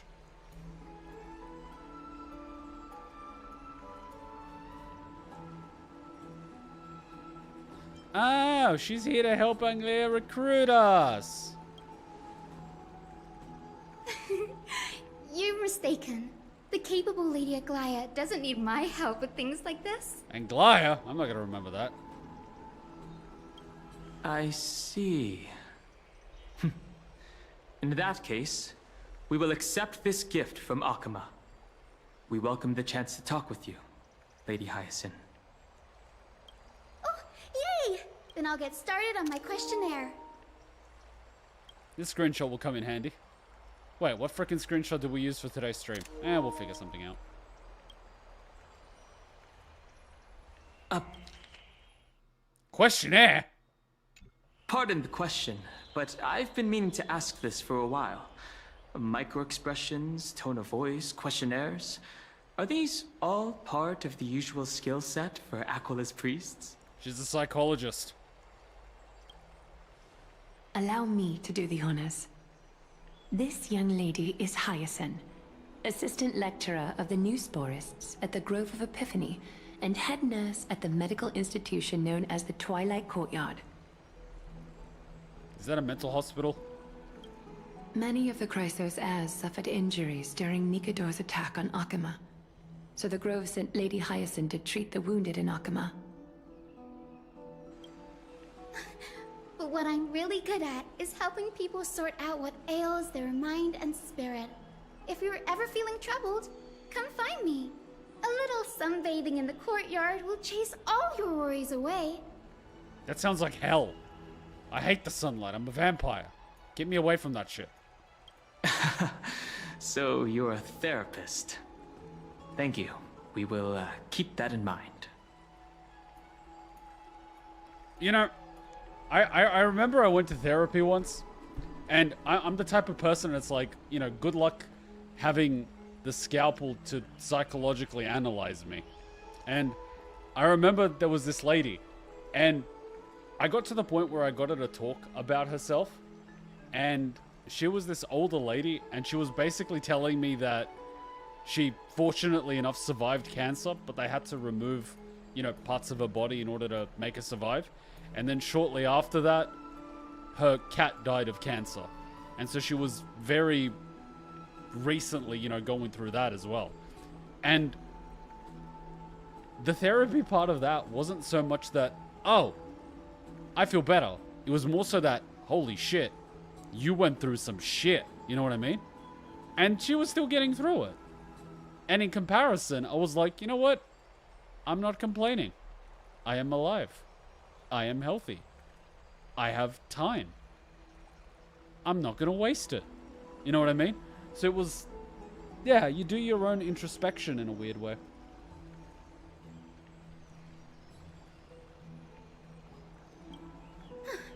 Well, it looks like everything's sorted out now. The patients have also all recovered. I think it's time for me to head back, Lady Aglaya. Head back where? To the underworld? I would love to keep you in Akuma for a few more days, but I would hate to provoke the ire of the Grove. As it happens, Akuma intends to send a messenger to the Grove for updates about the research on the Black Tide. We also want to communicate our desire to discuss the retrieval of Circe's cool flame at the earliest convenience. Where, Fat Unicorn? I saw she had a little clip on her, like, belt or something that almost looked like a money pouch, or like a little, you know, the thing that you put on backpacks, a little backpack fluffy thing that people put on. I never understood that, to be honest. Yeah, there's a little Ica one. Oh, that sounds pretty serious. Lady Aglaya, you can't be asking me to... What the hell is this screenshot? It makes it look like Jesus. Look at this shit. This looks like a political campaign poster. Vote for Hyacinth. She will lead you to prosperity. As it happens, Akuma intends to send a messenger to the Grove for updates about the research on the Black Tide. We also want to communicate our desire to discuss the retrieval of Circe's cool flame at the earliest convenience. Oh, that sounds pretty serious. Lady Aglaya, you can't be asking me to... We're going after the next core flame. No need to fret. We won't put you on the spot. Trianne will be going there as the diplomatic messenger of Akuma, and Castris will be accompanying her. Yeah, we are gonna send Trianne, but we're also gonna send Castris, which is a walking nuclear warhead. Because if you pull some shit with Trianne, Castris will murder you all. I happen to have a few questions for Professor Anaxa as well, regarding the missing Titan Thanatos. Ah, Lelouch! So that's where that fucker is. He's a professor. Uh-huh. Since this involves Akuma's diplomatic affairs, we'll give you some privacy. Tan's trying to slip out. Back to bed again? Boring. If you're not keen on just sitting around, Miss Trailblazer, why not go with him? The Grove is a picturesque place, perfect for sightseeing. You're sending me on a mission with two ladies? How can I say no? That's a wonderful suggestion. Come visit the Grove Grade. I'd be delighted to show you around. Wait, we're Grey? Sounds good. Gaining more insights into the customs and geography of different regions of Amphoreus is also part of trailblazing. You're just trying to push us into this, aren't you? In that case, do bring this spindle along with you. Huh? This tool, called the weft, is used to spin thread and has been passed down in my family through generations. Though it doesn't see much practical use nowadays, it's become a symbol of great significance. In this respect, it is the perfect token to represent my will.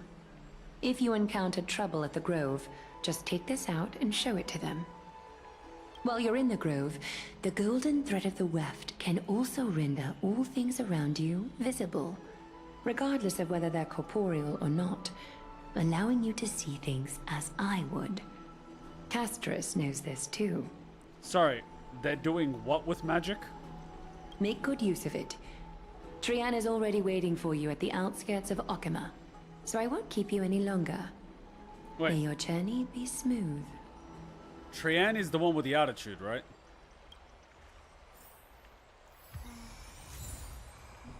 We're gonna get wasted.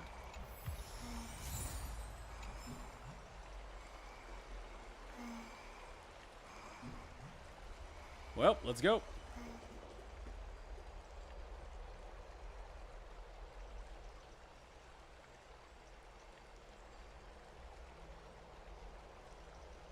I will leave that note there to make it easy for the future.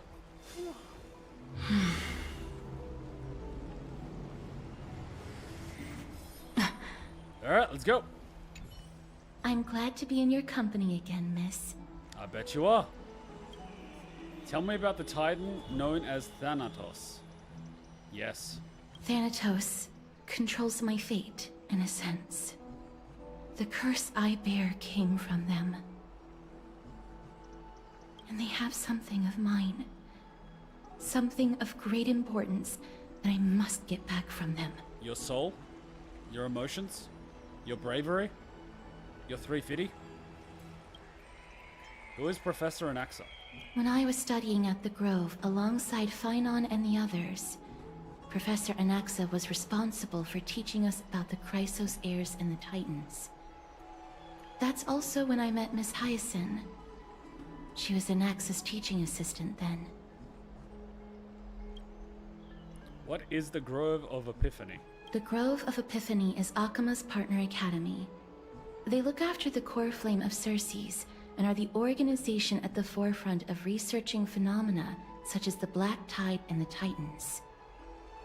They also provide academic research support for the Flame Chase journey. Several Chrysos heirs are based in the Grove, including Miss Hyacinth and Professor Anaxa. Yeah, this is definitely a new patch. Let us go. Oh, I came here with a colleague from the Twilight Courtyard. I've asked her to pack her luggage in advance, so she's already waiting for us by the city gates. Let's go meet up with her. Wait, is it Little Ica? Little Ica can pack shit?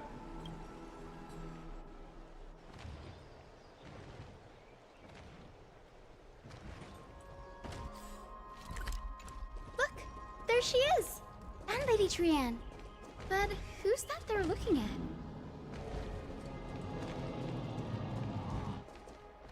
Did something happen, Clementine? Oh, that's a serious injury. Miss Hyacinth, this man was discovered by Trian! Trian was in a bad mood this morning, so we went to the outskirts of Akama for some fresh air. But then we found him collapsed on the roadside. Trian knows the city has good doctors, so Trian brought our new friend into the city to look for a doctor. I was waiting here for Miss Hyacinth when I bumped into Lady Trian. But by then, this man was already in critical condition, so I had to perform some emergency treatment first. These wounds, they're caused by the Black Tide. This is bad. Clementine, prepare a ward for this man at once. I'll treat him myself. It's a miracle he's still alive, considering how badly the Black Tide injured him. Grey, Cassie, and Trian, would you mind making your way to the Grove first? Once this man is out of danger, Clementine and I will join you. As a healer, I cannot ignore those in need of medical attention. I understand. May fate have mercy on this poor man. Trian believes he'll get better. Everybody, follow Trian! Fly, fly, fly away from Akuma!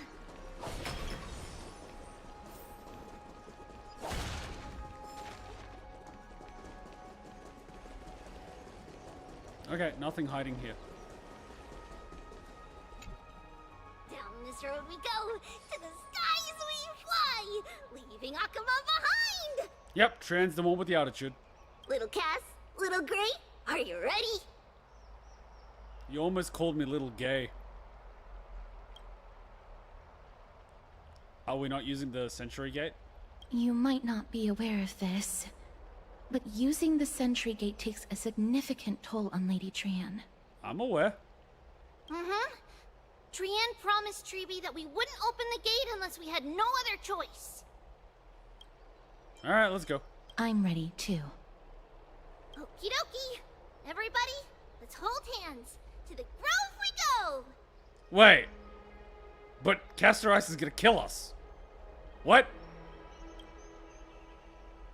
What? What? What?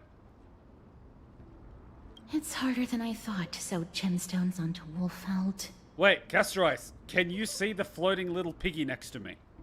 Look at his legs. Look at those little stumps. Tell me those aren't pig legs. Look at him. Look at him. Those are piggy legs. Those little stumps. Cass, memmy, memmy, mem. Memmy, mem, mem, mem. Mem wants to try sewing. Here, why don't you give it a go? Oh my god, she can see Mem. How are you two so close already? Memmy, mem, mem, memmy, mem. Memmy, memmy, mem, mem, mem, mem, mem. It's hard not to like Mem when they're so adorable. Oh, this is amazing. It seems as if their voice has become more intelligible after the battle with Nikador. Wait. So they gained power and sentience and intelligence as we battle the Titans. Which means once we defeat the final Titan... Oh my god, it's a fucking flying stellaron.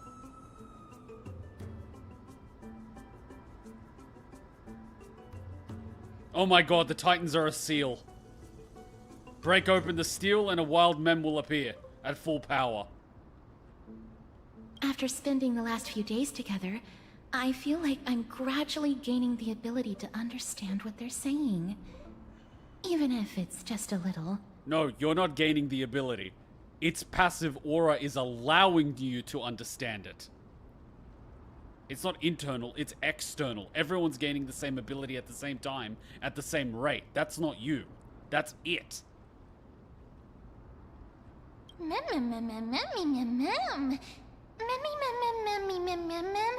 Memmy, mem, mem, mem, mem, mem, mem, mem. Once I obtain the memory of poking wolf felt, I will grow hands that are as pretty as Cass? Grow hands!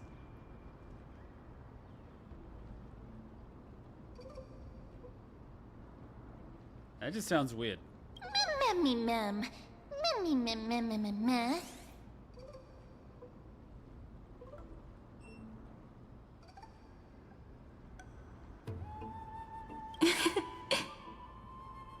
Memmy, mem, mem, mem.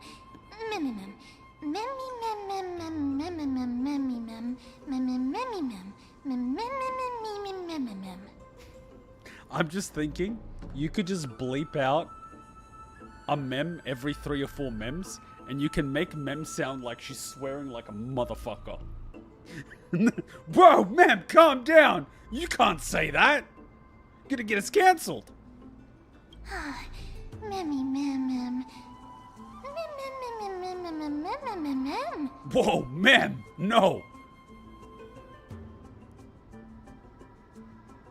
You'll learn a powerful new ability. You might become fluffier. Transform into a cute girl. Now.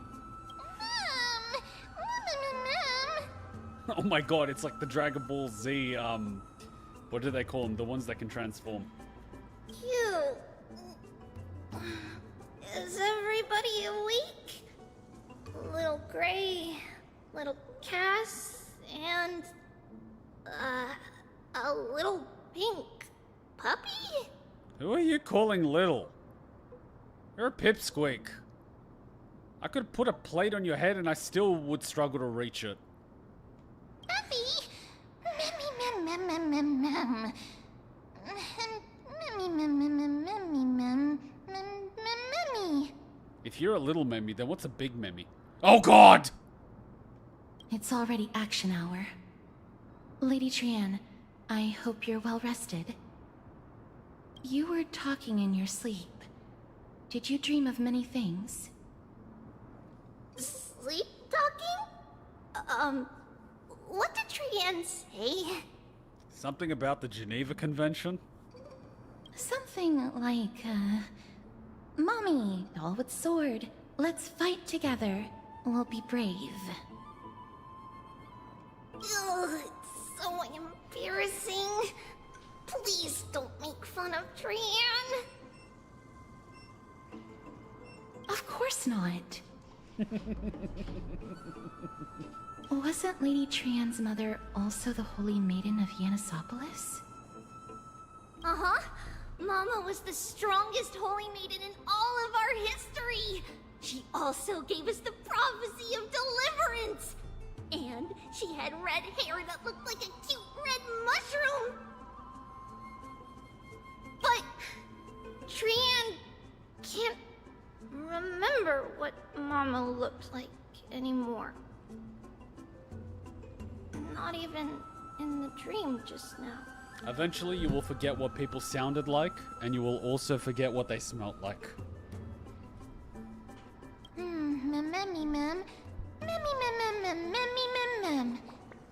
How? But you don't have hands, only paws. Oh my god, he knows figures of speech.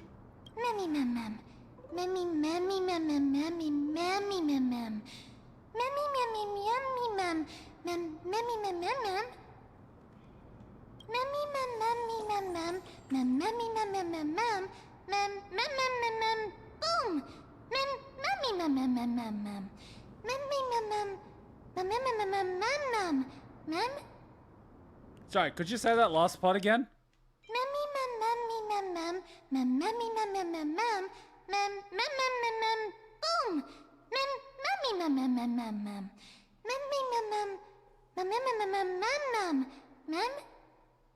So you know how to say boom.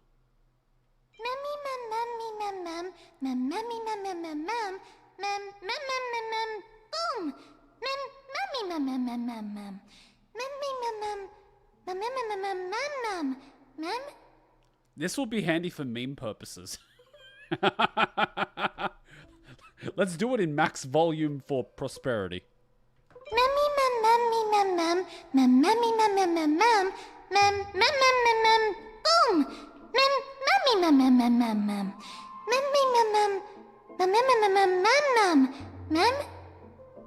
We can use this for a meme.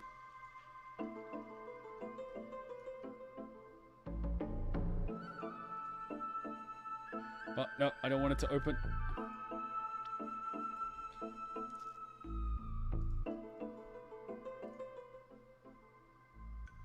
That will come in handy.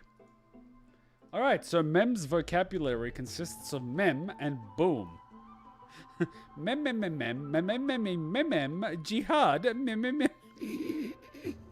Fuck. Fuck. The fact that this game is not dubbed... Wait, if this game was ever dubbed in Arabic, would they leave the boom in there? If you do, the memes.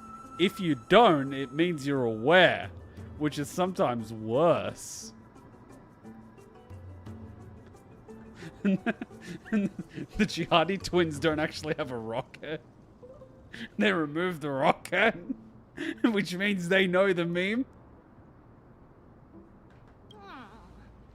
Trian thinks that's a great idea. Can the pink puppy help Trian out? You mean the boom part? Mem. Yay! And I'll call you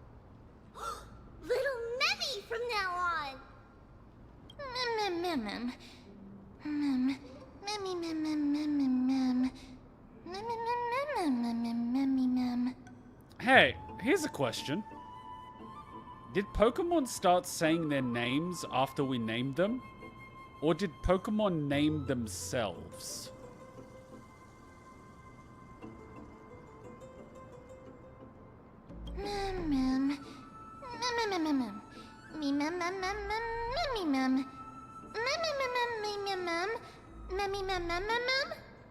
Hey guys, the brain is the only organ that named itself.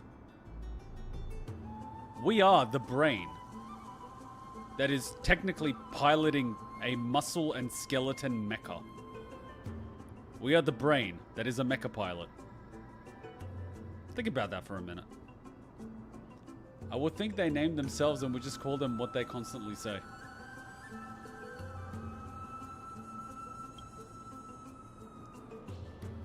Okie dokie! Trian remembers that we need to help Aggie ask the big tree whether Cersei's would be willing to visit Akuma. Wait, are these memory shards around us? If we follow this woven trail and keep going upward, we'll reach the grove in no time! I feel like someone's gonna get kidnapped.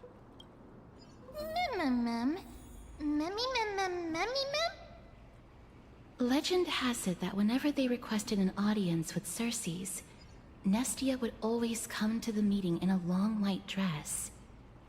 As the warps and wefts of the dress came into contact with the ground, they turned into paths and stairs. May this romantic path bring good tidings to Akuma. What? That's ridiculous. Is this a memory crystal?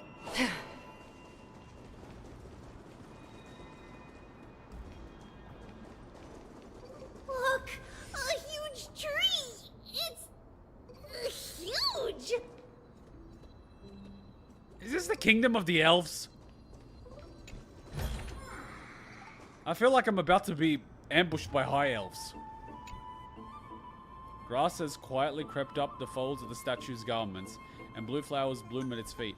The faceless guardian appears to have stood there for millennia, silently observing generations of scholars as they pass by. One wonders whether it guards the grove or waits for someone who will never return. Now that is deep.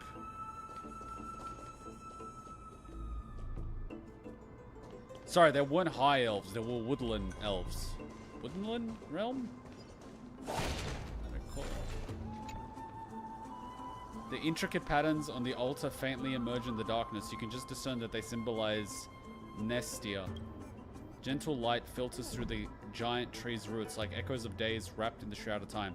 Perhaps this is why Menstia lingers here, to remind us that even when the world crumbles, there are always things worth remembering. Sorry, what did I do? Oh, I can fix statues?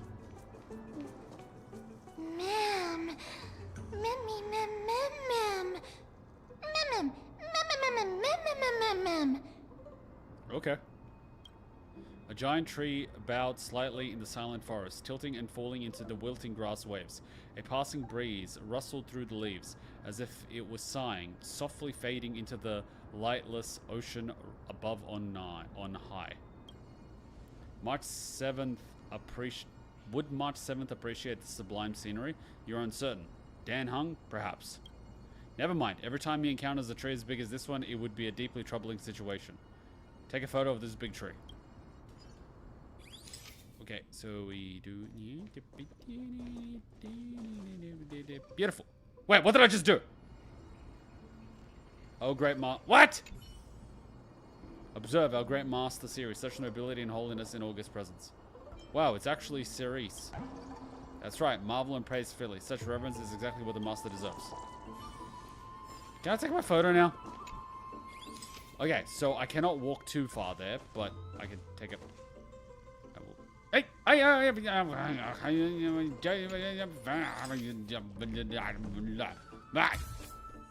I never fail to impress. This photo deserves an award. I remember that there was a joke theory a guy on Twitter had that Amphoreus was just a random place where Fully smoked some drugs.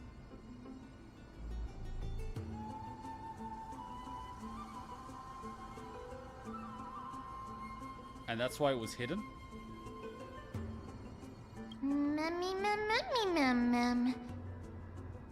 It's the Bough of Rift, the divine body of Circe's. Flora began to grow where they planted their roots, and this flatland basin upon which we stand gradually became a large, verdant forest. It even has an editor fully as Snoop Dogg. That man smokes. That man frickin' smokes.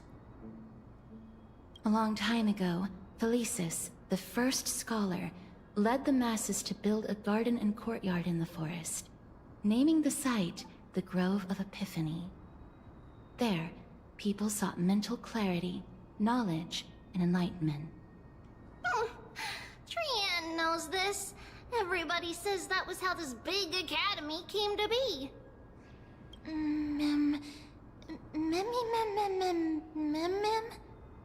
Something feels off. The Grove has always welcomed scholars. So too would Circe's give us her delicate leaves and extend her branches in greeting. Yet, it seems both the Grove's messengers and the Titan are indifferent to our arrival. So we have no way in? Is the Grove closed to visitors? That doesn't seem likely. Miss Hyacinth didn't mention anything about it. Maybe everybody's still asleep because classes haven't started yet. They don't want to be disturbed, so they shut the entrance.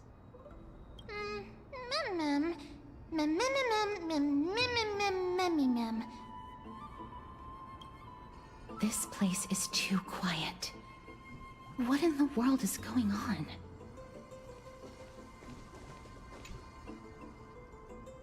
Dreams giants sank into the earth and grew into the towering colossus like me. Knowledge, like seeds born on the wind, causes flowers to bloom across the land, and withered branches to sprout anew. The world pours itself upon me like a spring. My eyes are clear, yet I cannot see myself.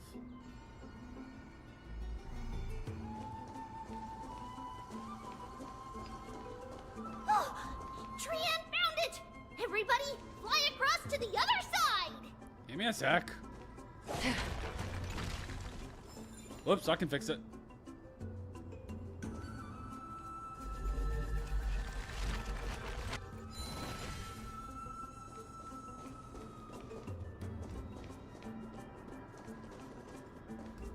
The entrance on the other side.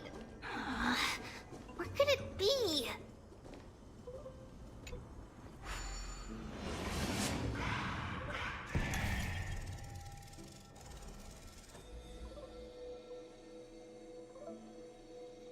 A secret passage created through power of the Titan. Once a full picture of the path is obtained, you can travel across.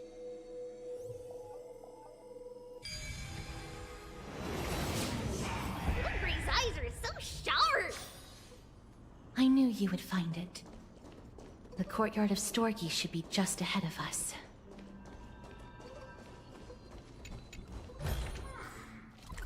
Ooh, 26 in this area? Nice.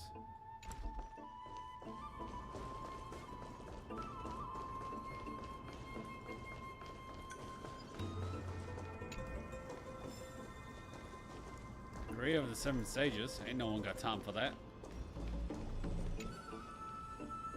In memory, it was a golden rain. Erotea, full of the world's love, returned at dawn, transforming into butterflies that scattered glittering scale dust, blending the bloodlines of those they touched. From that day forward, there was you in me and I in you. What? As I expected, something's not right here. I don't give my consent.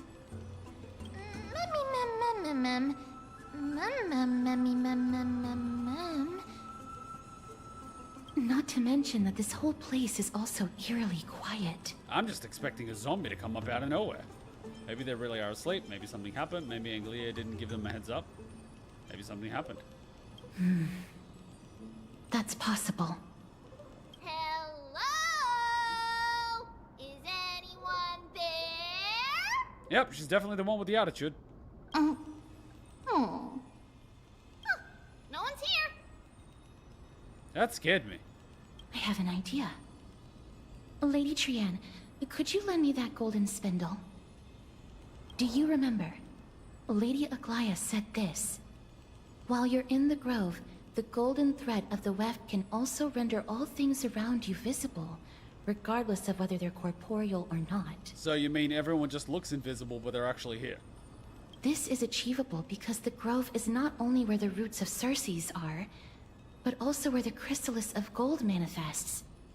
Oh, Nestia, with the weft as my vow, I beseech you, entwine my body with your golden thread and affection. That scared me too. Who came up with this? How unique. Well, these lines are documented in the Handbook of Nestia's priests. So, if I'm not mistaken, we should be able to draw power out of this butterfly exuvia with the golden thread.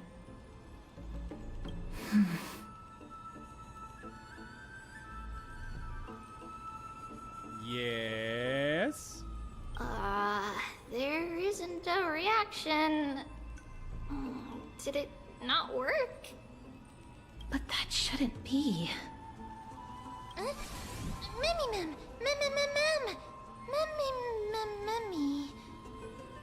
Is that a white dryad?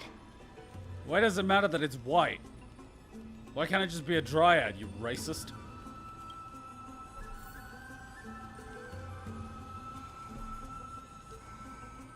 It looks like even in Amphoreus we can't escape racism.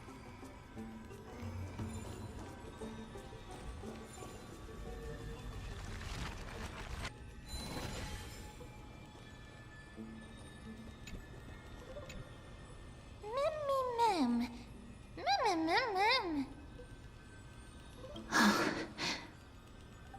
No, it isn't a white dryad. It is the shadow of a dead white dryad. Dead me, Mem. Oh my god, Mem can say boom and dead. Shadow? Strictly speaking, these white dryads are still plants.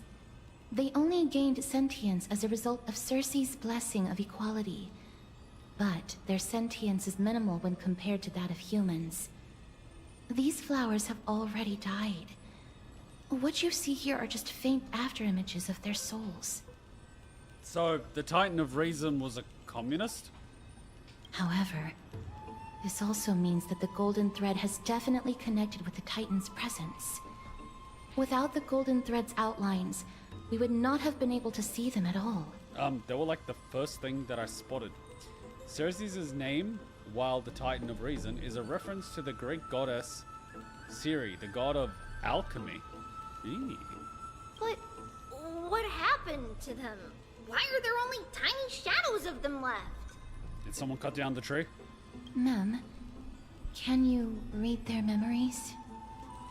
Let me try. Ah! Mem. This is like the equivalent of your dog slowly learning to speak. Here's another thing. Dogs can understand human speech. Humans cannot understand dog speech. Who has the superior intellect? Mem. Mem.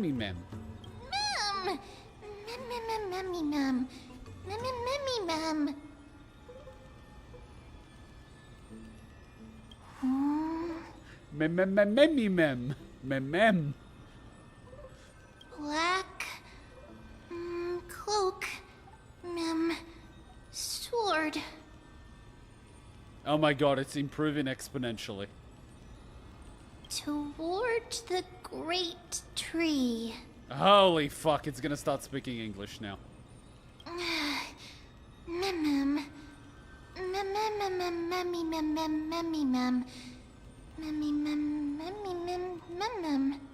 I don't know whether the VA for Mem is like happy that Mem is starting to learn English, or if they're sad that they're no longer able to say mem. I have a bad feeling about this. Mem. The deathly fog of Thanatos is fast approaching. Mem. Oh! Trian will be on high alert!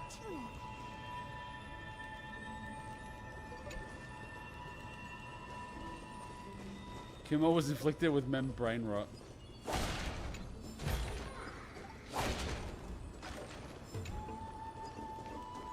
Oh, one of these! We haven't had this one all stream. Like, we haven't done this for... Alright, it just hit me. We haven't done this for a week.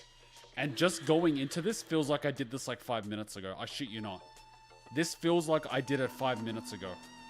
Do you know how effed up that is?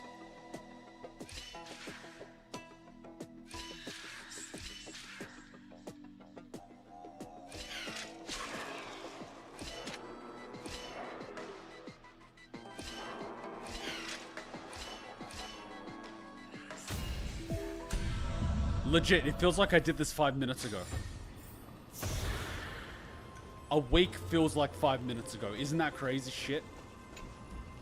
This is the Stairway of Progress, the garden for intellectual wanderers. Seekers of truth should only worship here, reflecting on the love of kin, for only through this remembrance may the path of wisdom be unobstructed.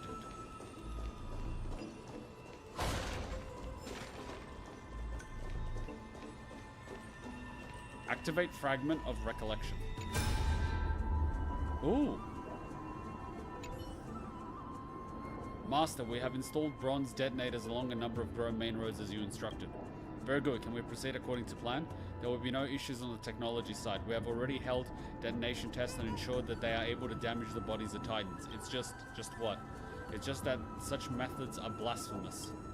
Such things are not important in a moment of crisis. What matters most is that we slow the invasion of the Black Tide as much as possible. I never thought that when our backs were against the wall, we would be forced to use that annexes wicked ways. Other scholars held such reverences for the gods that they never researched such evil technology. Even if the Titan disagrees, it's not like they'll say anything. Alright, that's enough lamenting. Gravitas, you have another important mission now.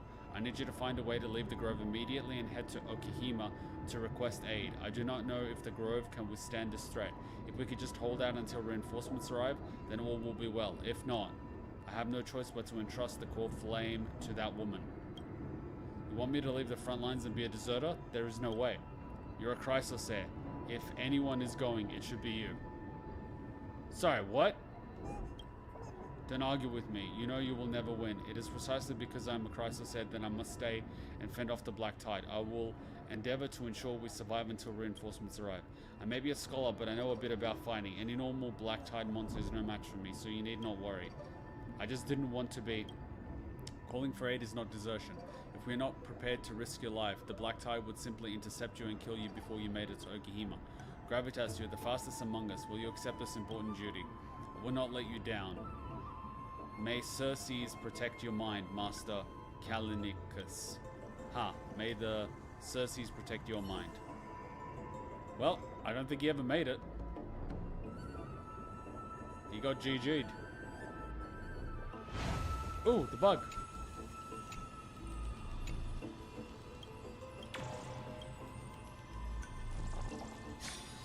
I didn't realize those bugs are here too.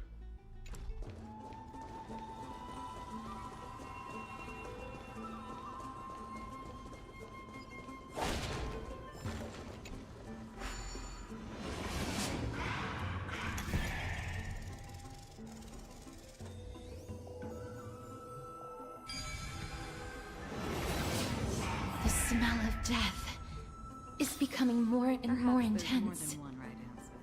There, on the steps.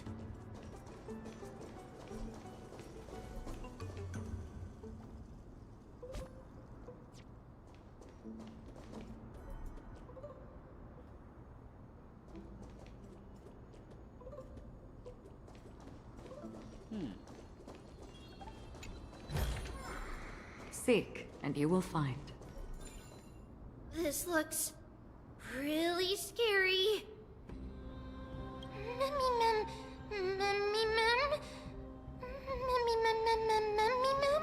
Well, if the Death Titan is attacking, we're heading in the right direction, are we not? No, it's neither of those. Damn it. This is a creation of the Black Tide. Such creatures are formed when living beings are corrupted, and turned into deformed hollow husks of their former selves. And how does this differ from the abundance? Everybody, stay alert. Regardless of what has happened to the Grove, the fact that we're seeing the remains of a Black Tide creation here definitely doesn't bode well. Should we inform Aggie about this? We probably should, but how? Mem!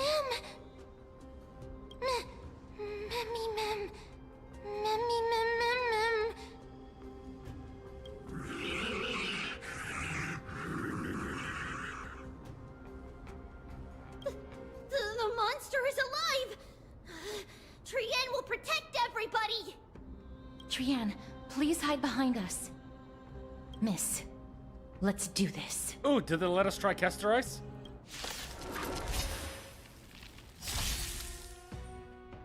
Certain enemies will afflict allies with corrosion. Attacking enemies will restore corroded HP. As expected. The words black, sword, and cloak. They're talking about the Black Tide. Wait, but you dreamt about this. Huh. This combat, this is double speed.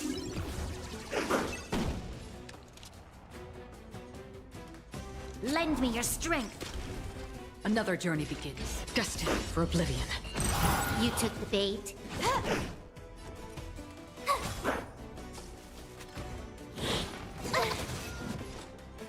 On the still waters of oblivion.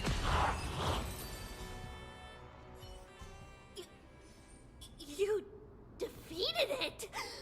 Little Gray, little Kaz, you're so strong!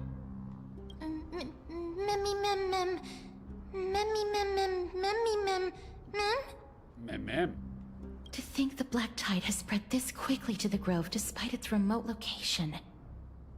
I'm afraid a world where strife has fallen is far more dangerous than we ever imagined. Oh no! Does this mean that Akuma is also in danger?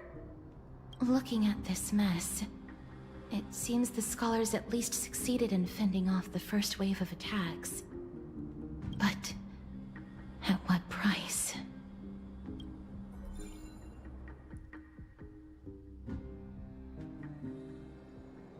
At the same time, elsewhere...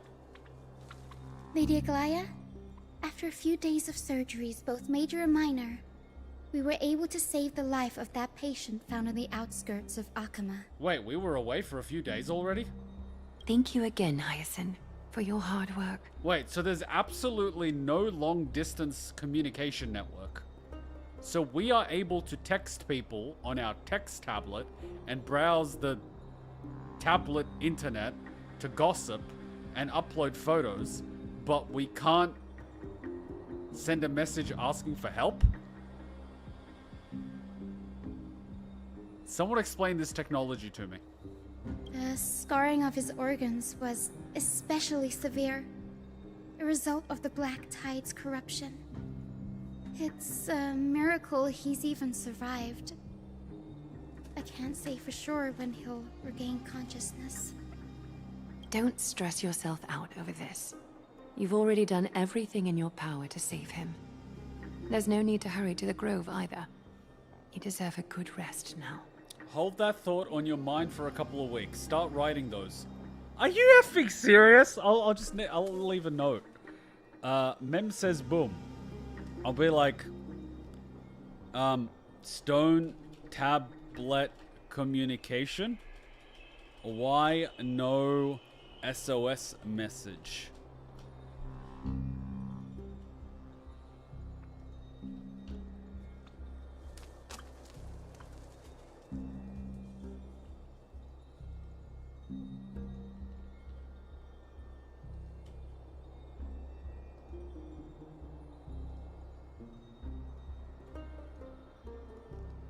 You know, if this is the case, this is gonna increasingly become more and more likely that this entire thing is a giant drug trip. Stone tablets with internet? I mean, that's starting to sound a little bit ridiculous. And the fact that our telephones are compatible with their internet? I don't know, that sounds a little bit sus. It's almost like we're breathing in hallucinogenic air. The whole of Amphoreus is a giant Leviathan monster's stomach. where we were on an acid trip. An acid trip that we all share. Like a big acid dream. And everyone's a part of it. Treeby, I have some things to tell you as well. There's something strange about where that patient came from. Let me guess, the land no longer exists? He is not Ackerman. The way the stitches on his clothes are hidden is quite unique. Such craftsmanship is undeniably from the Grove. Ah, he was the guy that came here to ask for help. Oh, he did make it. Would have helped if he wrote down something. The Grove? You mean... Yep. Now that I think about it, Castrus and the rest should have arrived at the Grove by now. Yes? Trian just got in contact. Ah, so you can get in... Wait, yeah, exactly! The three of you can fucking telepathically communicate. Well, why isn't there an SOS signal? Wait, what if the whole internet runs through the Treeby network? The Black Tide has invaded the Grove. We haven't detected any survivors, even with the help of the Golden Thread. What should we do, Aggie? What did they do in Raccoon City? Fire the IBC... You can tell it's Friday, and I've been streaming for like 5 hours. Launch the ICBM to control the outbreak. The Black Tide is posing an even greater risk to us now. I did not expect the Grove to be the first to be impacted, though. That's exactly why they attacked it. They're attacking the source of knowledge and healing. You take out the healing centers first. Can they tell where the core flame is right now? We see it. The core flame is still there, but... But... what? But they can't say for sure whether the Titan has also been corrupted by the Black Tide. Doesn't that simplify the matter? You just have to kill the Titan. Please let them know that for now, the most pressing task is to identify the core flame and transfer it to a safe place as quickly as possible. We must also search for survivors and find out exactly what happened to the Grove. Nikador took 3 fights to fall down. Yeah, but he was also like the Titan of Strife. I don't believe that every single Titan's ability is going to be tailored towards combat and conquest. I mean, if the Conquest Titan fell in the first fight, I'd be kind of disappointed. I don't know about you. Oh, and find Anaxa.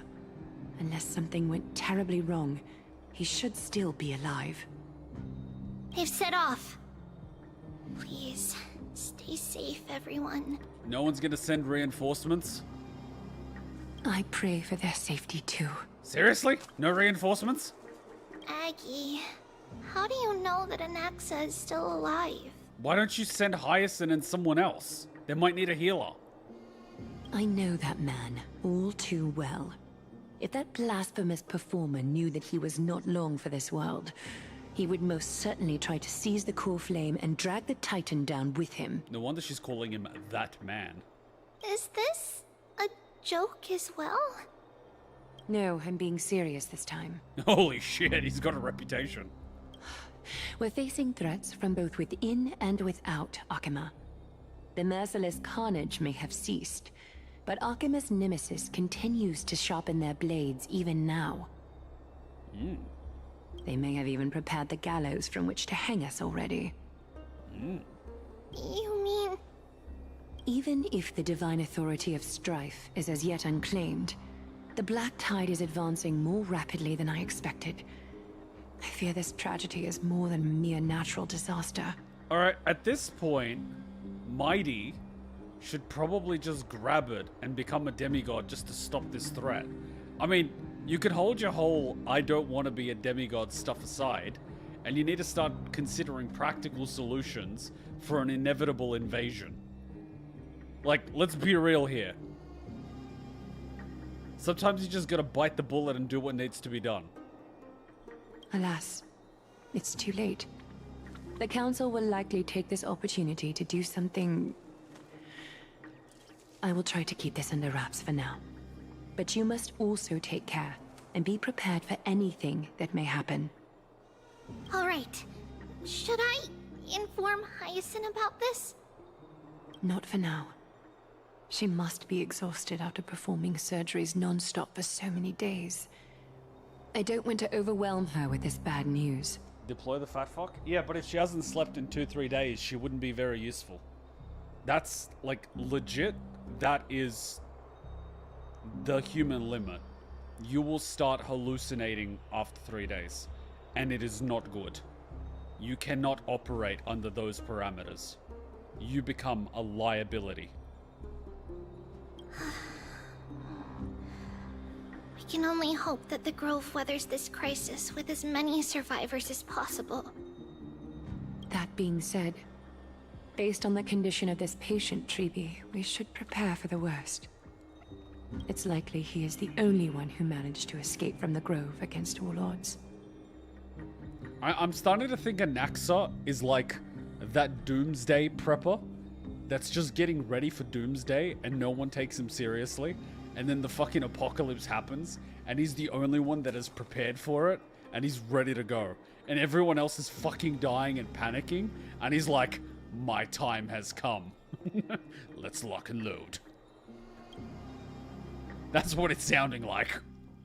Everything will be fine. The people at the Grove are really smart. They'll definitely be able to chase away the Black Tide. They're calling him a blasphemer, but they're deploying explosives and charges to slow down the Black Tide. It sounds like this guy has been stockpiling weapons. I'm just half expecting when we see him, we just hear fucking Slavic music in the background. He's got a fucking cigarette in his mouth, a little vodka thing on his hip, and he's just cleaning a gun. Motherfucker. Motherfucker. Anaxa to Slav. Oh, this should be interesting.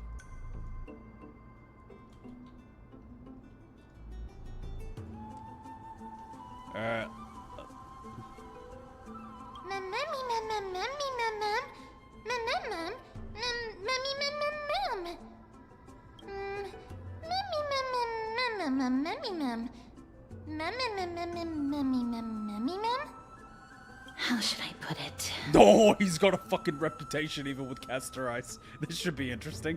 How should you put it, Castor Ice? Put it delicately, and then just tell me openly. Lady Aglaya doesn't trust Anaxa at all, I'm afraid. Come on, rip the Band-Aid. Rip the Band-Aid. He sounds like a big shot. Despite being a Chrysosaur, Anaxa resolutely believes that Titans and prophecies are a load of nonsense. Oh, he's a Cryosaur, so he can take one of the Titans' cores. During our regular citizens' assemblies, he always votes to oppose the flame chase journey. Wait, so he's not against grabbing a crisis flame, but he's against the flame chasing journey? What? Make it make sense. Mem?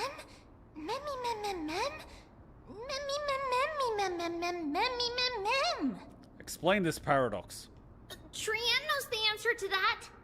Everybody says that Circes, who symbolizes reason, is the most tolerant of novel ideas. Apart from Kefali, they're the Titan who treats us the best. Huh.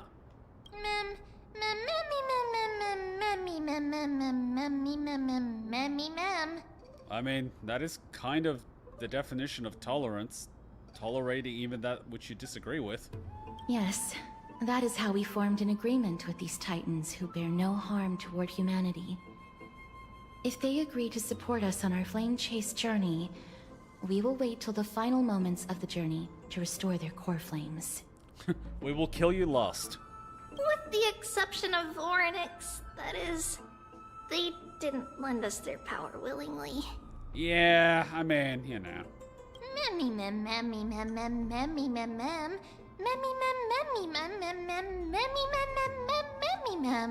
Are we sure they were the one? Orynyx is a time titan.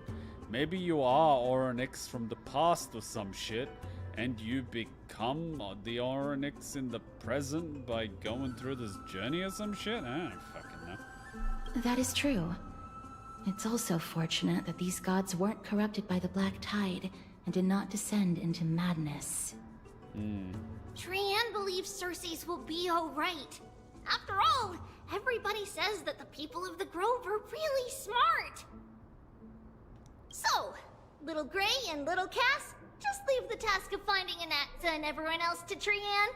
It's easy for Trianne to look for people because we can fly. Good idea. In that case, please bring the weft along with you, Lady Trianne. The golden thread will be much more effective from up above. We have air superiority. Please promise us that you'll take care of yourself. Okie doke. If Trianne gets in trouble, we'll look for all of you. In return, if you get in trouble, remember to call for Trianne, okay? We'll come right over and open the gate for you. That's the other thing I wish to mention. Do not open the gate unless you have no other choice, Lady Trianne. Your body is not in good shape at the moment. Yeah, and Casteros literally has Jeff up her sleeve. I mean, that's a pretty big fucking trump card. I'm just putting it out there. Y'all can summon a fucking dragon. Okay. We will keep that in mind. Trianne was just trying to help. Of course, we know that. After all, Lady Trianne is a demigod, the most powerful among all of us here.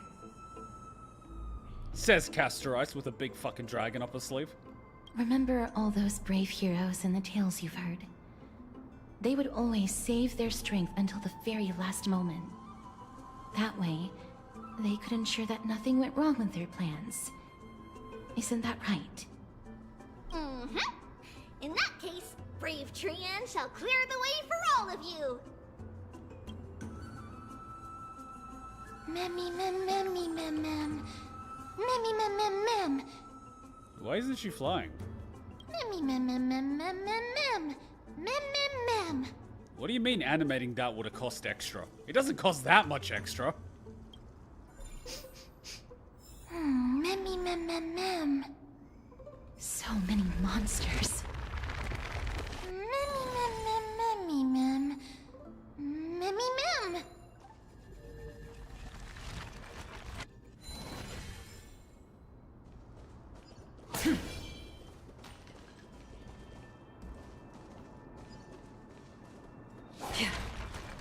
No, that's not good. It's nice to see you have context about characters that you have seen releasing during the chapter. I mean, I do have some. The monster's body is twisted like brambles, not allowing any living Memmy mem. to approach. Mem mem mem. Memmy mem. Do you think we could sell that pearl for money?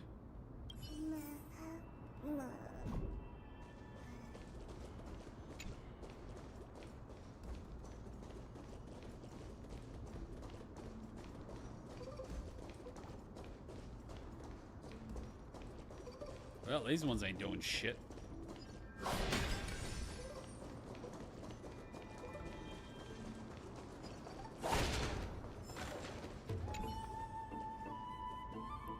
The black-colored monster has fallen like a toppled statue, with his body lie golden ashes, perhaps the same substance as the golden blood that is commonly seen in Amphoreus. Memmy mem. Memmy mem. Memmy memmy mem. Maybe they're mindless. Or maybe they're like operated like puppets. I don't know, I'm just throwing things on the wall here. What if those little ball things are just receivers to be puppeted? Despicable twisted life form. It was once a living soul that could mourn pain, but now it can only turn its head at others, until its soul drifts silently out of its shell. Memmy mem mem mem memmy mem. Memmy mem mem mem. Memmy mem mem. Memmy mem mem. It could be because when a life is devoured by the black tide, it loses its soul. Well, that's GG.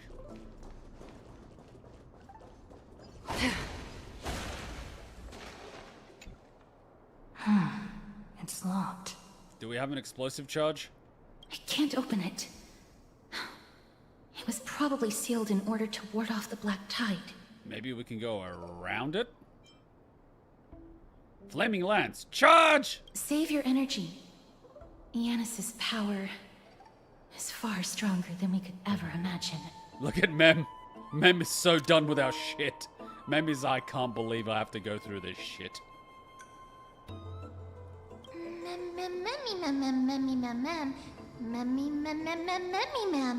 Oh, you're right. Change the space-time to a time when the door was open. You're a genius. Are you serious? Just a mere door, and your first instinct is to call on the gods? Sorry, I know that voice. Sasuke? Before you try unlocking the door, perhaps you should first find a way to clear the fog that clouds your vision. What a dick.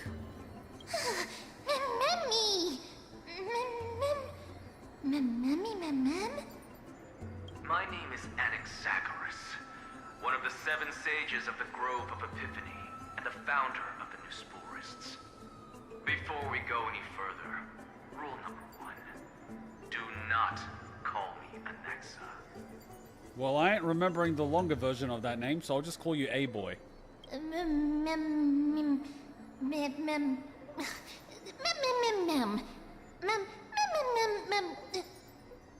Rule number 2. Never interrupt me. Silence is golden. Has anyone seen Soul Eater?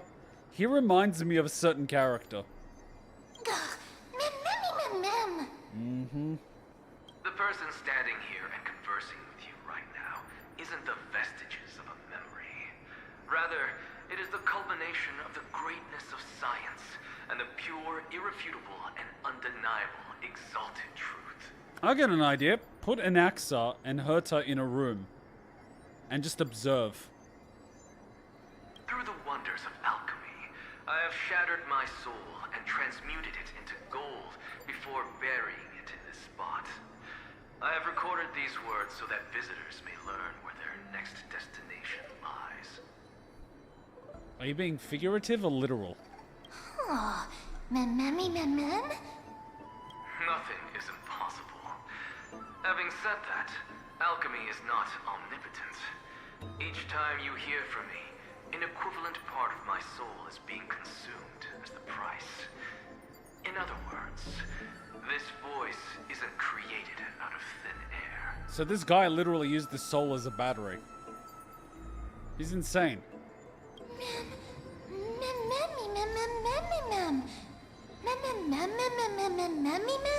Please don't tell me that he somehow predicted this entire conversation or some shit. That's because my precise calculations account for every possibility. I also know that you have already discovered the cause of the calamity at the Grove, the Black Tide, and that you mistakenly believe that the scholars have been wiped. Okay, Lelouch, the douche v Britannia. Let's just get this over and done with. Come on. Quit stroking yourself. Come on, let's get to the point. But that is where you're wrong. While the Black Tide was still approaching the Grove, the sages found a way to evacuate the vast majority of the scholars.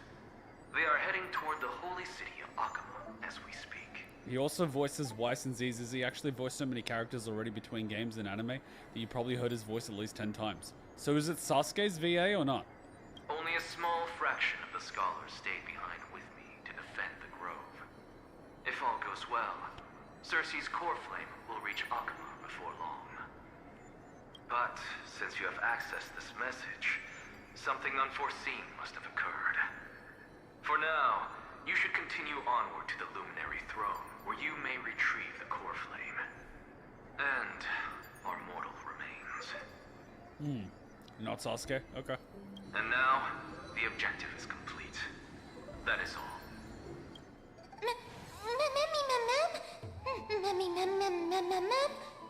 Who cares? Miss, judging from your reaction, you must have found a useful memory. God, no. Recount what you saw in the memory. What? Professor Anaxa? That's a lot to digest at once. I'm sorry. Please give me some time. Oh, Castoris didn't actually see that. We saw that in a memory through Mem, and now we're downloading Castoris and what we just saw. He said his name is Anaxagoras. You don't have to take that too seriously. For some reason, he's especially particular about his full name. Weirdo. No, Sportus and alchemy refers to. Professor Anaxa theorizes that all beings originate from the same source and have a similar composition, which in this case refers to the soul. He calls this theory Nesporism. Right. It is an extremely complicated theory. You should get him to explain it himself if you're interested. Fuck no! Provided that he is still alive. Yeah, I mean, we could be increasing his odds by running, but, you know, let's just stand here and keep talking. Everyone seems to have been evacuated. Yes, that seems like the only good news so far. We can just focus on retrieving the core flame then. Yeah, everyone was evacuated, like that guy behind Castoris behind the corner that's clearly dead. Perhaps Anaxa did not manage to survive. I do not wish to consider this possibility. Perhaps they were just unable to transfer the core flame, but managed to escape. We have to go to the Luminary Throne.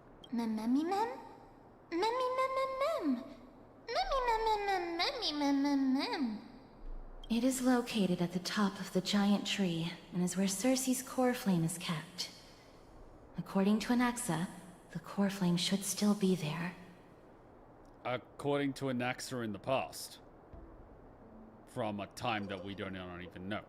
But making our way there won't be as simple as the professor made it sound. If you say I have to do another fucking puzzle, I swear to fucking God I will burn this tree down to the ground myself. All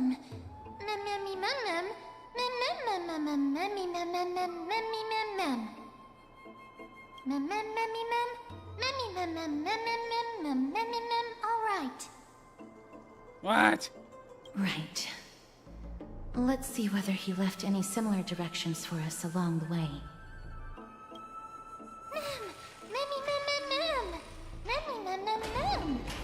By the end of this trip... Alchemy is truly incredible.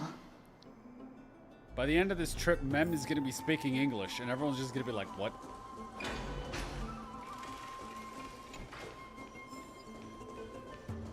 Fitness guide? What?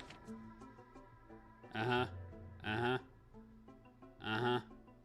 Uh-huh. Uh-huh. Uh-huh. Gaining muscle is about persistence. Uh-huh. Subtly trying to get gamers to work out.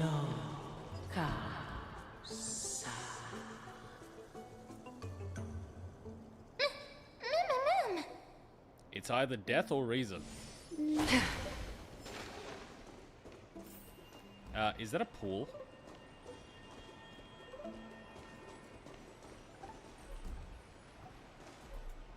Mem? I see a chest. Mem? No, you didn't imagine it. I heard it as well. I'm afraid that someone's probably nearby. As we are unable to ascertain whether they are friend or foe, we better remain cautious.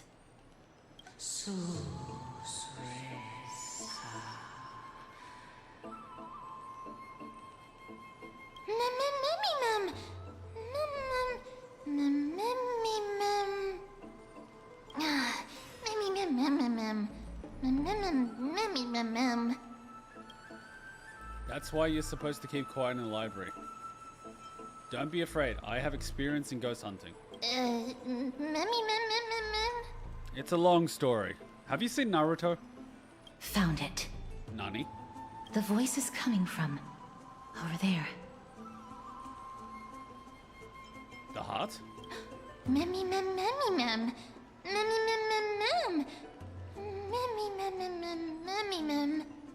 No. It seems to be coming from somewhere even further that way. The frog statue? Let's go check it out.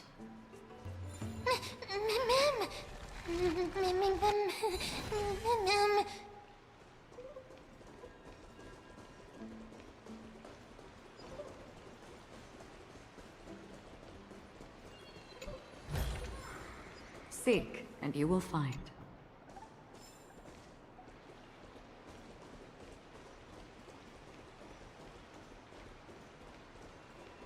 Did the light just flicker?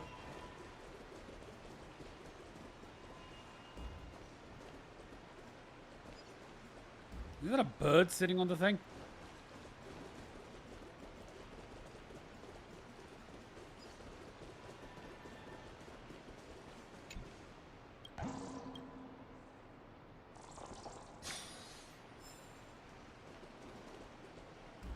Investigate, listen to the Titan's echoes.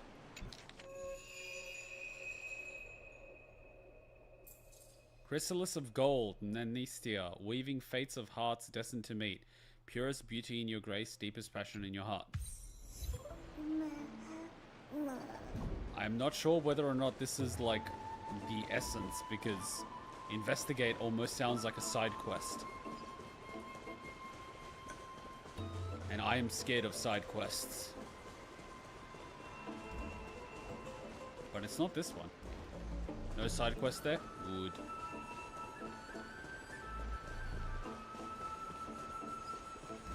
To be fair, they should not be throwing side quests during the main story quest, as a rule. A statue representing an old man draped in robes, seated in deep meditation. That looks like a frog.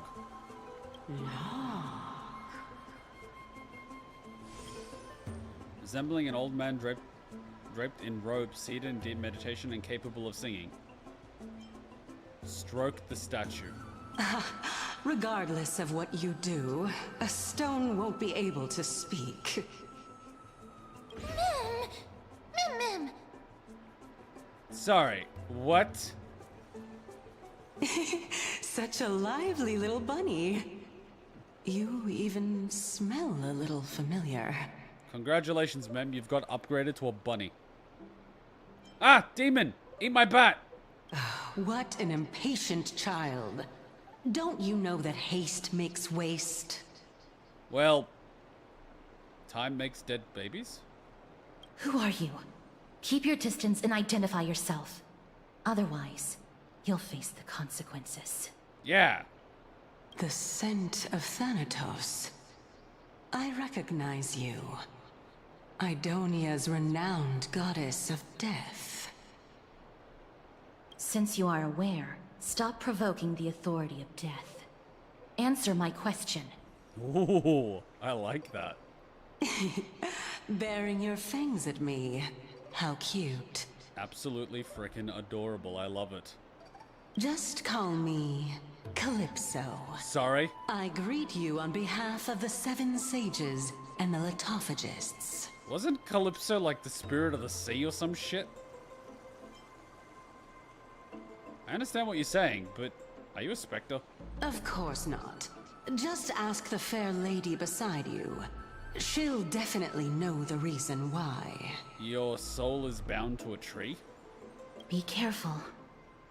Even if the head of the Lotophagus has never shown their true identity before, we shouldn't trust this person so easily.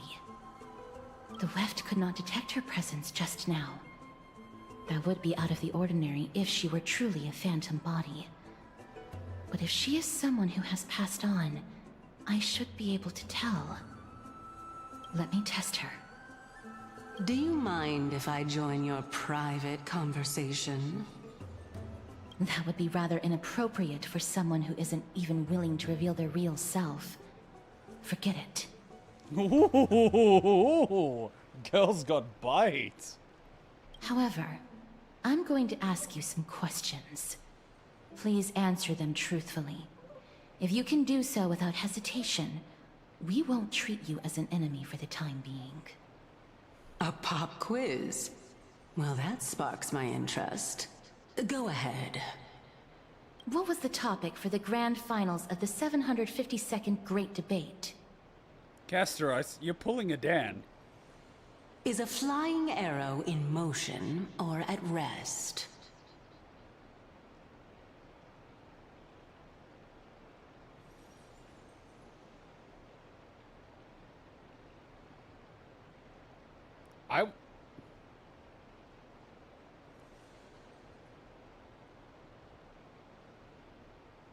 Motion. Who was your representative? Medea. She went up against Phainon of the New Sporists. Sorry, what? Who won? Nobody won because the 752nd Great Debate never took place. What I just mentioned happened during the previous debate. Phainon emerged victorious and obtained his 10th consecutive debate wreath. Also, to alleviate your worries, I shall provide you with a piece of information that's more valuable than the Great Debate. Oh? Anaxa the New Sporist is still alive. I saved him, and he is now recuperating at the Luminary Throne. So, are you satisfied with my answers? This dumbfounded expression of yours is much more adorable and likable than the previous one. As the saying goes, seeing is believing. Why don't you follow me to the throne and take a look for yourself? I'll keep my eyes on you at all times. Oh, that's truly an honor.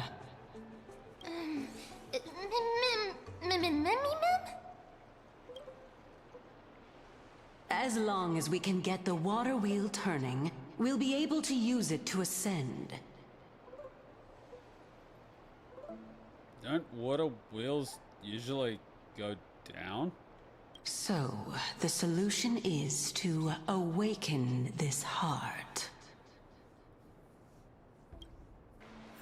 I feel like I'm being used. Wouldn't be the first time, though.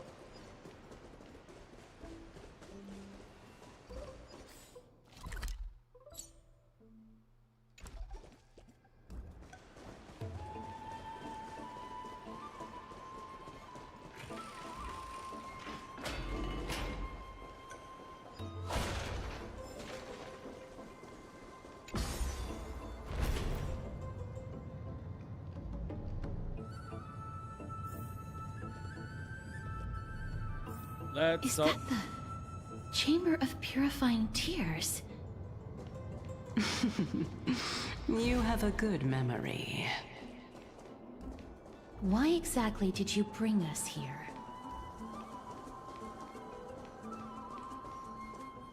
My intention should be obvious.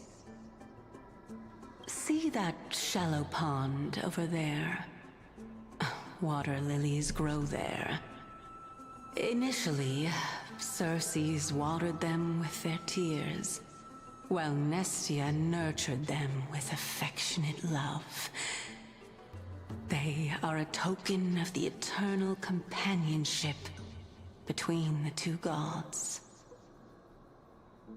All the two of you have to do is to cross the deep well and retrieve the golden bough of vows for me.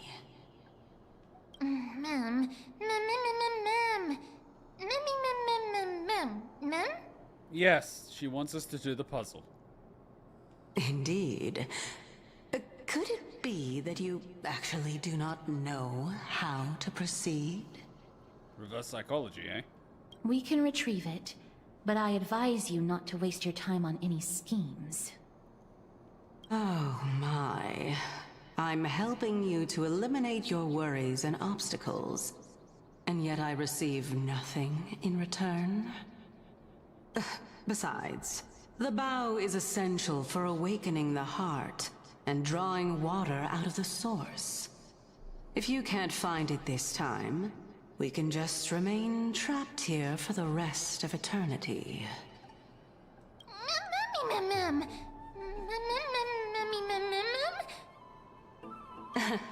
You're overthinking things.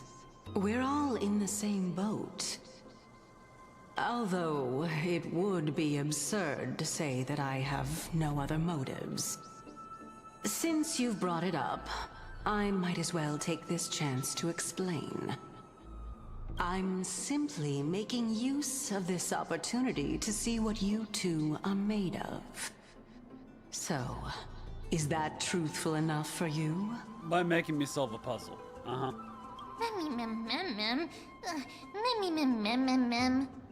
Now is not the time for me to elaborate further. So, please proceed. As a student of Anaxa, equivalent exchange should be something that you are familiar with. I cannot deny that. God damn it, Alchemy. Miss, since our interests are aligned right now, it's better for us to do as she says. Besides, she knows about my past. Even though I'm not able to elaborate much, I can tell you that she has reasons to fear me. Adorable. If you unfortunately turn out to be her ultimate target, please don't worry. I will promptly intervene. Adorable.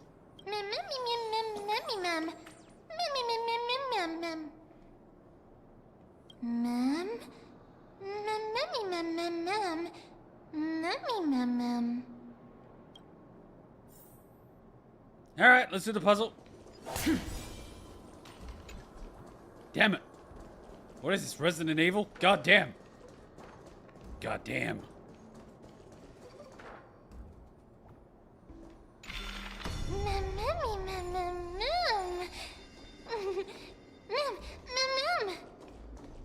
A freaking door without hinges and I can't fucking squeeze through? Are you kidding me? How fat are you? How fat are you? How fat are you? You can't squeeze through this shit? Are you kidding me? Anyways. Have the character stand on the bloom to reach a higher location through its growth, and you can cause it to rewind time. The bloom sometimes become corrupted even after it's been rewound. It will stay to return to state before its ability would be used. Sure, why not? Wait a minute.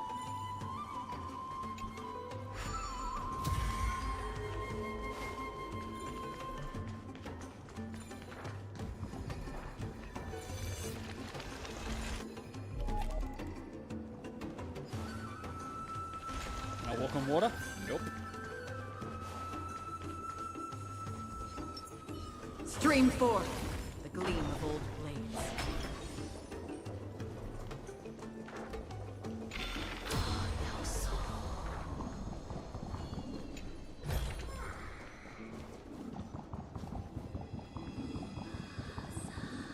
Huh? Some sides There of the are vessels ichor are covered vessels stored here. with fragile layer which will break upon impact, causing it to flow out. When it comes into contact with the flower bed, it will grow. When rewinding, you can rewind both. Each side of the vessel might be covered with different membranes. Destroying membranes on different sides might generate different results. Right. Sorry, come back!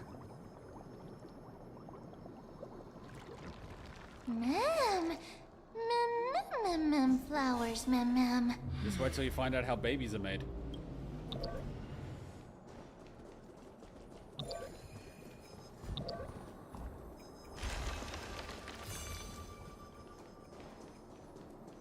Unlock the gate.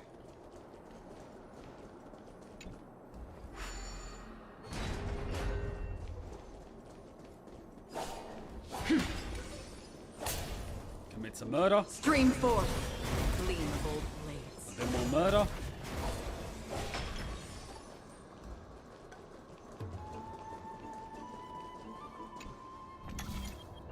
Yes. How smart. Process of elimination, lady.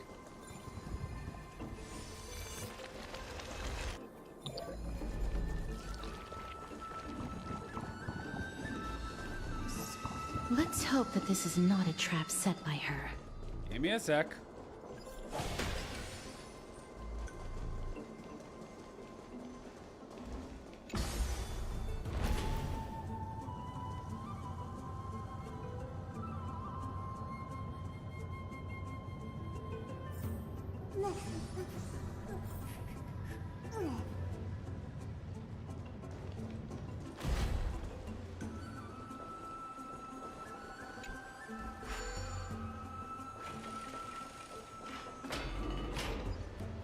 Side quest complete.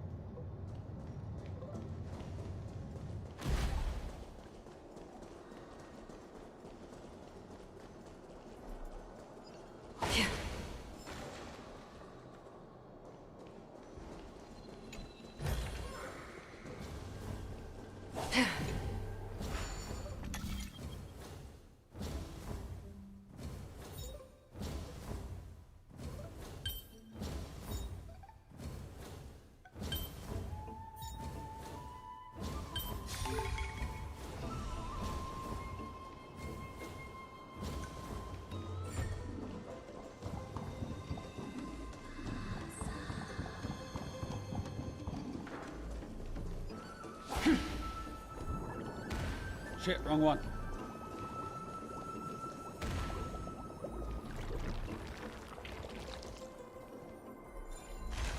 No, I need to rewind you, goddammit.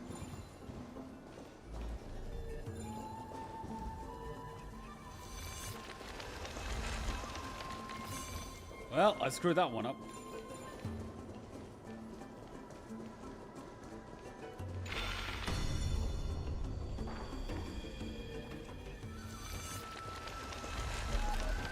Okay, I need to extend my little magic thing.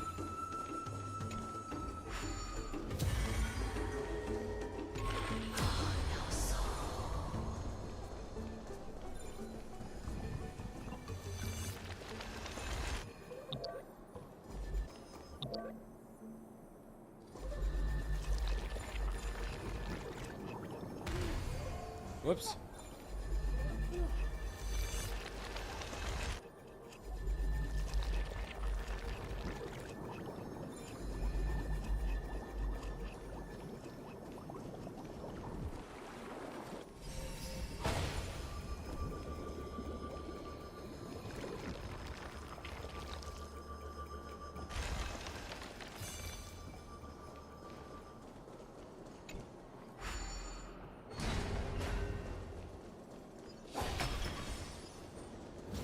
Stream forth the gleam of old blades.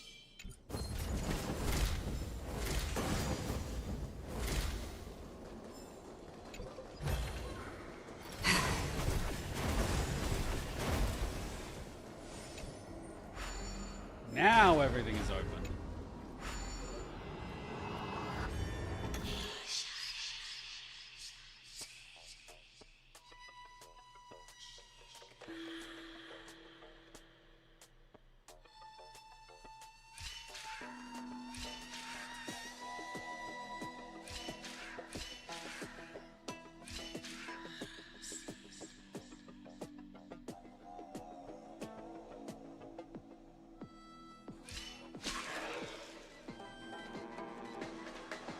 Shit.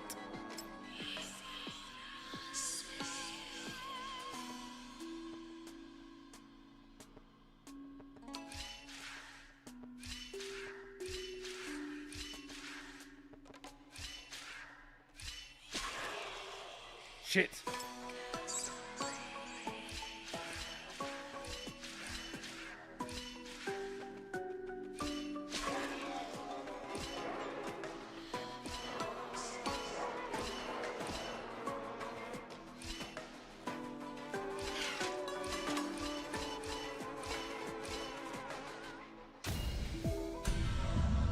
Process of elimination wins again.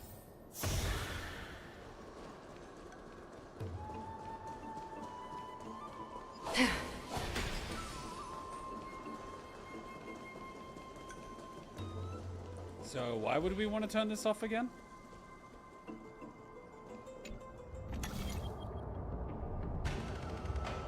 Oh.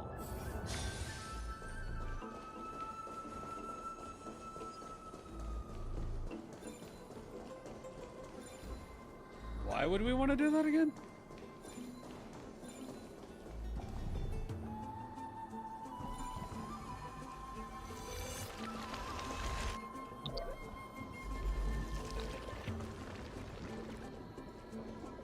Is there something on either side? I don't believe so.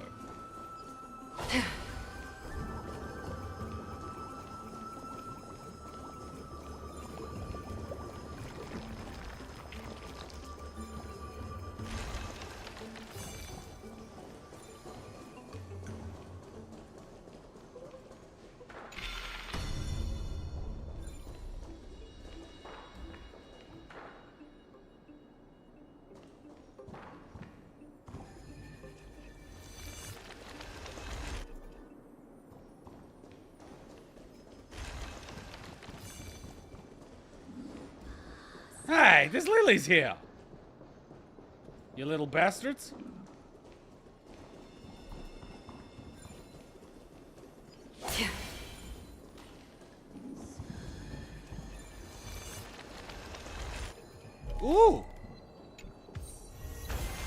This is what exploring the cosmos is all about. Crap.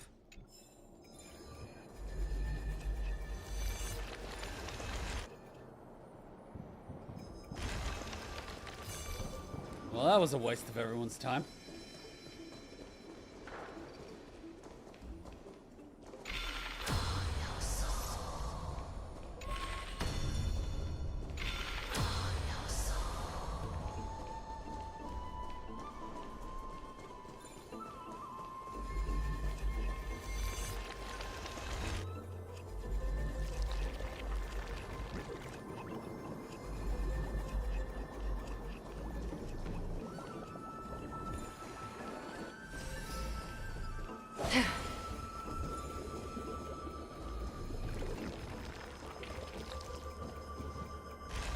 There's another one, but we can worry about that later.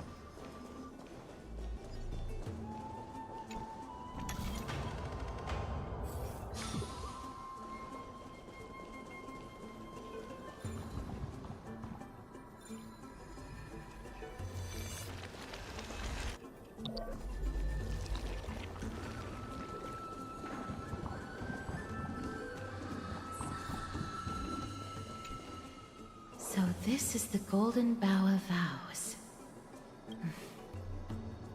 I hope that the Titan will not take their anger out on us. So what we're doing is simply provoking the Titans.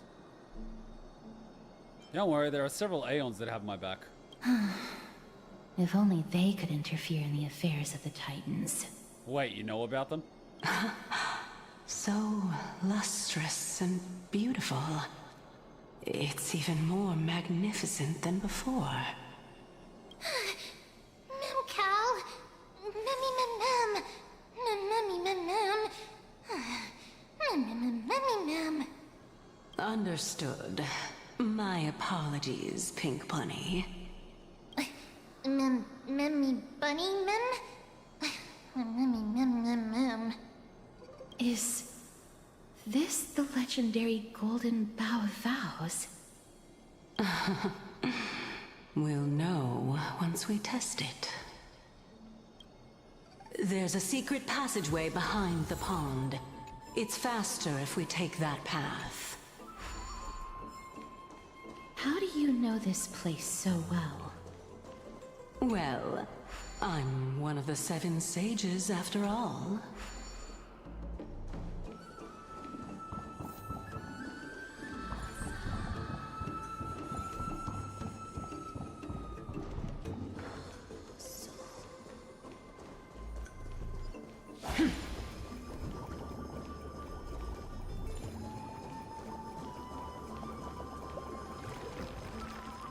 Let's grab the other item now. Because we can just teleport to the other place. See, this door's already open, so we don't have to worry about it. Bingo.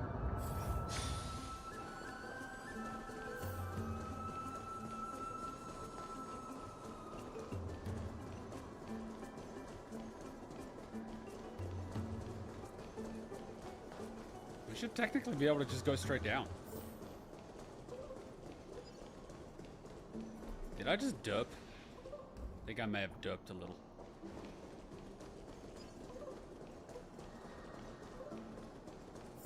I could have just continued and gone the full way. It doesn't matter.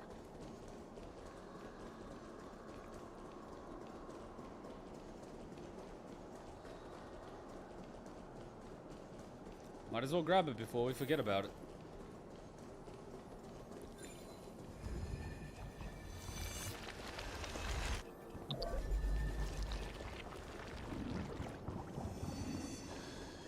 Oh, it won't let us go that way, so we gotta go from behind. That is annoying. Okay.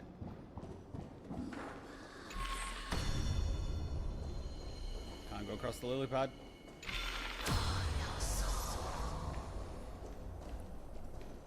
Then, to get to that one, we gotta be...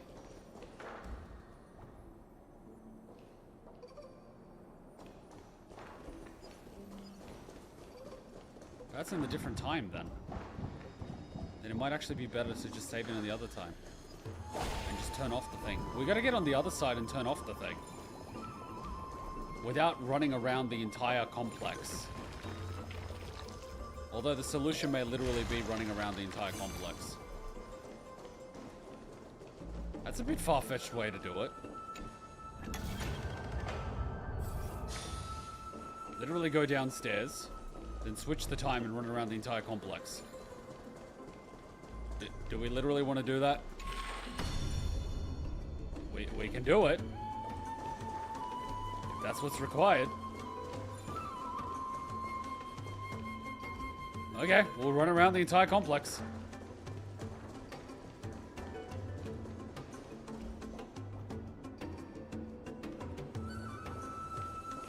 Is this thing coming down?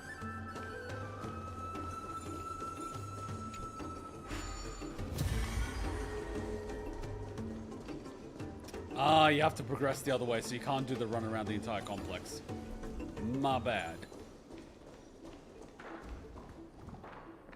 Yeah, but shouldn't we technically just be able to walk across this?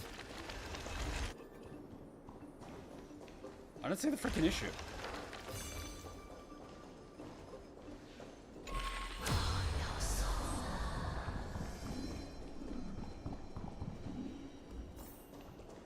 Whatever. We'll worry about it later.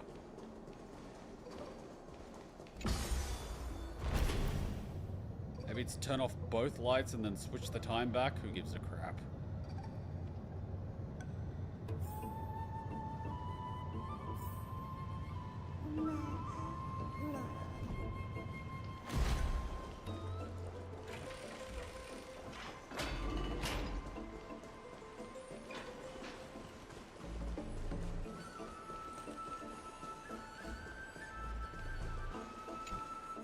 We're here. Could you kindly pluck a petal for me and place it into the pool? Remove a petal. Now, can our little goddess perform that again? Huh? That being the oath of Nestia's priests. Right. Got it. Oh, Nestia, with the weft as my vow, I beseech you, entwine my body with your golden thread and affection. Ma'am, me lit up. What is the principle behind this? It's just an ancient promise between the Titan and humans. So, what do you think? It really is the Golden Bough of Vows. And I did not set any traps for you, right? That is... indeed true. You look like a sad, lost puppy. Even if this is indeed a scheme to get you to lower your guard, you don't have any other choice but to play along, do you? Therefore, why don't we just put everything aside and work together? We can always determine who's right and who's wrong once we overcome this. Yes, I agree. Great. Then, let's ride the water wheel. However, giving us half-truths is not the right attitude for cooperation. Furthermore, according to the principle of equivalent exchange, since we have passed your so-called trial, isn't it time for you to make your intentions clear to us? Ah. I really can't bear to look at your sad expressions. Although you only cleared a simple trial, I'm willing to make an exception and treat you with sincerity. I'll allow each of you to ask a question. But not the little bunny. So, ask away. Discrimination.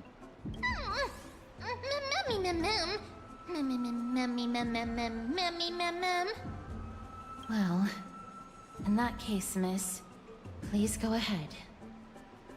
What is your true identity? Why don't you show us your true appearance? What is your purpose in testing us? Why do you say that our fates are intertwined? Ah, me first, but why? No!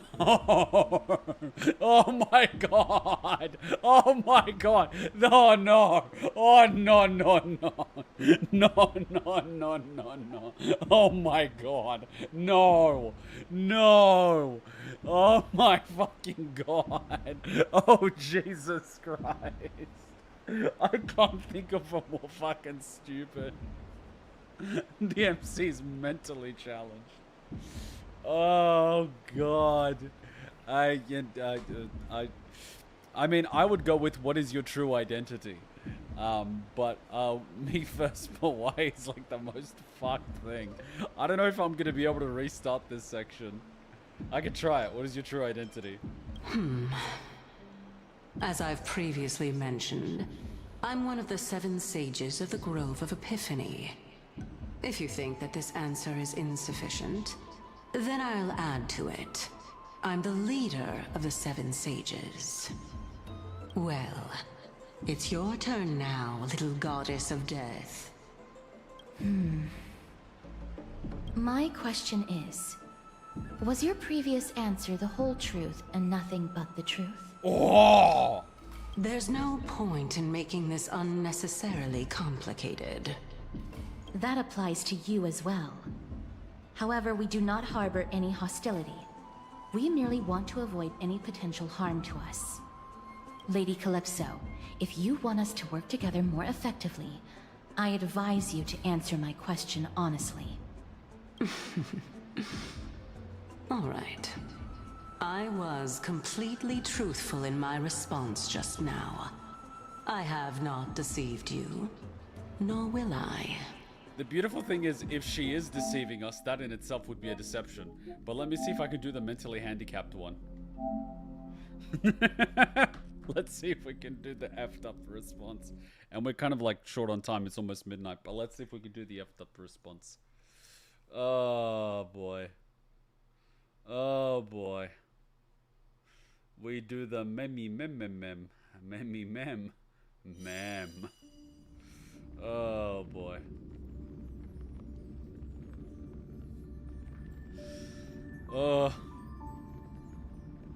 I could just imagine Dan just being like, and Wealth would just be like, oh my god. I have to try the mentally challenged response. I have to try. We have to see if we can do it.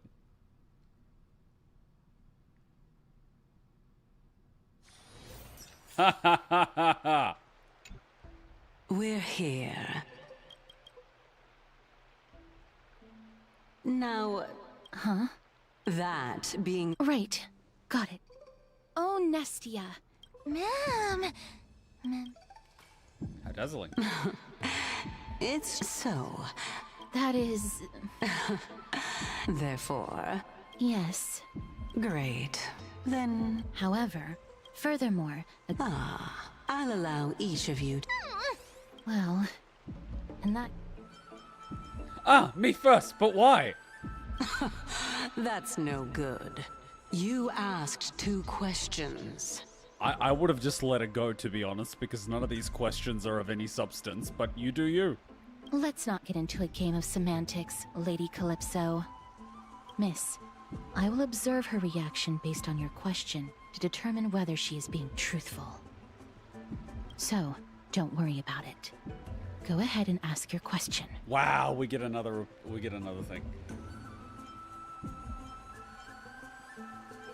Why don't you show your true appearance?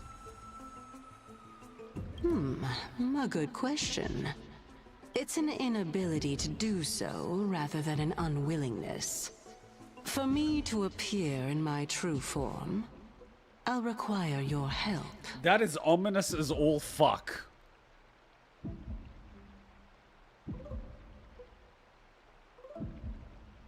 Well, it's your turn now, little goddess of death. My question is... There's no point... That applies to you, Lady Calypso.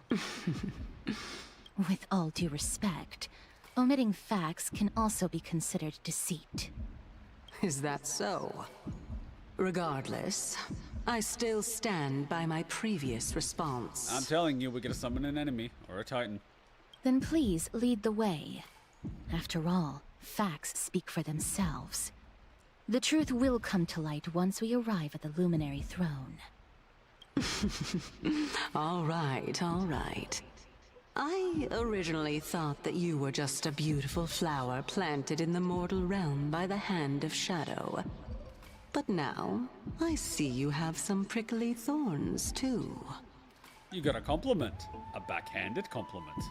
I'll just consider that a compliment. Indeed. I'm complimenting your charming naivete. Oh, shit. Oh. All right, go ride the water wheel. I'll wait for you up there. I swear to God, I am like watching monkeys throw feces at each other.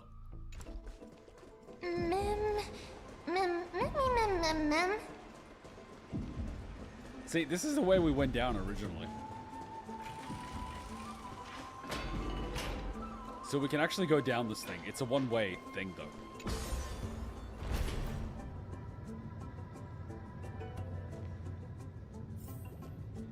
But I should have been able to open up a secondary door. And if I opened up the secondary door...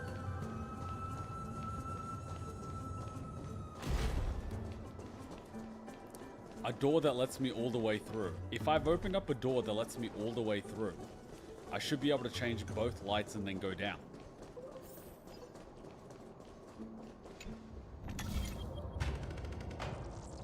Yep. And then I change this light.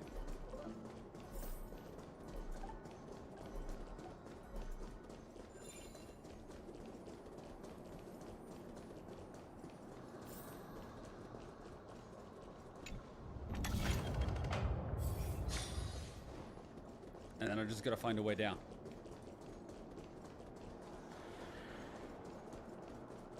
There might not actually be a way down this way. That might be the bitch of it, actually.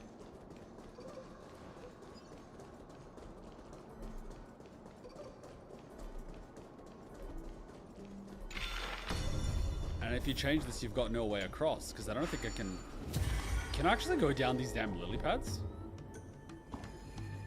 I don't think it lets me. Okay, it does let me. Stream 4. Yeah, you just go down the lily pads. That's why I was trying to do that before. Anyway, I must have been doing it wrong. I must have had the lights on it. And then that should enable me to, I don't know, freaking go across anywhere I want. And then all I gotta do is disable this thing here.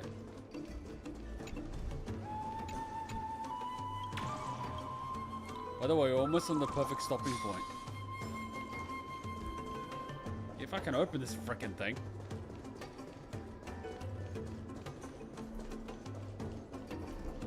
Stupid puzzle.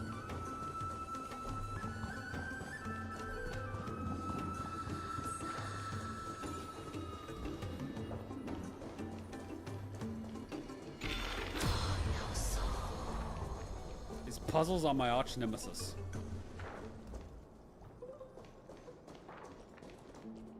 Anyway. I can just instant transmission to the other level, can I not? Wait, I can't instant transmission to the other level? Yes, I can. Anyway, the water wheel. Yeah. Oh, this water wheel goes the other way? Let me on.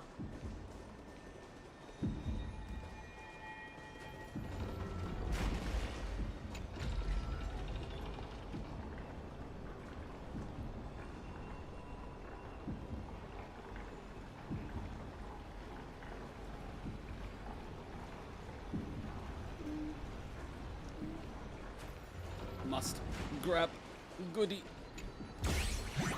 You son of a bitch.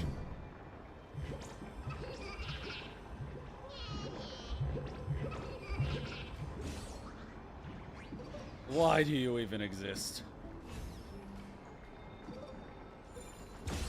You little shit. Oops, I let it go prematurely.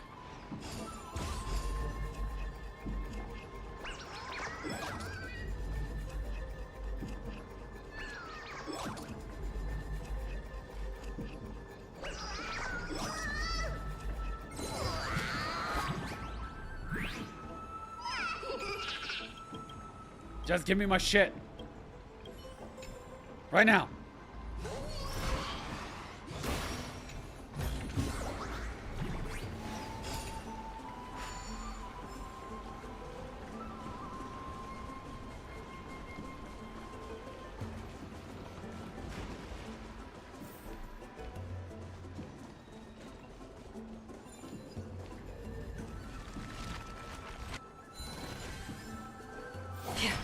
Speaking of which, don't you also have a red-haired companion? Memmy mem. Memmy mem. Not too much. It's just that I seem to hear the sound of a bee buzzing around. Lady, your metaphors are not worthy of praise at all.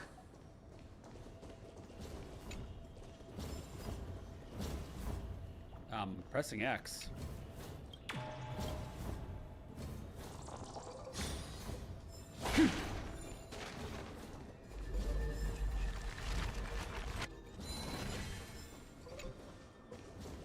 I'm picking up goodies that I will never use.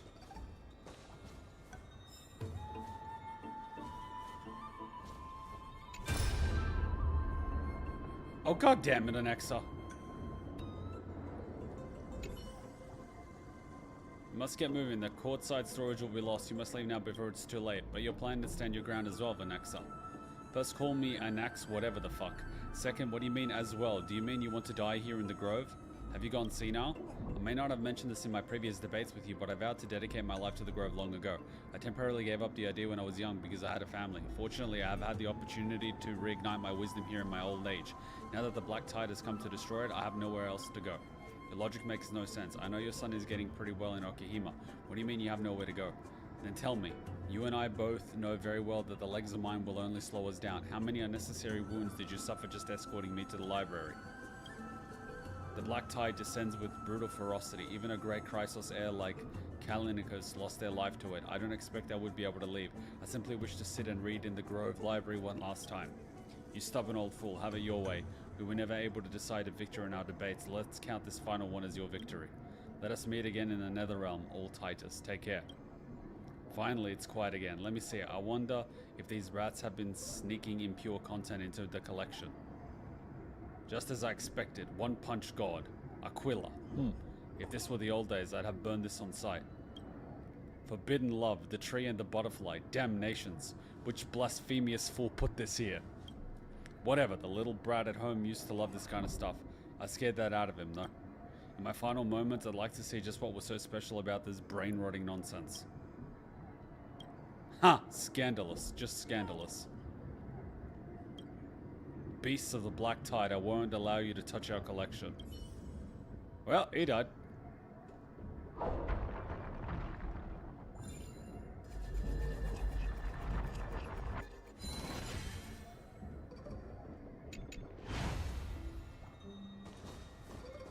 It looks a lot younger in his death, but anyway.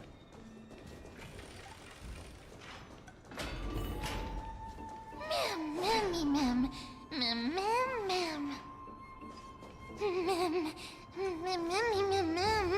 Bring forth clean old blades. We can repair statues, but not bodies. The limitations of our powers.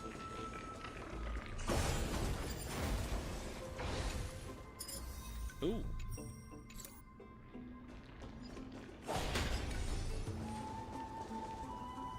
No way. It's one of those.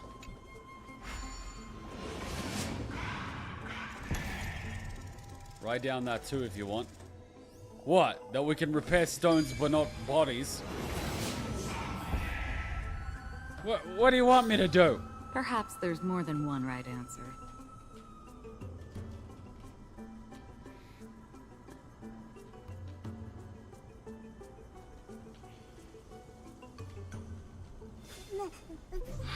Yeah, give it a second.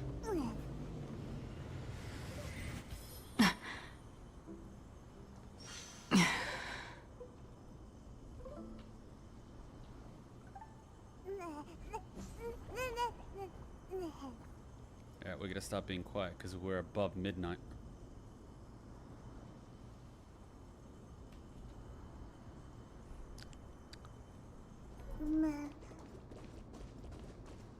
Can we kill them now? Whoa! It's little Gray, little Cass, and the pink puppy! Little Mem.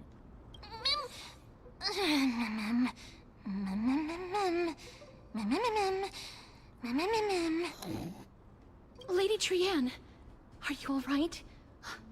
Were you hurt?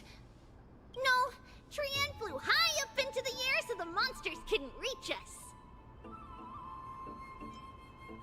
Air supremacy secured. Air supremacy secured! That sounds so cool! Oh, but what does it mean? Let me teach you about surface-to-air missiles. I mean, air-to-surface missiles. Wait, those are called bombs. Technically rockets. Wait a minute, let's get back on track. The spindle that Aggie gave us is so powerful that Trianne seems to have found Nax. He's near the treetop. Even though our perception of him is very weak, it's not like the White Dryads from before. But since Trianne was alone and afraid that it might be dangerous, we did not fly there to take a look. It seems like Lady Trianne did not forget our promise. Anaxa is indeed still alive, and he's at the Luminary Throne right now. It seems like Lady Calypso did not lie regarding this. Huh? Calypso? Who's that? She seems to be the head of the whatever the fudge. Oh, so you found a survivor! But the golden thread doesn't seem to be able to sense the person you're talking about. Mem! Mem, mem, mem, mem, mem, mem. Mem! Maybe she was tied to the tree. Coming and going without a trace. She's such a strange person. I feel like she's tied to the tree. Oh! Actually, Trianne also found this. Could this be related to the person you're talking about? This is a piece of burnt cloth. Yup! Trianne found it on a branch not long ago. Trianne even used the golden thread to search around and found that the entire grove is giving off a similar aura. Mm-hmm. Memmy.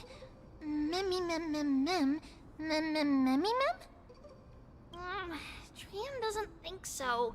Because when Trianne picked it up, we didn't see anything at all. And judging by the golden thread, the aura seems to be all around. Mm-hmm. Probably the Titan. Lady Trianne, where is the aura gathered at right now? Tree. It seems to be... Oh! A little higher and a little ahead of us! The Dome of Devotion. Calypso, just what are you hiding?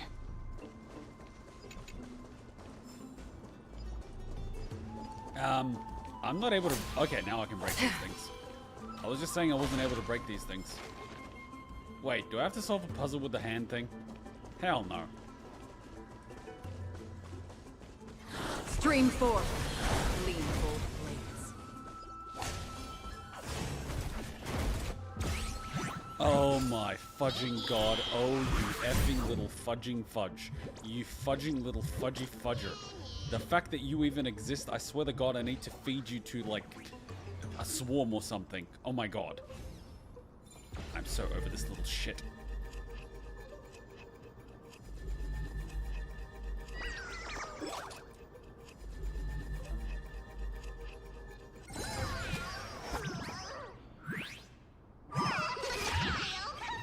goddamn thing, I swear to God.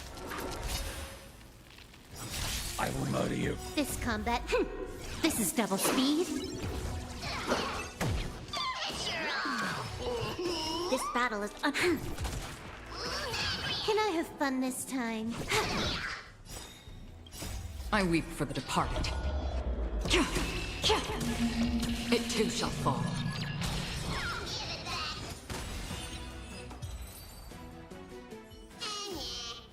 Another blood debt repaid. Feed it to Fat Ica. Give me my thing right now.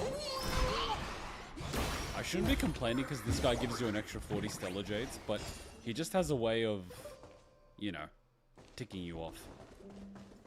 Are these evil birds? Stream forth the gleam of old blades.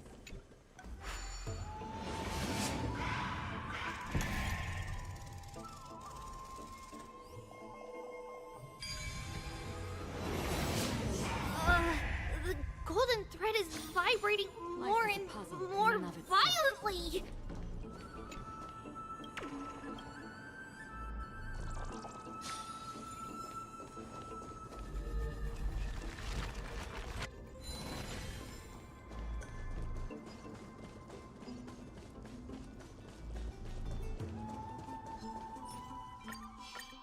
Stream forth the gleam of old blades. Nothing here, I think.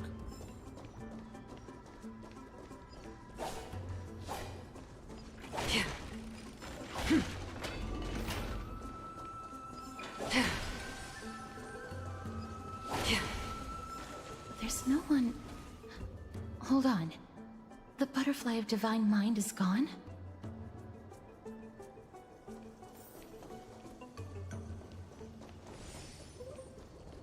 And I'm guessing the tree spirit is gonna be here? That can't be. Was it for fending off the black tide? Or perhaps... What exactly is this butterfly of divine mind? Is it a very powerful guardian monster? No. How should I put it? It's considered a safeguard for the Titan's core flame. This butterfly is created from Nestia's remaining divine mind and bears the responsibility of guarding the core flame. And if it's no longer active, it basically means that the core flame has already been removed? Legend has it that someone can only pass the trial of the butterfly by proving they possess pure and unselfish love within their heart. Only then can they awaken the great tree to open up the path to meet Circes. Where the F are we supposed to find someone like that? But how are we going to prove it? Mem mem mem mem mem mem mem mem mem mem mem. Man, you fucking slut. Sorry, but even I don't know how. After all, this is a secret among secrets that only a select few in the entire grove, and even Amphoreus, know. Maybe we need, like, someone that really loves trees. Rather than worry about this, Lady Trianne, did the golden thread react to anything around here? No.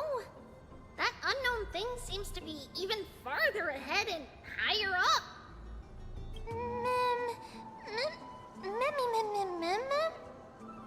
Perhaps we can try again. Let's see if the butterfly will still react to the golden bough of vows despite having dissipated. If it's indeed the token mentioned in the legends, there should be a reaction. Take a petal.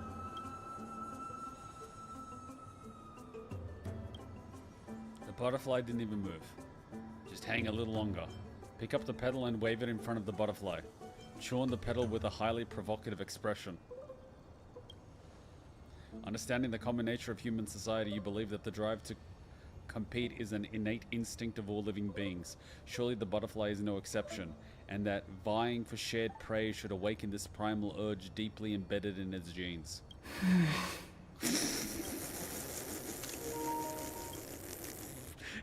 She looks disappointed.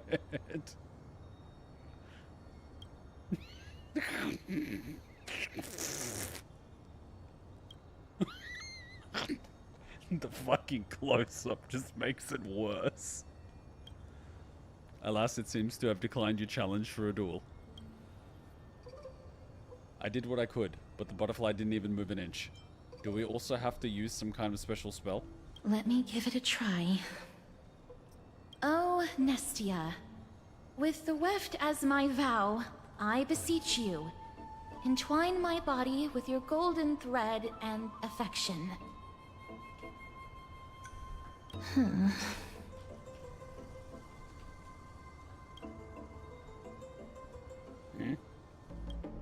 The butterfly still didn't move an inch.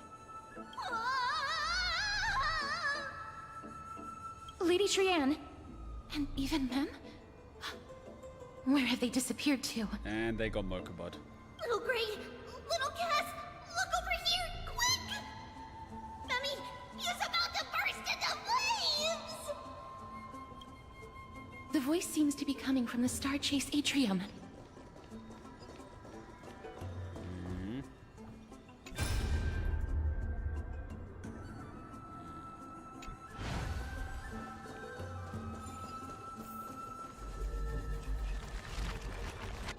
Why am I even doing that?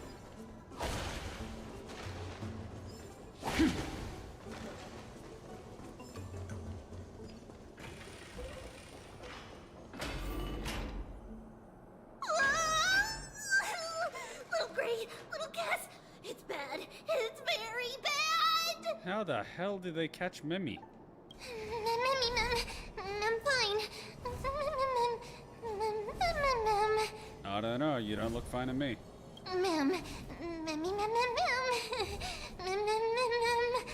Yes, that would be best. That doesn't sound good.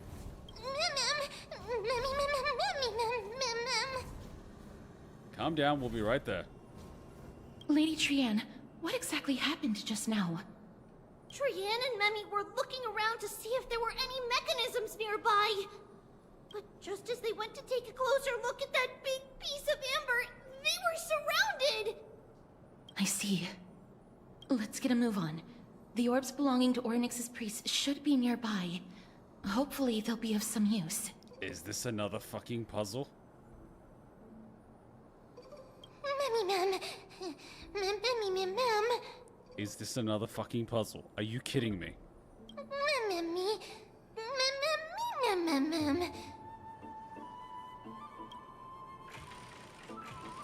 Yeah, we're definitely gonna have to end it here. I will not have time to do this puzzle. So much for a good stopping point. That's about as good as it's gonna get. That is just fucked. That is just fucked. Another puzzle, man. What the fuck? They just threw another puzzle. What the fuck? That is haram. That should be illegal. That should legit be illegal. Alright, we're gonna end it there. We're already past midnight, we gotta end it there. We're already on like 6.5 hours. We've gotta end it there. Oh, my neck. At least we got to see the MC trying to challenge a butterfly to a duel by aggressively eating a leaf. That truly was something that should have been drawn or animated. That in itself is a meme. I love that they zoomed in, but really I need to see an image of the MC chewing a butterfly and staring at them, and the Castoris just in the background like disappointed. That would just be perfect. Alright, we'll continue next week as we always do. That was fun, and thank you guys for the donations again. That's probably added another 23 hours. I mean, Hutchin is around, so I can't exactly do a marathon, but we are chipping away at it. We are chipping away at it. And we'll continue next week, and don't forget, tomorrow we've got Resident Evil, so that's going to be fun. So I will see you guys there. I'm going to go take a shower and sleep, but I will see you on Discord tomorrow. See you guys. Next week we should finish 3.1. Well, considering we spent about 4 hours in 3.1, I would think we should be near the halfway point. Anyways, as long as they don't do too many puzzles, it shouldn't be a problem because combat's really quick. So I'll see you guys then. Ninja Kuma out. Bye.